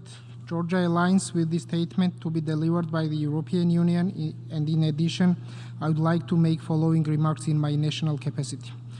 Mr. President, let me congratulate you, Ambassador Slauinen, on your appointment as the president of this important conference. I'm confident that your experience, expertise, and dedication to multilateral solutions will contribute to its successful, comprehensive, and balanced outcome. You can count on full and strong support of my delegation in this regard. Georgia considers the Treaty on the Non-Proliferation of Nuclear Weapons as the cornerstone of the global nuclear non-proliferation regime and an important element in the further development of nuclear energy applications for peaceful purposes. We fully support all three pillars of the treaty and recognize its historic achievements in limiting the proliferation of nuclear weapons, facilitating cooperation on nuclear energy for peaceful purposes, and significantly reducing nuclear weapon stockpiles in previous decades. Mr. President, Georgia expresses its strongest condemnation of the unprovoked and unjustified aggression of major nuclear state, the Russian Federation, against Ukraine. Russia's invasion of a sovereign country is a gross violation of international law, including the UN Charter, and directly contradicts the spirit of the 1994 Budapest Memorandum. Furthermore, Russia's illegal occupation of Europe's largest nuclear power plant in Zaporozhye is a matter of grave concern. We urge the Russian Federation to cease its illegal war against Ukraine and to immediately withdraw its military and other personnel from the whole territory of Ukraine, including the Zaporozhye nuclear power plant, so that the Ukrainian authorities can resume their sovereign responsibility and that the legitimate operating staff can conduct their duties without outside pressure and interference. Georgia recognizes the serious proliferation challenges which continue to be a threat to international security and the need to find peaceful and diplomatic solutions to them. The international community needs to remain vigilant and to be ready to face up to these challenges and to address them in a resolute way. The International Atomic Energy Agency's safeguard system is a fundamental component of the nuclear non-proliferation regime and plays an indispensable role in the implementation of NPT. Comprehensive safeguards agreements, together with additional protocols, constitute the current verification standard, and we continue to call for their universalization without delay. Attaching great importance to the universal and effective implementation of the NPT, Georgia implements safeguards agreement with additional protocols since 2003. The relevant national regime has been significantly improved, which ensures, on one hand, regulatory framework in full compliance with the international commitments, and on the other hand, technical agreements. Mr. President, prevention and response to the nuclear and radioactive threats is one of the main elements of the state security. Clearly, two regions of Georgia, which are occupied by Russia, remain a security challenge in many dimensions. In this context, we had documented attempts of smuggling nuclear and radioactive materials via Georgia's occupied regions of Abkhazia and Tskhinvali. As a result of effective measures carried out by Georgian law enforcement agencies, these illegal activities were duly prevented. However, in the absence of the international presence and monitoring mechanism on these territories, it has become virtually impossible to conduct any type of verification activities on the ground. In this context, I would like to draw your particular attention to the existence of the so-called gray zones where the internationally agreed security measures cannot be implemented and verified. The lack of the respective control mechanisms in occupied territories of Georgia as well as Ukraine creates a fertile ground for all kinds of illegal activities, including smuggling of weapons of mass destruction and related materials. We believe that a multilateral and treaty-based approach provides the best way to maintain and reinforce international peace and security. In this context, we believe that the universalization and early entry into force of the Comprehensive Test Ban Treaty should remain one of key priorities for every state, which would significantly strengthen the global nuclear disarmament and non-proliferation regime, as well as contribute to international peace and security. Mr. President, the international community should take coordinated and holistic measures, especially in these difficult times, to effectively address the multidimensional peace and security challenges. President, let me conclude by wishing the conference constructive deliberations and a positive outcome in the interest of all of us. Thank you very much. I thank the Deputy Minister of Foreign Affairs of Georgia for his statement and the kind words expressed to the Presidency. Next in my list is His Excellency Kim Ngoc-ha, Deputy Minister of Foreign Affairs of Vietnam. You may address the conference.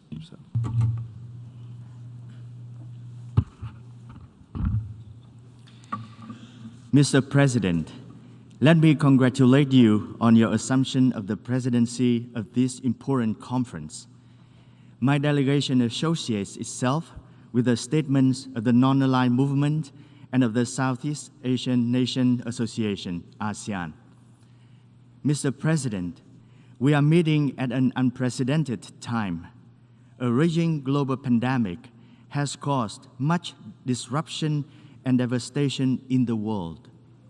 Continued rise in global military spending and ongoing modernization and expansion of nuclear arsenals spark concerns of a new arms race.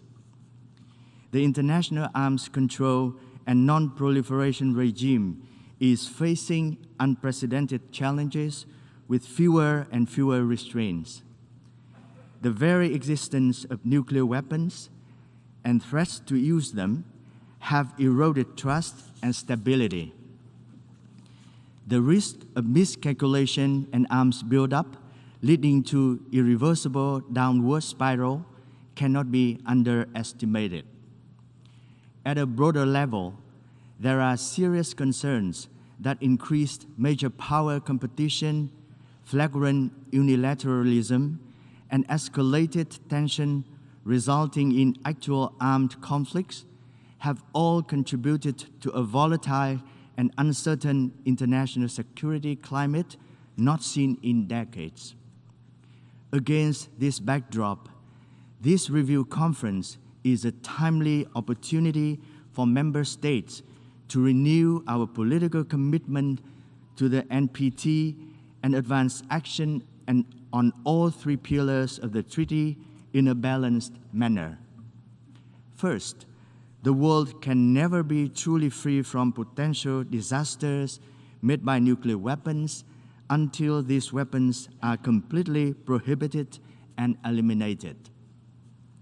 The international community looks to nuclear weapon states for genuine efforts to make concrete, urgent progress on nuclear disarmament in line with the objectives of the Article 6 of the treaty. Nuclear weapon states are also counted upon to advance legally binding negative security assurances. They have the responsibility to ensure the maintenance of international peace and security without resorting to the threat or use of this nihilistic force. The NPT should be complemented by other crucial legally binding instruments, including CTBT and TPNW. We welcome the outcomes of the first meeting of states parties to the TPNW recently held in Vienna and call on others to join TPNW. Second, the international non-proliferation regime needs to be strengthened through various mechanisms and instruments. We look forward to early positive results from the ongoing negotiations related to JCPOA. Further efforts toward restraint and dialogue should be pursued by all parties related to Korean Peninsula with a view to building on the achievements of the talks in the last few years. Non-proliferation efforts should also include robust verification and the establishment and maintenance of nuclear weapon-free zones. On our part, Vietnam has fulfilled national obligations, including in implementing relevant Security Council resolutions and working closely with IAEA. Vietnam continues to be committed to the Southeast Asian Nuclear Weapon-Free Zone Treaty. We look forward to working closely with the nuclear weapon states for their early signature of the treaty's protocol. Third, Vietnam reiterates the inalienable right of states to use nuclear energy for peaceful purposes. It is estimated that in 2021, over $82 billion were spent on nuclear weapons, 4 times as much as the total funding for UN development activities. These are resources that could have been utilized to build schools, produce vaccines, and improve sanitation around the world. Further efforts should be undertaken to facilitate access to and further development of nuclear technology to be applied in addressing challenges in food and energy security, epidemics, or climate change. Resources and assistance for developing countries to help them pursue a sustainable development path should be accorded priority. Mr. President, drawing lessons from previous conferences and given the current complex political climate, Vietnamese delegation wishes to underscore the importance of maintaining dialogue, cooperation, and engagement on the basis of mutual respect and understanding. We are here because we all share a common objective, ending the dangers posed by nuclear weapons. The international community cannot afford another conference without stronger commitment to the NPT. Let me reiterate Vietnam's unwavering commitment to fulfill our obligations under the NPT, and we look forward to cooperating closely with all delegations in this endeavor. I thank you. I thank the Deputy Minister of Foreign Affairs of Vietnam for his statement. Next speaker on my list is Her Excellency Dinara. Next speaker on my list is Her Excellency Dinara Kemelova, Deputy Minister of Foreign Affairs of Kyrgyzstan. You may address the conference.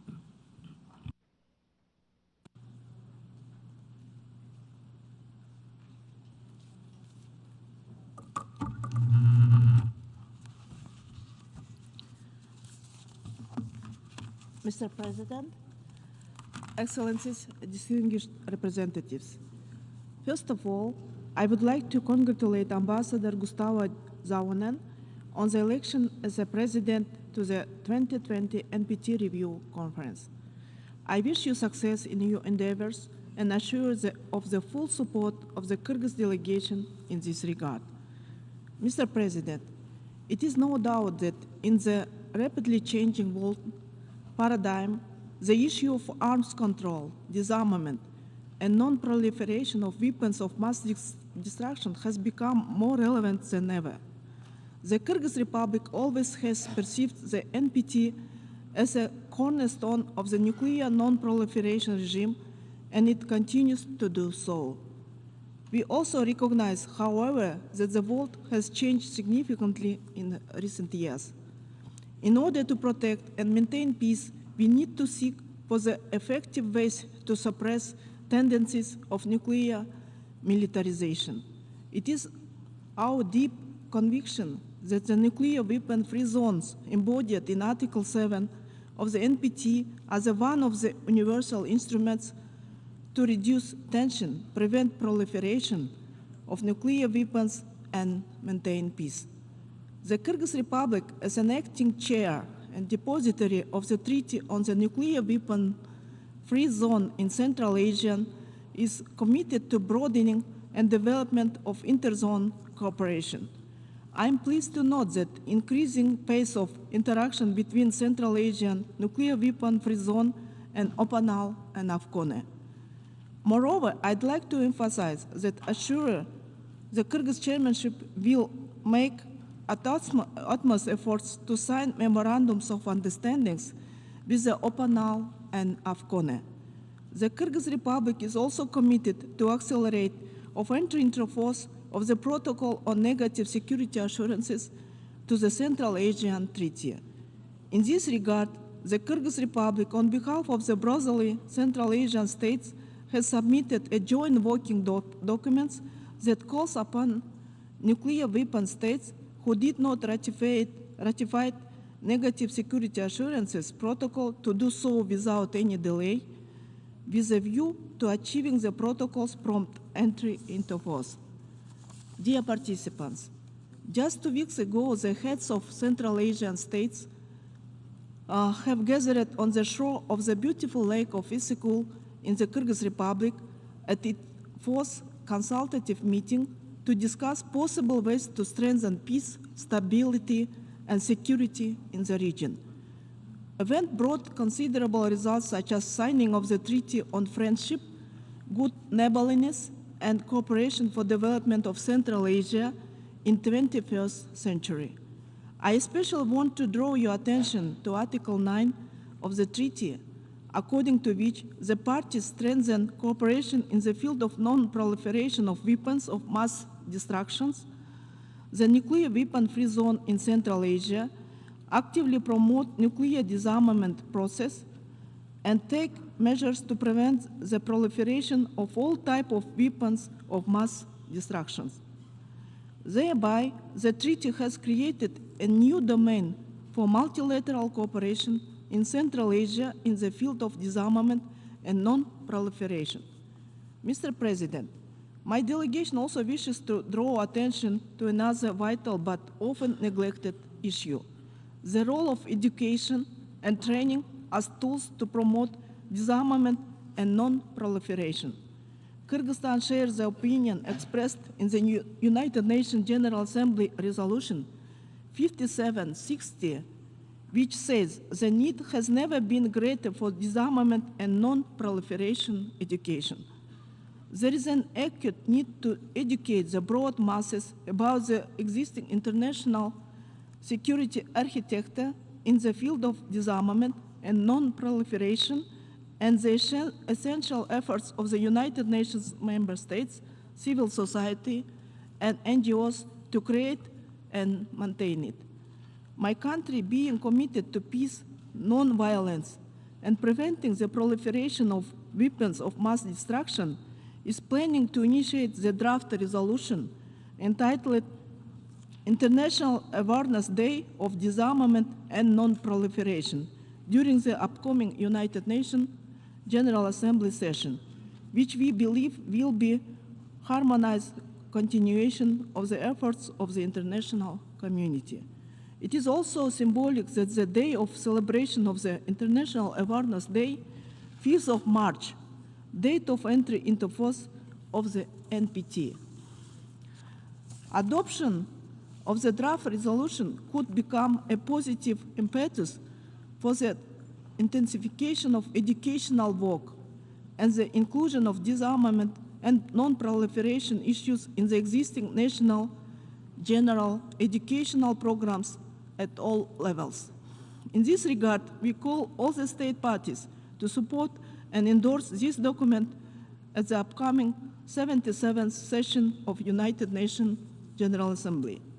Moreover, the Kyrgyz Republic, as a candidate for non-permanent seat of the United Nations Security Council for the period 2027-2028, guided by the idea of sustainable peace and world without permanent threat of weapons of mass destruction, has determined education in the field of disarmament and non-proliferation as one of the priorities, and will further promote this initiative if elected to the Security Council.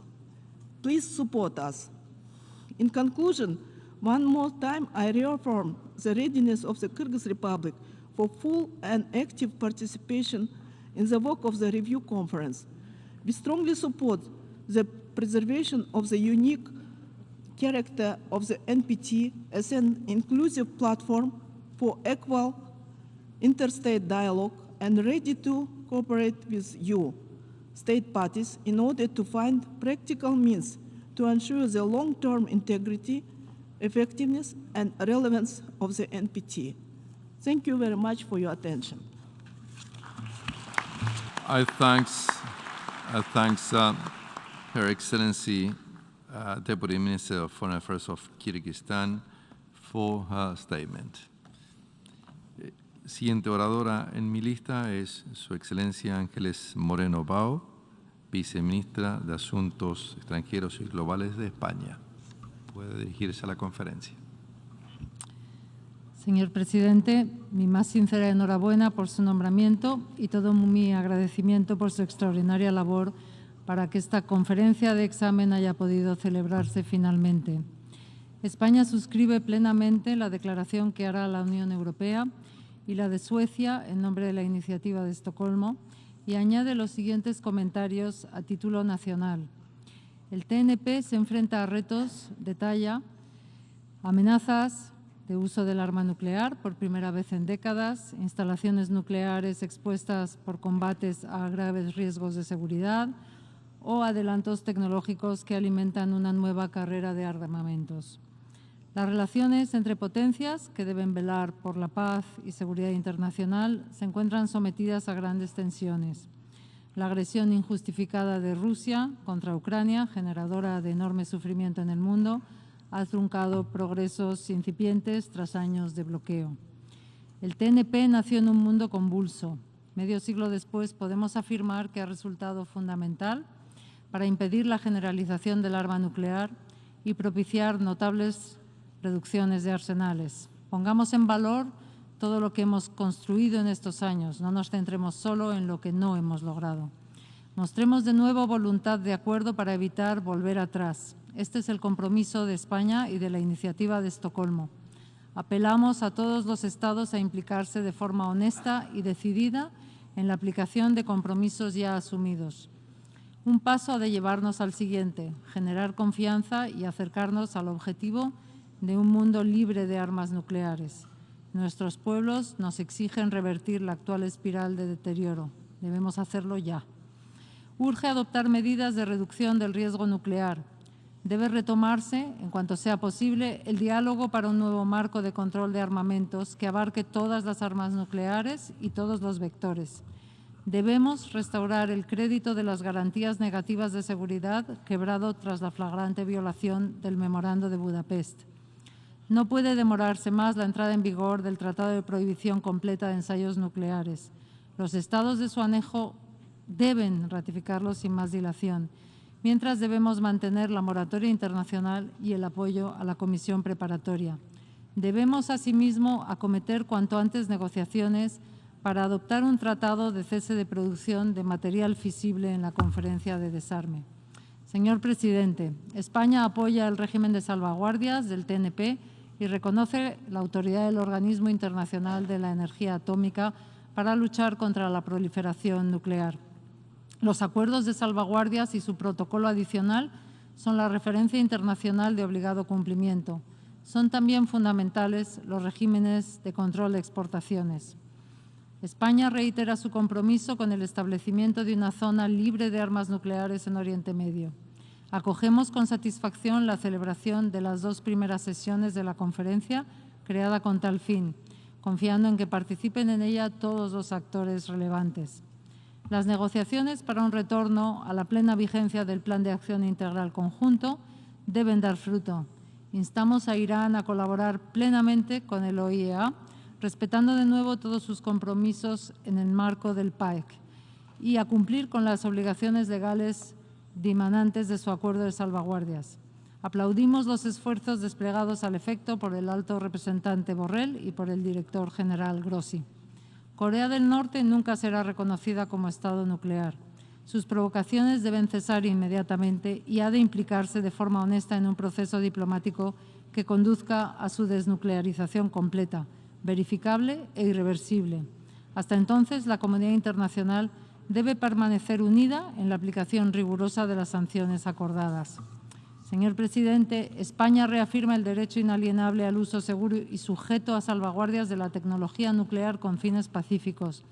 Los acuerdos para el desarrollo y transferencia de estas tecnologías deben incluir cláusulas que reflejen los principios del régimen internacional de no proliferación. España aplaude los esfuerzos de la OIEA para garantizar el respeto de los 7 pilares de la seguridad nuclear. En este sentido, hemos realizado contribuciones específicas para permitirles seguir velando por su cumplimiento en una Ucrania azotada por la invasión rusa. España, firme defensora de la igualdad de género, trabaja por la participación plena de la mujer en el ámbito nuclear y así apoyamos iniciativas como las becas María Sklodowska-Curie del OIEA. Señor presidente, tenemos ante nosotros la oportunidad de progresar en la aplicación efectiva del tratado y hacia un desarme nuclear real. La implementación de los stepping stones de la iniciativa de Estocolmo constituye el camino a seguir. Esperamos verlos reflejados en los debates y conclusiones de esta conferencia. Muchas gracias. Agradezco a la viceministra para Asuntos Extranjeros y Globales de España por su discurso. Next in my list is His Excellency Mykola Tochitsky, Deputy Minister for Foreign Affairs of Ukraine. You may address the conference.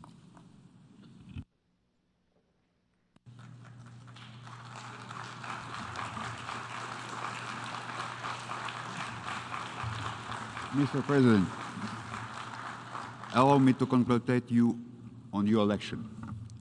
Distinguished members of the NPT, today is 159th day of full-scale war unleashed by NPT nuclear power against the NPT non-nuclear state. The Ukrainian critical infrastructure facility, public and residential areas, even schools and hospitals are under missiles and bombs attack every day. Thousands of educational and medical institutions, water and electricity networks were damaged and destroyed.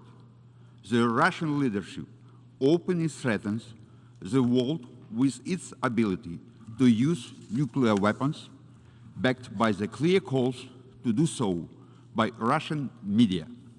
This is, Mr. President, colleagues, background of our NPT review conference. Since 2014, the issue of NPT efficacy and integrity has become much more complicated and even dramatic. Russian military aggression against Ukraine provokes dangerous misbalance in the existing international security system, undermine the effectiveness of reliability of WMD non-proliferation regime.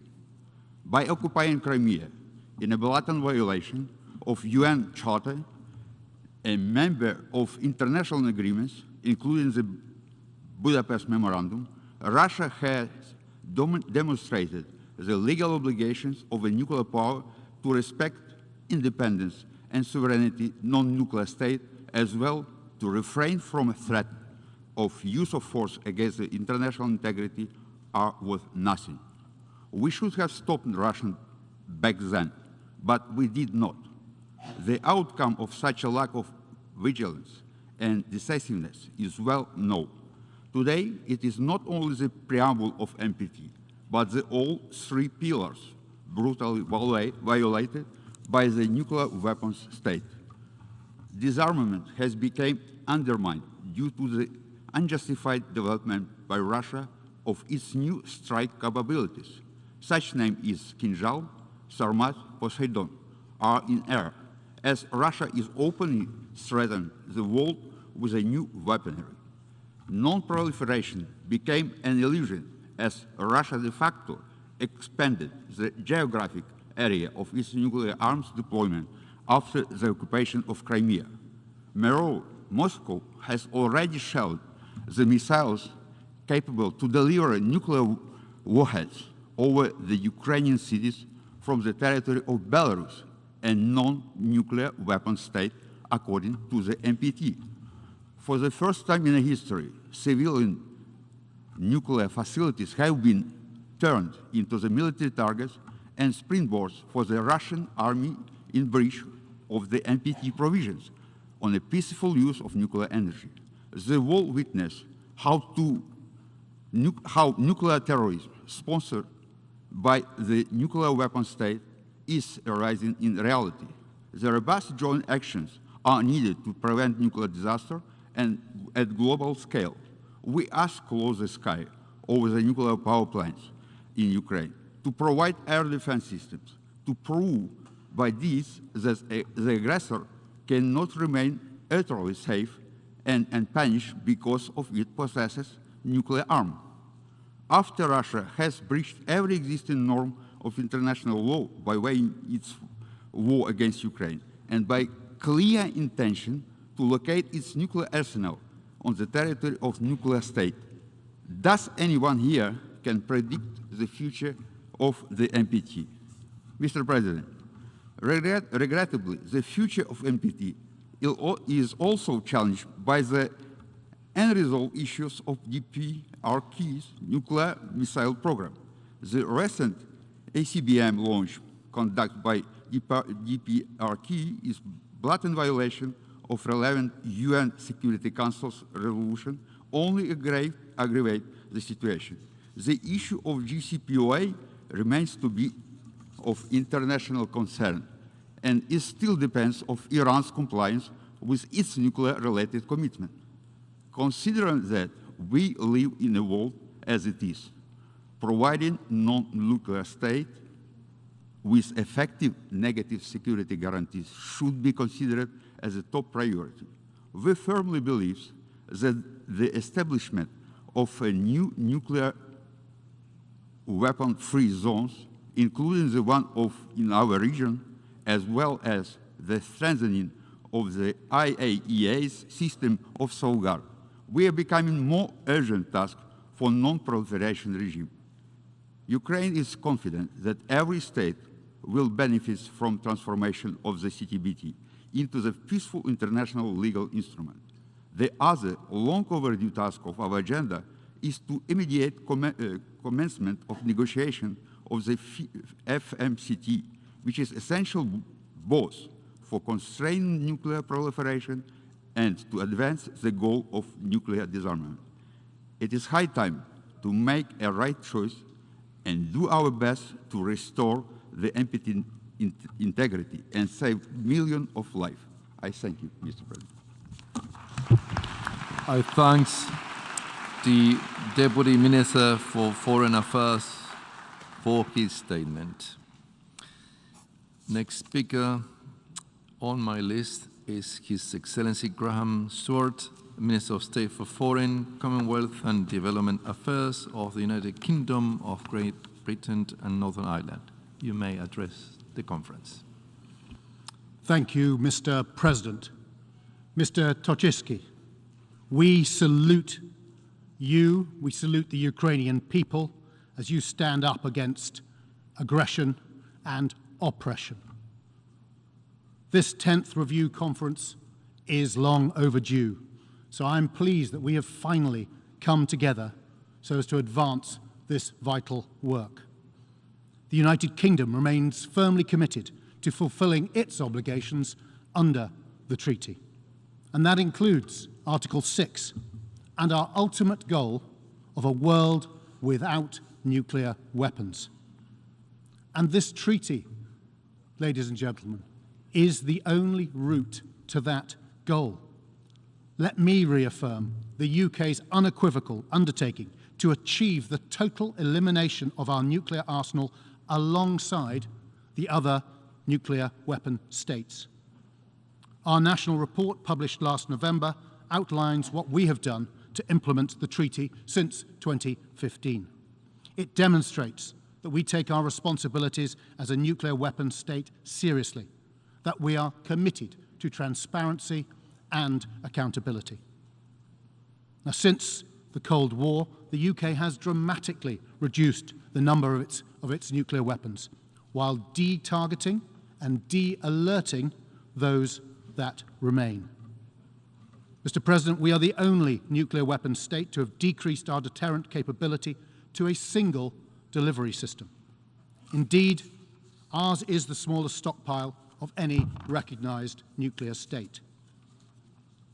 The UK will continue to play a leading role in disarmament by pioneering verification work, championing transparency, and advancing risk reduction. We'll carry on pressing for the comprehensive test ban treaty to enter into force, and for negotiations on a fissile material cut-off treaty in the conference on disarmament. But as you all know, we have to acknowledge the growing challenges to international security.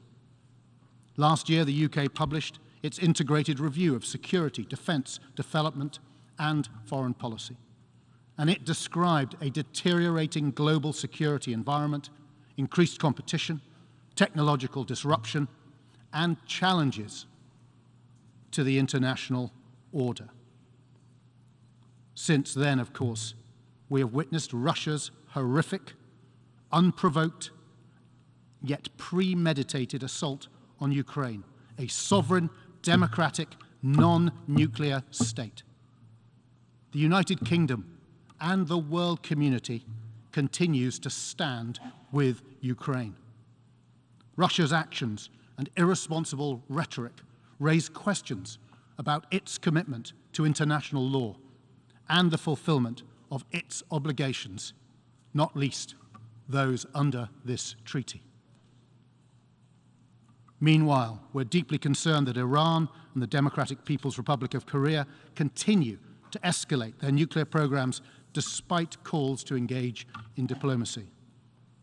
Today, we issued a joint ministerial statement with France and the United States. And this reaffirmed our January statement, made, you will remember, with the other nuclear weapons states on preventing nuclear war. We also repeated our commitment to honour our national security assurances when given.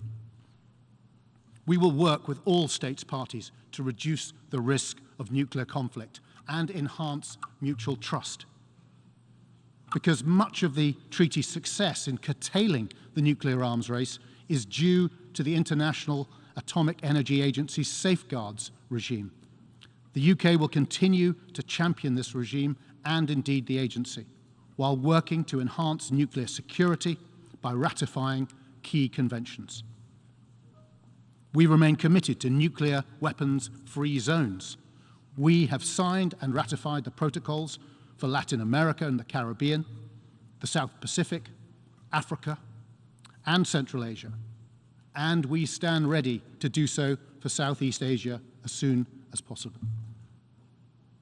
Now, as co-sponsor of the 1995 resolution on the Middle East, we remain committed to a zone free of weapons of mass destruction and their means of delivery, based on freely made agreements by all the countries of that region. The Non-Proliferation Treaty provides the framework for the safe, secure, and safeguarded transfer of peaceful nuclear technologies. And those technologies have the potential to improve lives around the world, particularly in the least developed countries. And that's why the United Kingdom, alongside the United States, has been consulting with states parties on improved access to peaceful uses coming out of those technologies. We want to see a new, sustained dialogue, bringing fresh perspectives and identifying new opportunities to support peaceful uses across a number of areas.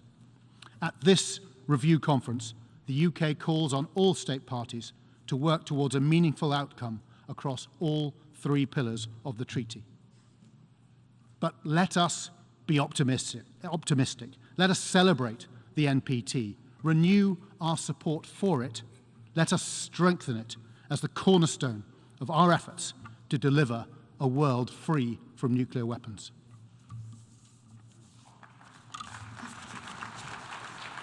I thank the Minister of State for Foreign, Commonwealth and Development Affairs of the United Kingdom of Great Britain and Northern Ireland for his statement.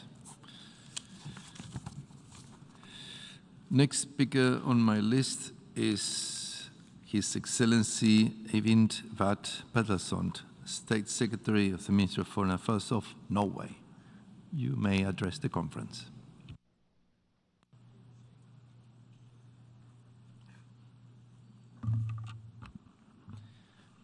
President, let me congratulate you on the assumption of your duties and assure you of Norway's full support. The importance of this 10th NPT review conference is hard to overstate. Great power rivalry is putting pressure on the multilateral disarmament architecture. New weapon systems are being developed and deployed. Proliferation challenges are on the rise. New threats to international peace and security continue to emerge. The NPT has helped to safeguard global security for more than half a century. It is the cornerstone of our efforts to rid the world of nuclear weapons. It is essential that we seize this opportunity to reaffirm our commitments to the treaty and build on its achievements along all three pillars. Mr. President, Russia's unprovoked and ruthless military attack on Ukraine has altered the security landscape in Europe and beyond. Russia's reckless rhetoric on nuclear weapons has global implications. We cannot allow the threshold for nuclear use to be lowered. The DPRK's pattern of ballistic missile tests and continuous development of its nuclear program are of great concern. We urge the DPRK to take concrete steps to abandon its weapons of mass destruction and ballistic missile programs in a complete, verifiable, and irreversible manner. The situation surrounding the JCPOA is deeply worrying. We urge Iran to return to full compliance and resume full cooperation with the International Atomic Energy Agency. President, the current challenges to nuclear disarmament are numerous. Yet, we must persist in our efforts to prepare the ground for future binding arms control and disarmament agreements. Disarmament must be mutual, balanced, verifiable, and irreversible. All nuclear weapon states should step up their efforts to fulfill their commitments under Article 6. The work on nuclear disarmament verification has progressed in this review cycle. We encourage the conference to support these continued efforts. We ask states parties to join us in reaffirming the principle of irreversibility as a basic principle in disarmament alongside transparency and verification.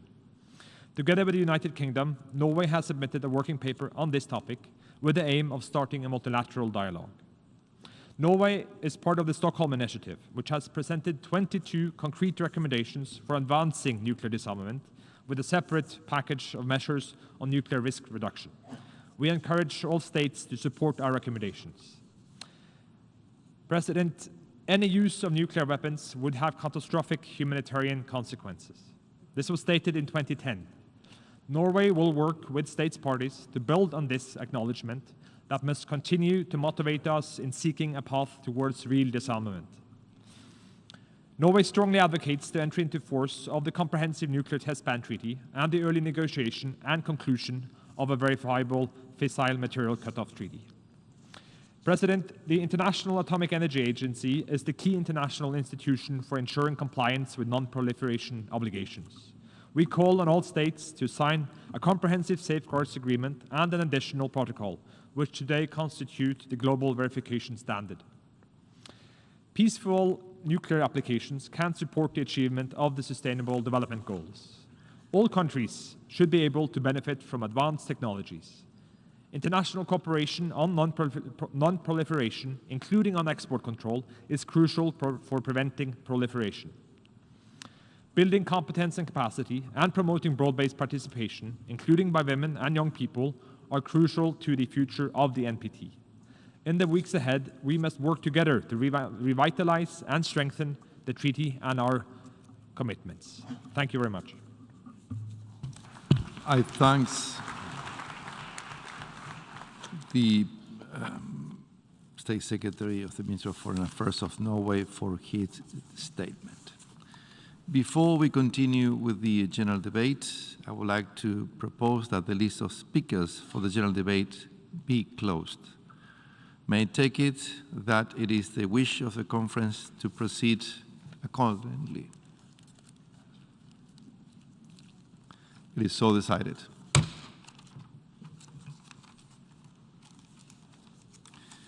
Distinguished delegates, we continue now with the general debate. Next speaker on my list is His Excellency Yasir Teymur Oglu Aliyev, Permanent Representative of Azerbaijan, who is going to make a statement on behalf of the non-aligned movement. You may address the conference.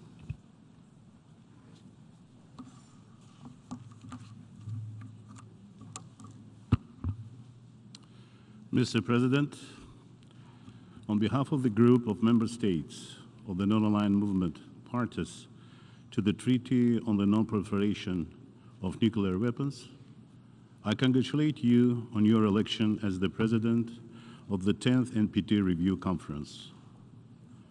Despite the delay due to COVID-19 pandemic, we are hopeful under your able leadership, the conference will come with a successful outcome. Mr. President, in the final document of the 18th Summit of Heads of State and Government held in Baku, Azerbaijan in 2019, the non-aligned states parties to the treaty emphasized that progress in nuclear disarmament and nuclear non-proliferation in all its aspects is essential to strengthening international peace and security. The realization of the objectives of the treaty, and thereby its long-term success and credibility, implementation of the obligations under the treaty, and the agreements of its review conferences is imperative. In this context, the group reiterates that the full, non-discriminatory, and balanced implementation of the three pillars of the NPT is crucial for maintaining its credibility, realizing its objectives, and promoting international peace and security. The review conference is an opportunity for us to evaluate the implementation of undertakings of the state parties under the treaty and identify the areas in which and the means through which further progress should be sought in the future to ensure the full, effective, and balanced implementation of the treaty and to achieve its universality.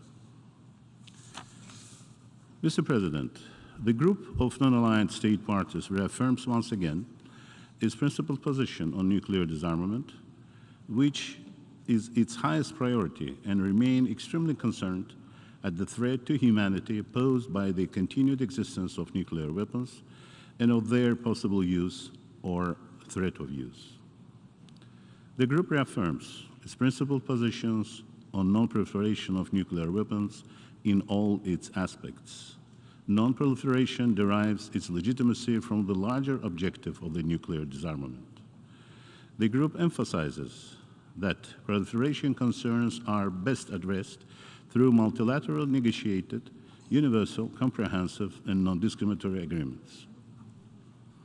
The group welcomes the multilateral efforts towards nuclear disarmament and the total elimination of nuclear weapons. We take note of the adoption of the Treaty of the Prohibition of Nuclear Weapons of 7th July 2017, its entry into force on 22nd January 2021, and the successful convening of its first meeting of states parties on June 21st, 23, year 2022. It is hoped that the treaty would contribute to furthering the objective of the total elimination of nuclear weapons.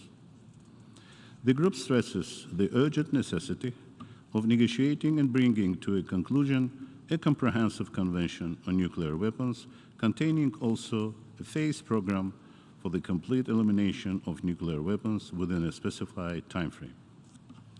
The group reiterates its deep concern over the greatest threat to peace and security posed by the continued existence of nuclear weapons and those military doctrines on modernization and their nuclear forces, and developing more effective and newer, including low-yield nuclear warheads. This includes the latest US nuclear posture review and the UK integrated review. The group strongly calls for putting an immediate end to this trend that in fact is a nuclear arms race and thus a clear violation of Article 6 of the treaty. Indefinite extension of the treaty does not imply to indefinite possession of nuclear arsenals. The group strongly calls for the implementation of Article 6 of the treaty. This is an explicit legal obligation of all the parties, and its implementation is either optional nor conditional.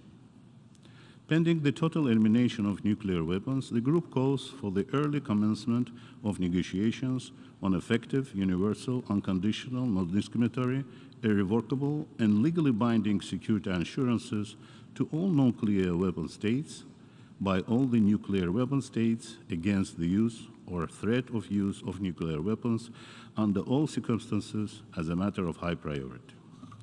Mr. President, the group continues to reaffirm the inalienable right of each state to develop, research, production, and use of nuclear energy, including the sovereign right to develop full national nuclear fuel cycle for peaceful purposes without discrimination, and to participate in the fullest possible exchange of equipment, material, and scientific and technological information for the peaceful uses of nuclear energy. The group recognizes that IAEA is the sole competent authority for verification of compliance with the obligations under the respective safeguard agreements of the member states, and that the IAEA has a statutory mandate in the area of the establishment of safeguarded worldwide disarmament. The group expresses its full confidence in the impartiality and professionalism of the IAEA and strongly reject any politically motivated attempts by any state to politicize the work of the agency. The group underlines the importance of universalization of the treaty and call upon all non-parties to the treaty to accede to the treaty without any condition and further delay as non-nuclear weapon states and place all their nuclear facilities and activities under IAEA full-scope safeguards. Strict observance of and adherence to IAEA comprehensive safeguards and to the treaty are conditions for the cooperation in the nuclear area with states not parties to the treaty. All states parties to the treaty shall refrain from the transfer of nuclear technology and materials to states not party to the treaty unless these conditions are met. Mr. President, we regret the failure of the 9th NPT Review Conference to reach consensus on a final outcome document, despite the efforts made by the NAM delegations. Given the crucial role of the NPT in international security, all efforts must be made to ensure the convening of the conference in a manner that contributes to a successful outcome. The 10th Review Conference must reaffirm the importance and continued validity of the commitments made at the 1995, 2000, and 2010 Review Conferences of the Treaty on nuclear disarmament, nuclear non-proliferation, and peaceful uses of nuclear energy, and should also call for their complete fulfillment. The group reaffirms the important role of the nuclear weapon-free zones in fulfilling the objectives of the treaty and supports the full operation of treaties establishing such zones, including through ratification of their relevant protocols and removal of all reservations and interpretative declarations incompatible with their object and purpose. The group once again expresses its long-standing strong support for the establishment of a nuclear weapon-free zone in the Middle East. The group further underlines the prime importance of the 1995 resolution on the Middle East, which is an integral and essential part of the package of decisions reached without a vote that enabled the indefinite extension of the NPT in 1995. Pending its establishment, the group demands that Israel, the only non-party of the NPT in the region, renounce any possession of nuclear weapons, accede to the NPT without precondition, and further delay, place prompt to all its nuclear facilities under IAEA full-scope safeguards. The group expresses its regret that, as the result of opposition by the US, UK, and Canada in 2015 NPT Review Conference, consensus of new measures regarding the implementation of the 1995 resolution wasn't achieved. In this regard, the group welcomes United Nations General Assembly Decision 73/546 and the convening of first and second sessions of the conference on the establishment of a Middle East zone free of nuclear weapons and other weapons of mass destruction.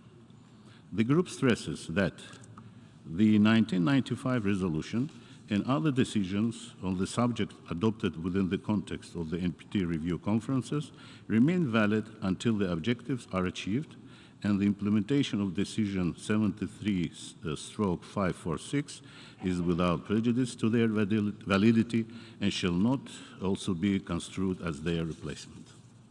Mr. President, the group has submitted 9 working papers to this review conference, which represent its detailed positions on the various related issues.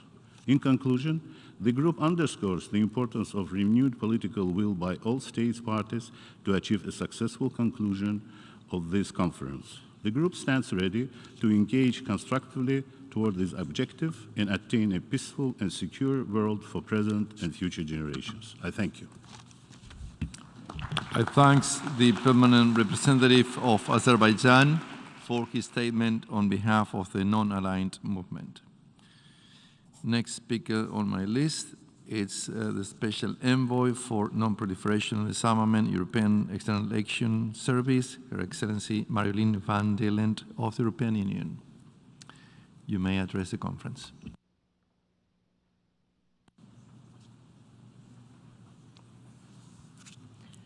Mr. President, I have the honor to speak on behalf of the European Union. The candidate countries North Macedonia, Montenegro, Albania, Ukraine, and the Republic of Moldova, the country of the Stabilization and Association process and potential candidate Bosnia and Herzegovina, as well as Georgia, Monaco, and San Marino align themselves with this statement. Mr. President, please accept my congratulations on the assumption of your duties as the President of the 10th NPT Review Conference.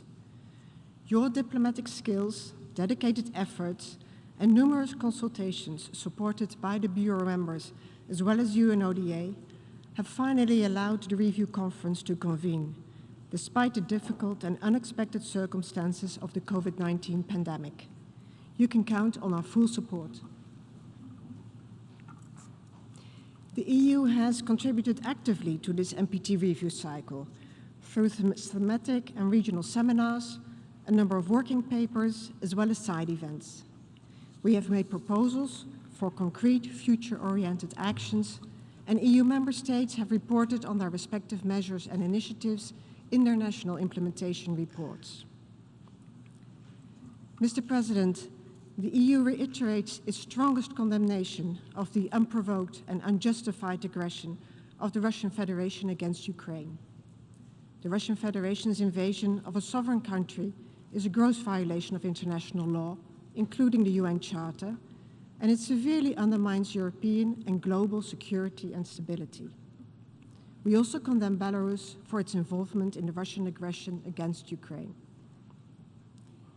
The EU resolutely supports Ukraine's inherent right to self-defense and the Ukrainian armed forces' efforts to defend Ukraine's territorial integrity and population in accordance with Article 51 of the UN Charter. The EU demands that Russia immediately cease its military actions, withdraw all its troops from the entire territory of Ukraine, and fully respect Ukraine's territorial integrity, sovereignty, and independence within its internationally recognized borders. The international community will hold Russia accountable for its atrocities. Mr. President, the Russian aggression against Ukraine and President Putin's threats of nuclear use seriously undermines and has a significant negative impact on the nuclear non-proliferation and disarmament architecture. The blatant violation by Russia of the Budapest Memorandum, reckless threats of using nuclear weapons, as well as other irresponsible acts against nuclear safety and security in Ukraine, in particular ongoing occupation of the Zaporizhzhia nuclear power plant, are detrimental to the NPT. Therefore, it is of utmost importance for all states parties to the NPT, as well as the EU, to reiterate the unequivocal support for the NPT as the cornerstone of the global nuclear non-proliferation regime, the essential foundation for the pursuit of nuclear disarmament in accordance with Article 6, and an important element in the development of nuclear energy for peaceful purposes. We are firmly convinced that a multilateral and treaty-based approach provides the best way to maintain and reinforce international peace and security. The EU reaffirms the importance of universalizing the NPT and calls on all states that have not yet done so to join the treaty as non-nuclear weapon states and, pending their accession, to adhere to its terms.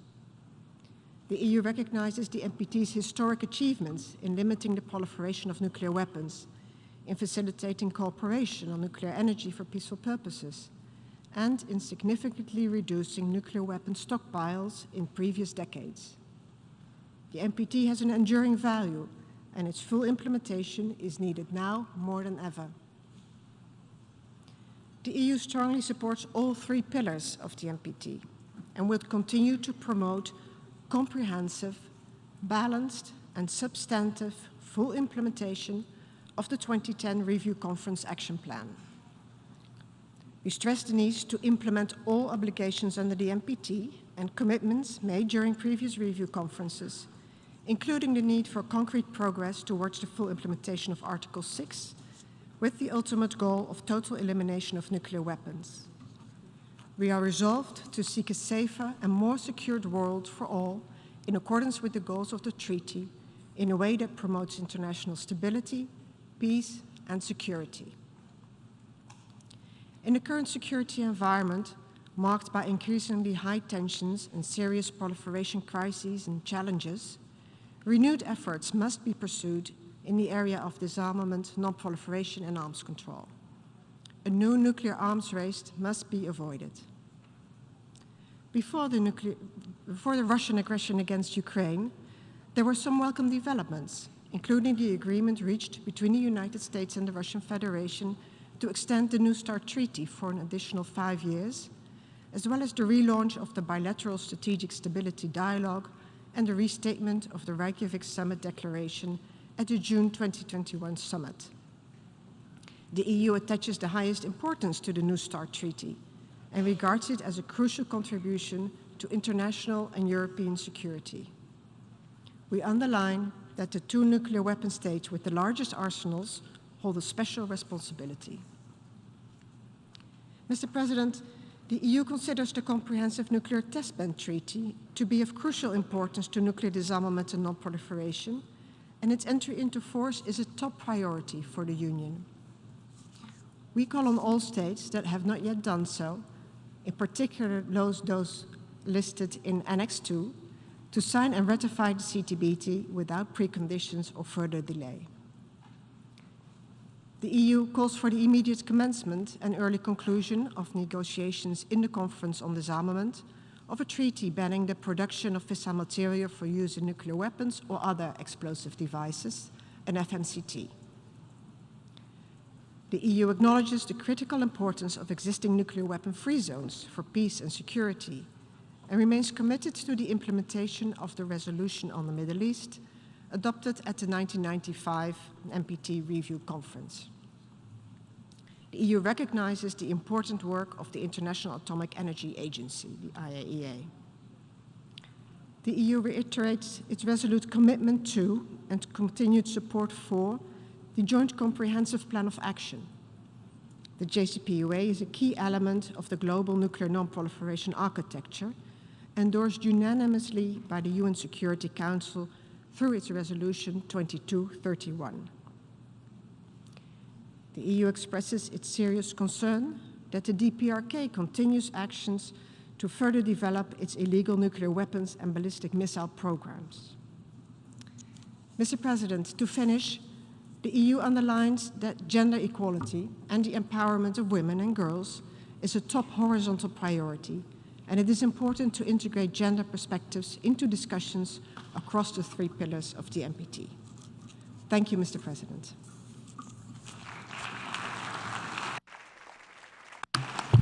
I thank the Special Envoy for Non-Proliferation and Disarmament of the European External Action Service of the European Union for her statement and the kind words addressed to the Presidency.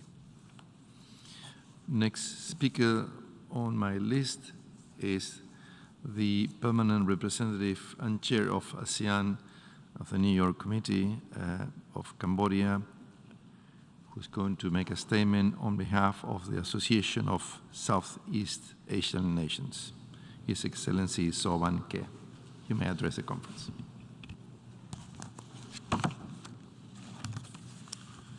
Thank you, Mr. President.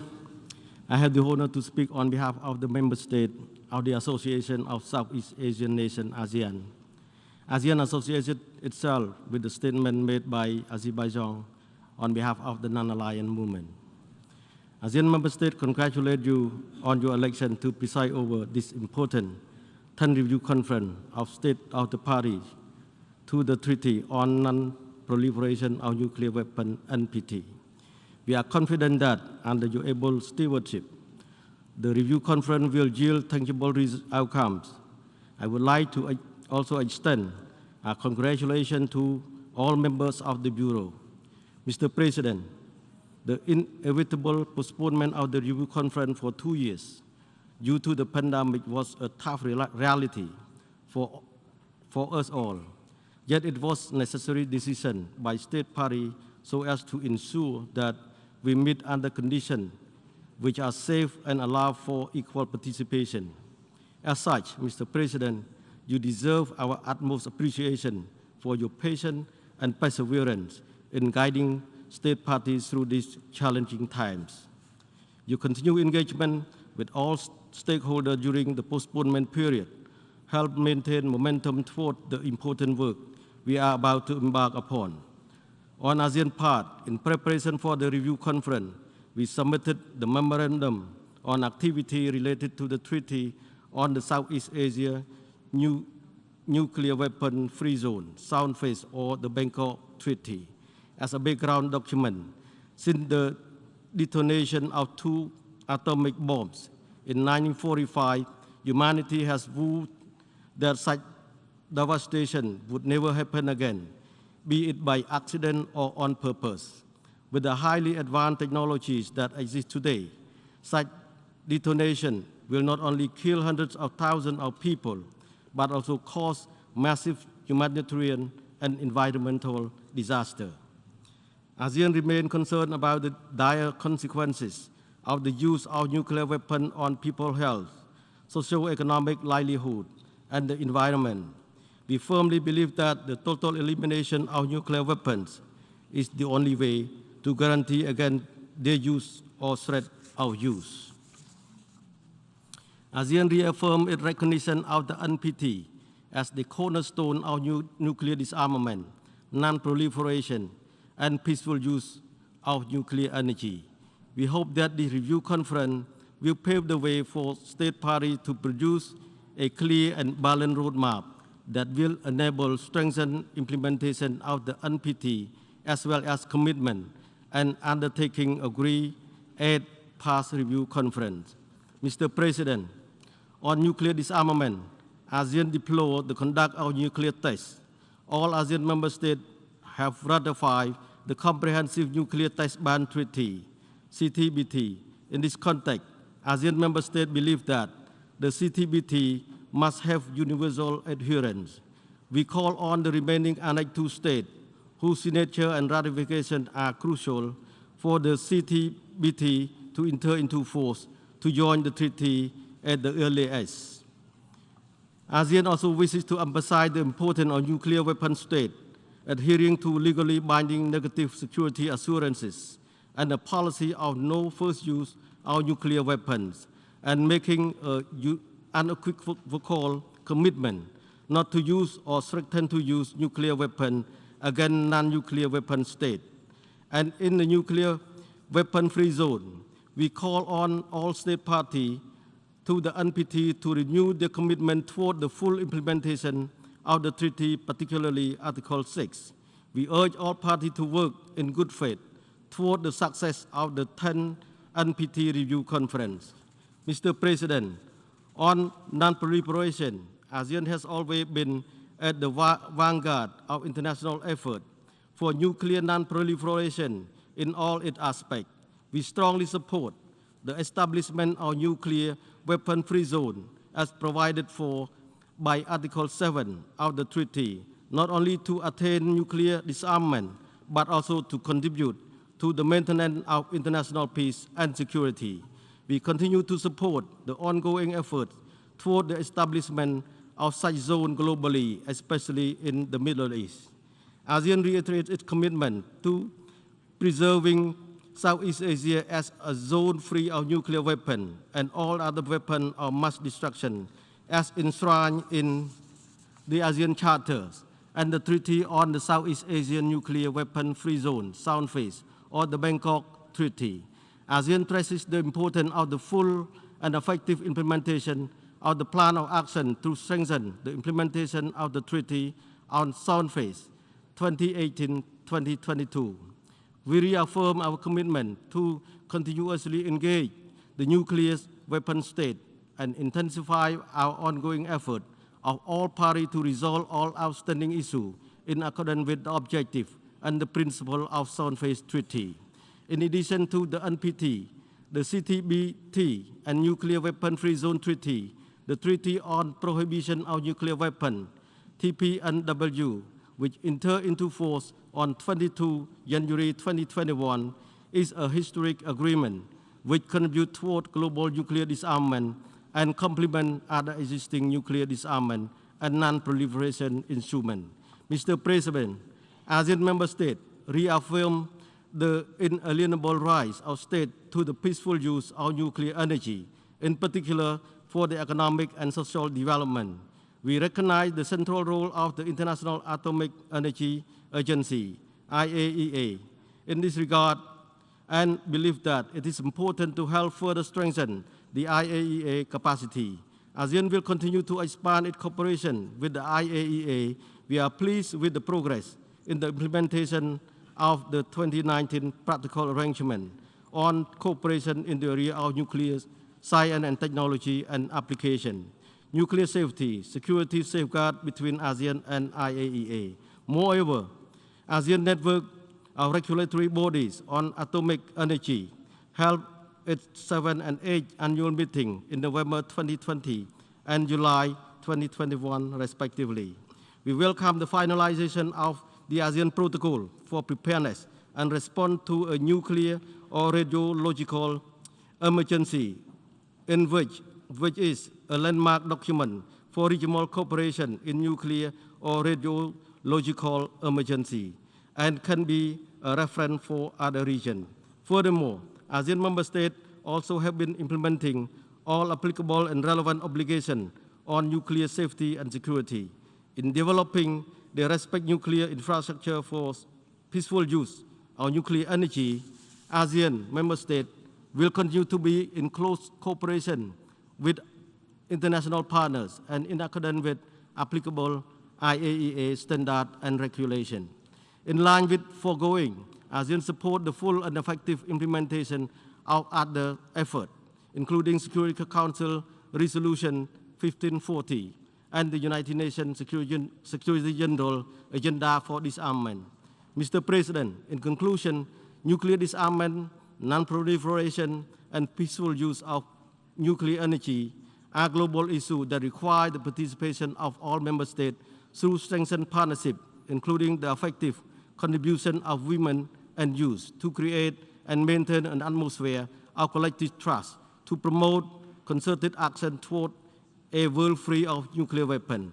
ASEAN member states share the aspiration to see humanity thrive in a safe and secure environment free from fear, animosity, and the devastation caused by nuclear weapons.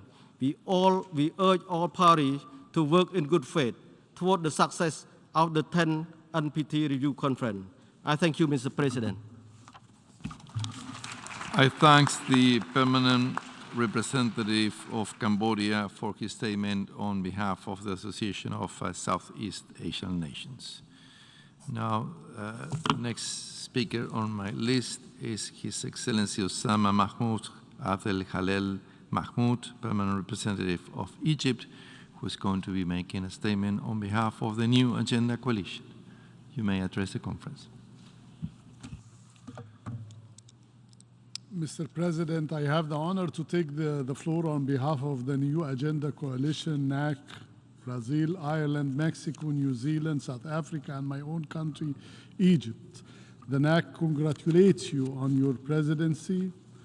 Despite the long journey since 2020, your tireless work has enabled this conference to begin with a sense of urgency. You can count on the full support and cooperation of the NAC in achieving an outcome that strengthens the NPT and reinforces our shared objective of a world free of nuclear weapons. Mr. President, in a world that has changed dramatically since our last review conference, we emphasize the importance of a constructive and meaningful outcome. The reality is that nuclear weapons states and states under extended nuclear security guarantees have increased the salience of nuclear weapons in their security and nuclear doctrines, policies, and postures. These are troubling trends at odds with achieving the goal of a nuclear weapon-free world. We're alarmed and dismayed by threats to use nuclear weapons and increasingly strident nuclear rhetoric. We stress that any use or threat of use of nuclear weapons is a violation of international law, including the Charter of the UN. We condemn unequivocally any and all nuclear threats, whether they be explicit or implicit, and irrespective of the circumstances. The NAC is deeply concerned at the nuclear dimension of recent international tensions, including the conflict in Ukraine. We therefore urge all NPT states to reinvigorate their efforts to fully implement the obligation of Article 6 and the actions and commitments agreed at NPT review conferences. The NPT must continue to be informed by recognition of the global devastating humanitarian, health, and environmental consequences and economic impact of any nuclear detonation. Nuclear risks are increasing dramatically. We have an opportunity at this review conference to reduce those risks through practical measures that facilitate and reinforce progress on disarmament. Nuclear disarmament is a legal obligation and a moral and ethical imperative. With that in mind, the NAC has put forward proposals on concrete, transparent, mutually reinforcing measures to promote the fulfillment of the NPT Article 6 obligations. We need to be creative while taking existing commitments as starting points for further progress. The NAC calls on the review conference to reaffirm its support for these past agreements from 1995, 2000, and 2010. These documents form an acquis of commitments that remained as valid today as they were when adopted, and their implementation has become even more urgent.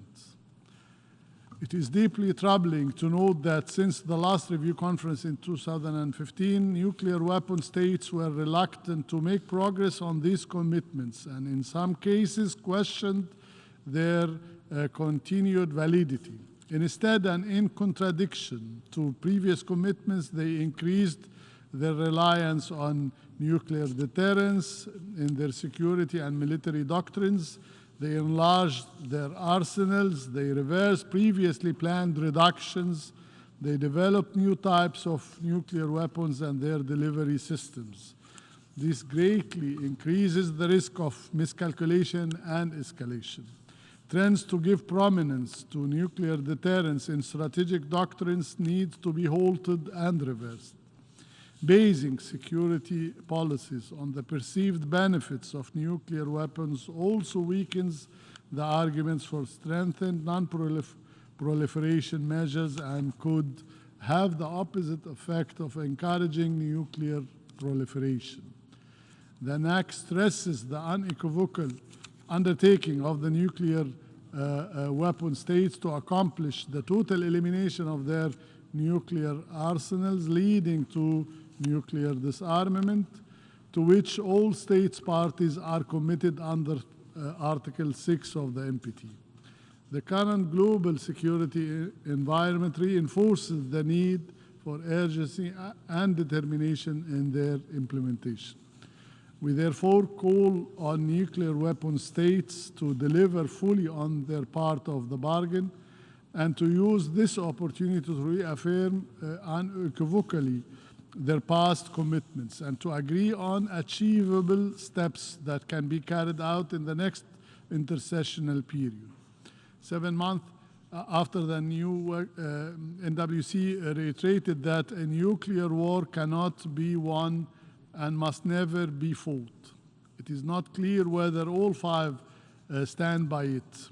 As the NAC noted in January 2022, words need to be followed through with concrete actions in terms of tangible and irreversible nuclear weapon reductions.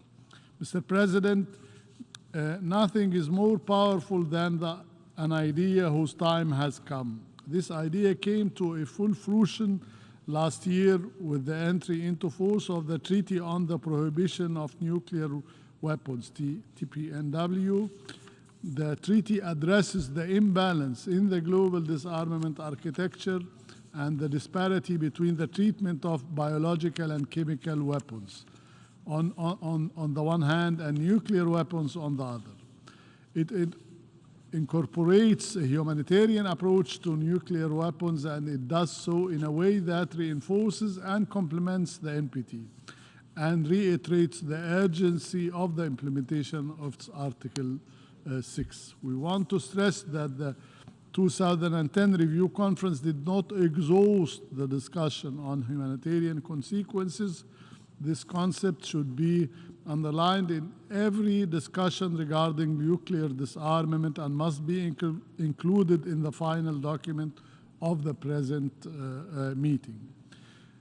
Mr. President, through each review cycle and in our annual UNGA resolution, the New Agenda Coalition has consistently called for and proposed measures to accelerate the implementation of states parties' nuclear disarmament obligations and commitments. These include de-alerting entry into force of the Comprehensive Nuclear Test Ban Treaty, a fissile material ban treaty, the creation of new nuclear weapon-free zone, particularly in the Middle East, and entry into force of the legally binding protocols to existing zone treaties, as well as the review of any related reservations, transparency, and nuclear disarmament verification, among others.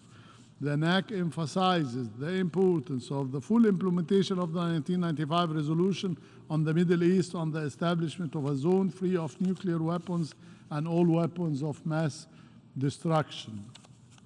We acknowledge the successful organization in 2019 and 2021 by the Secretary General of the first and the second sessions of a conference to elaborate a treaty to establish the zone on the basis of arrangements freely arrived at by all states in the region.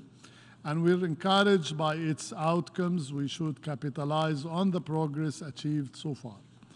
The NAC affirms the vital importance of the universality of the NPT and urges India, Israel, and Pakistan to join the NPT as non-nuclear weapon states, promptly and without conditions. We also urge DPRK to verifiably dismantle any nuclear weapons, to return to the NPT without delay, and to place all facilities under the comprehensive IAEA agency verification. Mr. President, we must be clear that the imposition of conditions for the implementation of any treaty obligations or commitments would undermine the credibility of the treaty and the goal of its universalization.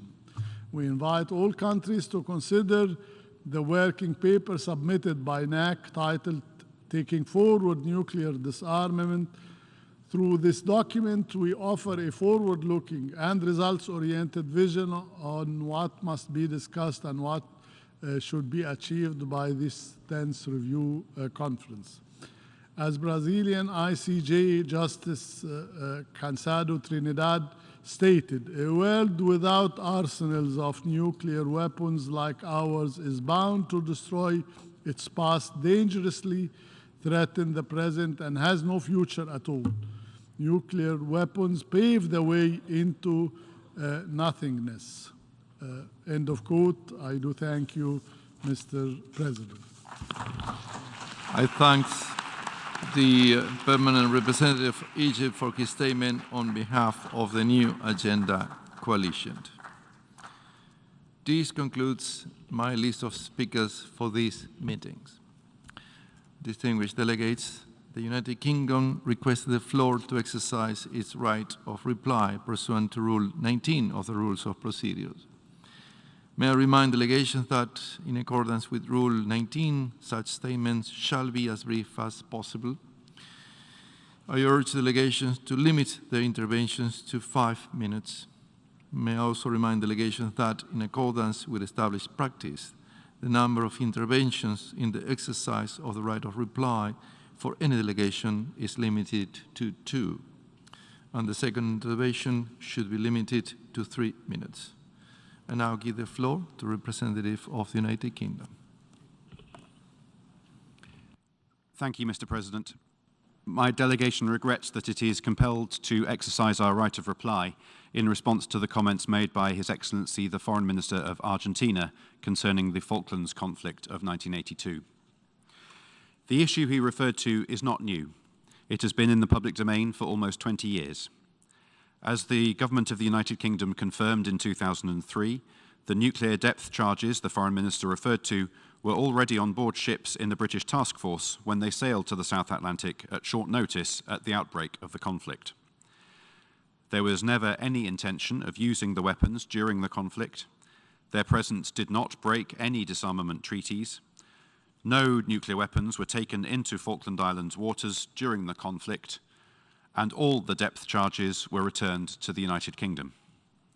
The United Kingdom ratified the protocols to the Treaty of Tlatelolco in 1969 and fully respects its obligations under those protocols. Mr. President, for the record, let me reiterate that the United Kingdom has no doubt about its sovereignty over the Falkland Islands. Having stated our position, let me assure you that I do not intend to take the floor again on this question. Thank you, Mr. President. I thank the representative of the United Kingdom, and now I have received a request for the right of reply from Argentina. The representative of Argentina has the floor. Tiene la palabra, Argentina. Gracias, presidente.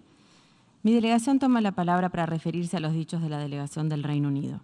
La República Argentina rechaza todas y cada una de las afirmaciones contenidas en la referida réplica británica, reitera todos los términos y argumentaciones expuestos por el ministro de Relaciones Exteriores hoy por la mañana y reafirma que las Islas Malvinas, Georgias del Sur, Sandwich del Sur y los espacios marítimos circundantes forman parte integrante del territorio nacional argentino y que, hallándose ilegítimamente ocupadas por el Reino Unido desde 1833, son objeto de una disputa de soberanía reconocida por las Naciones Unidas que califica la cuestión Malvinas como una situación colonial especial y particular. Se reitera el pedido de que se informe a la Argentina y a la comunidad internacional de manera urgente sobre el destino que tuvieron las 31 armas nucleares que el Reino Unido envió a Sudamérica en 1982 durante el conflicto en el Atlántico Sur, cuántos kilotones transportó exactamente y cuál fue el riesgo exacto para nuestra región. Muchas gracias, señor presidente. Le agradezco al representante de Argentina. This concludes my list of speakers for this afternoon meeting. We will continue the general debate tomorrow morning at 10 a.m. Before closing the meeting, I would like to remind the conference that the General Committee will hold its first meeting tomorrow, August the 2nd, at 9 a.m. in Conference Room 8. I look forward to meet the members of the General Committee tomorrow morning. Before closing, may I extend our appreciations to the interpreter for the amazing job done today. And with this, the meeting stands adjourned.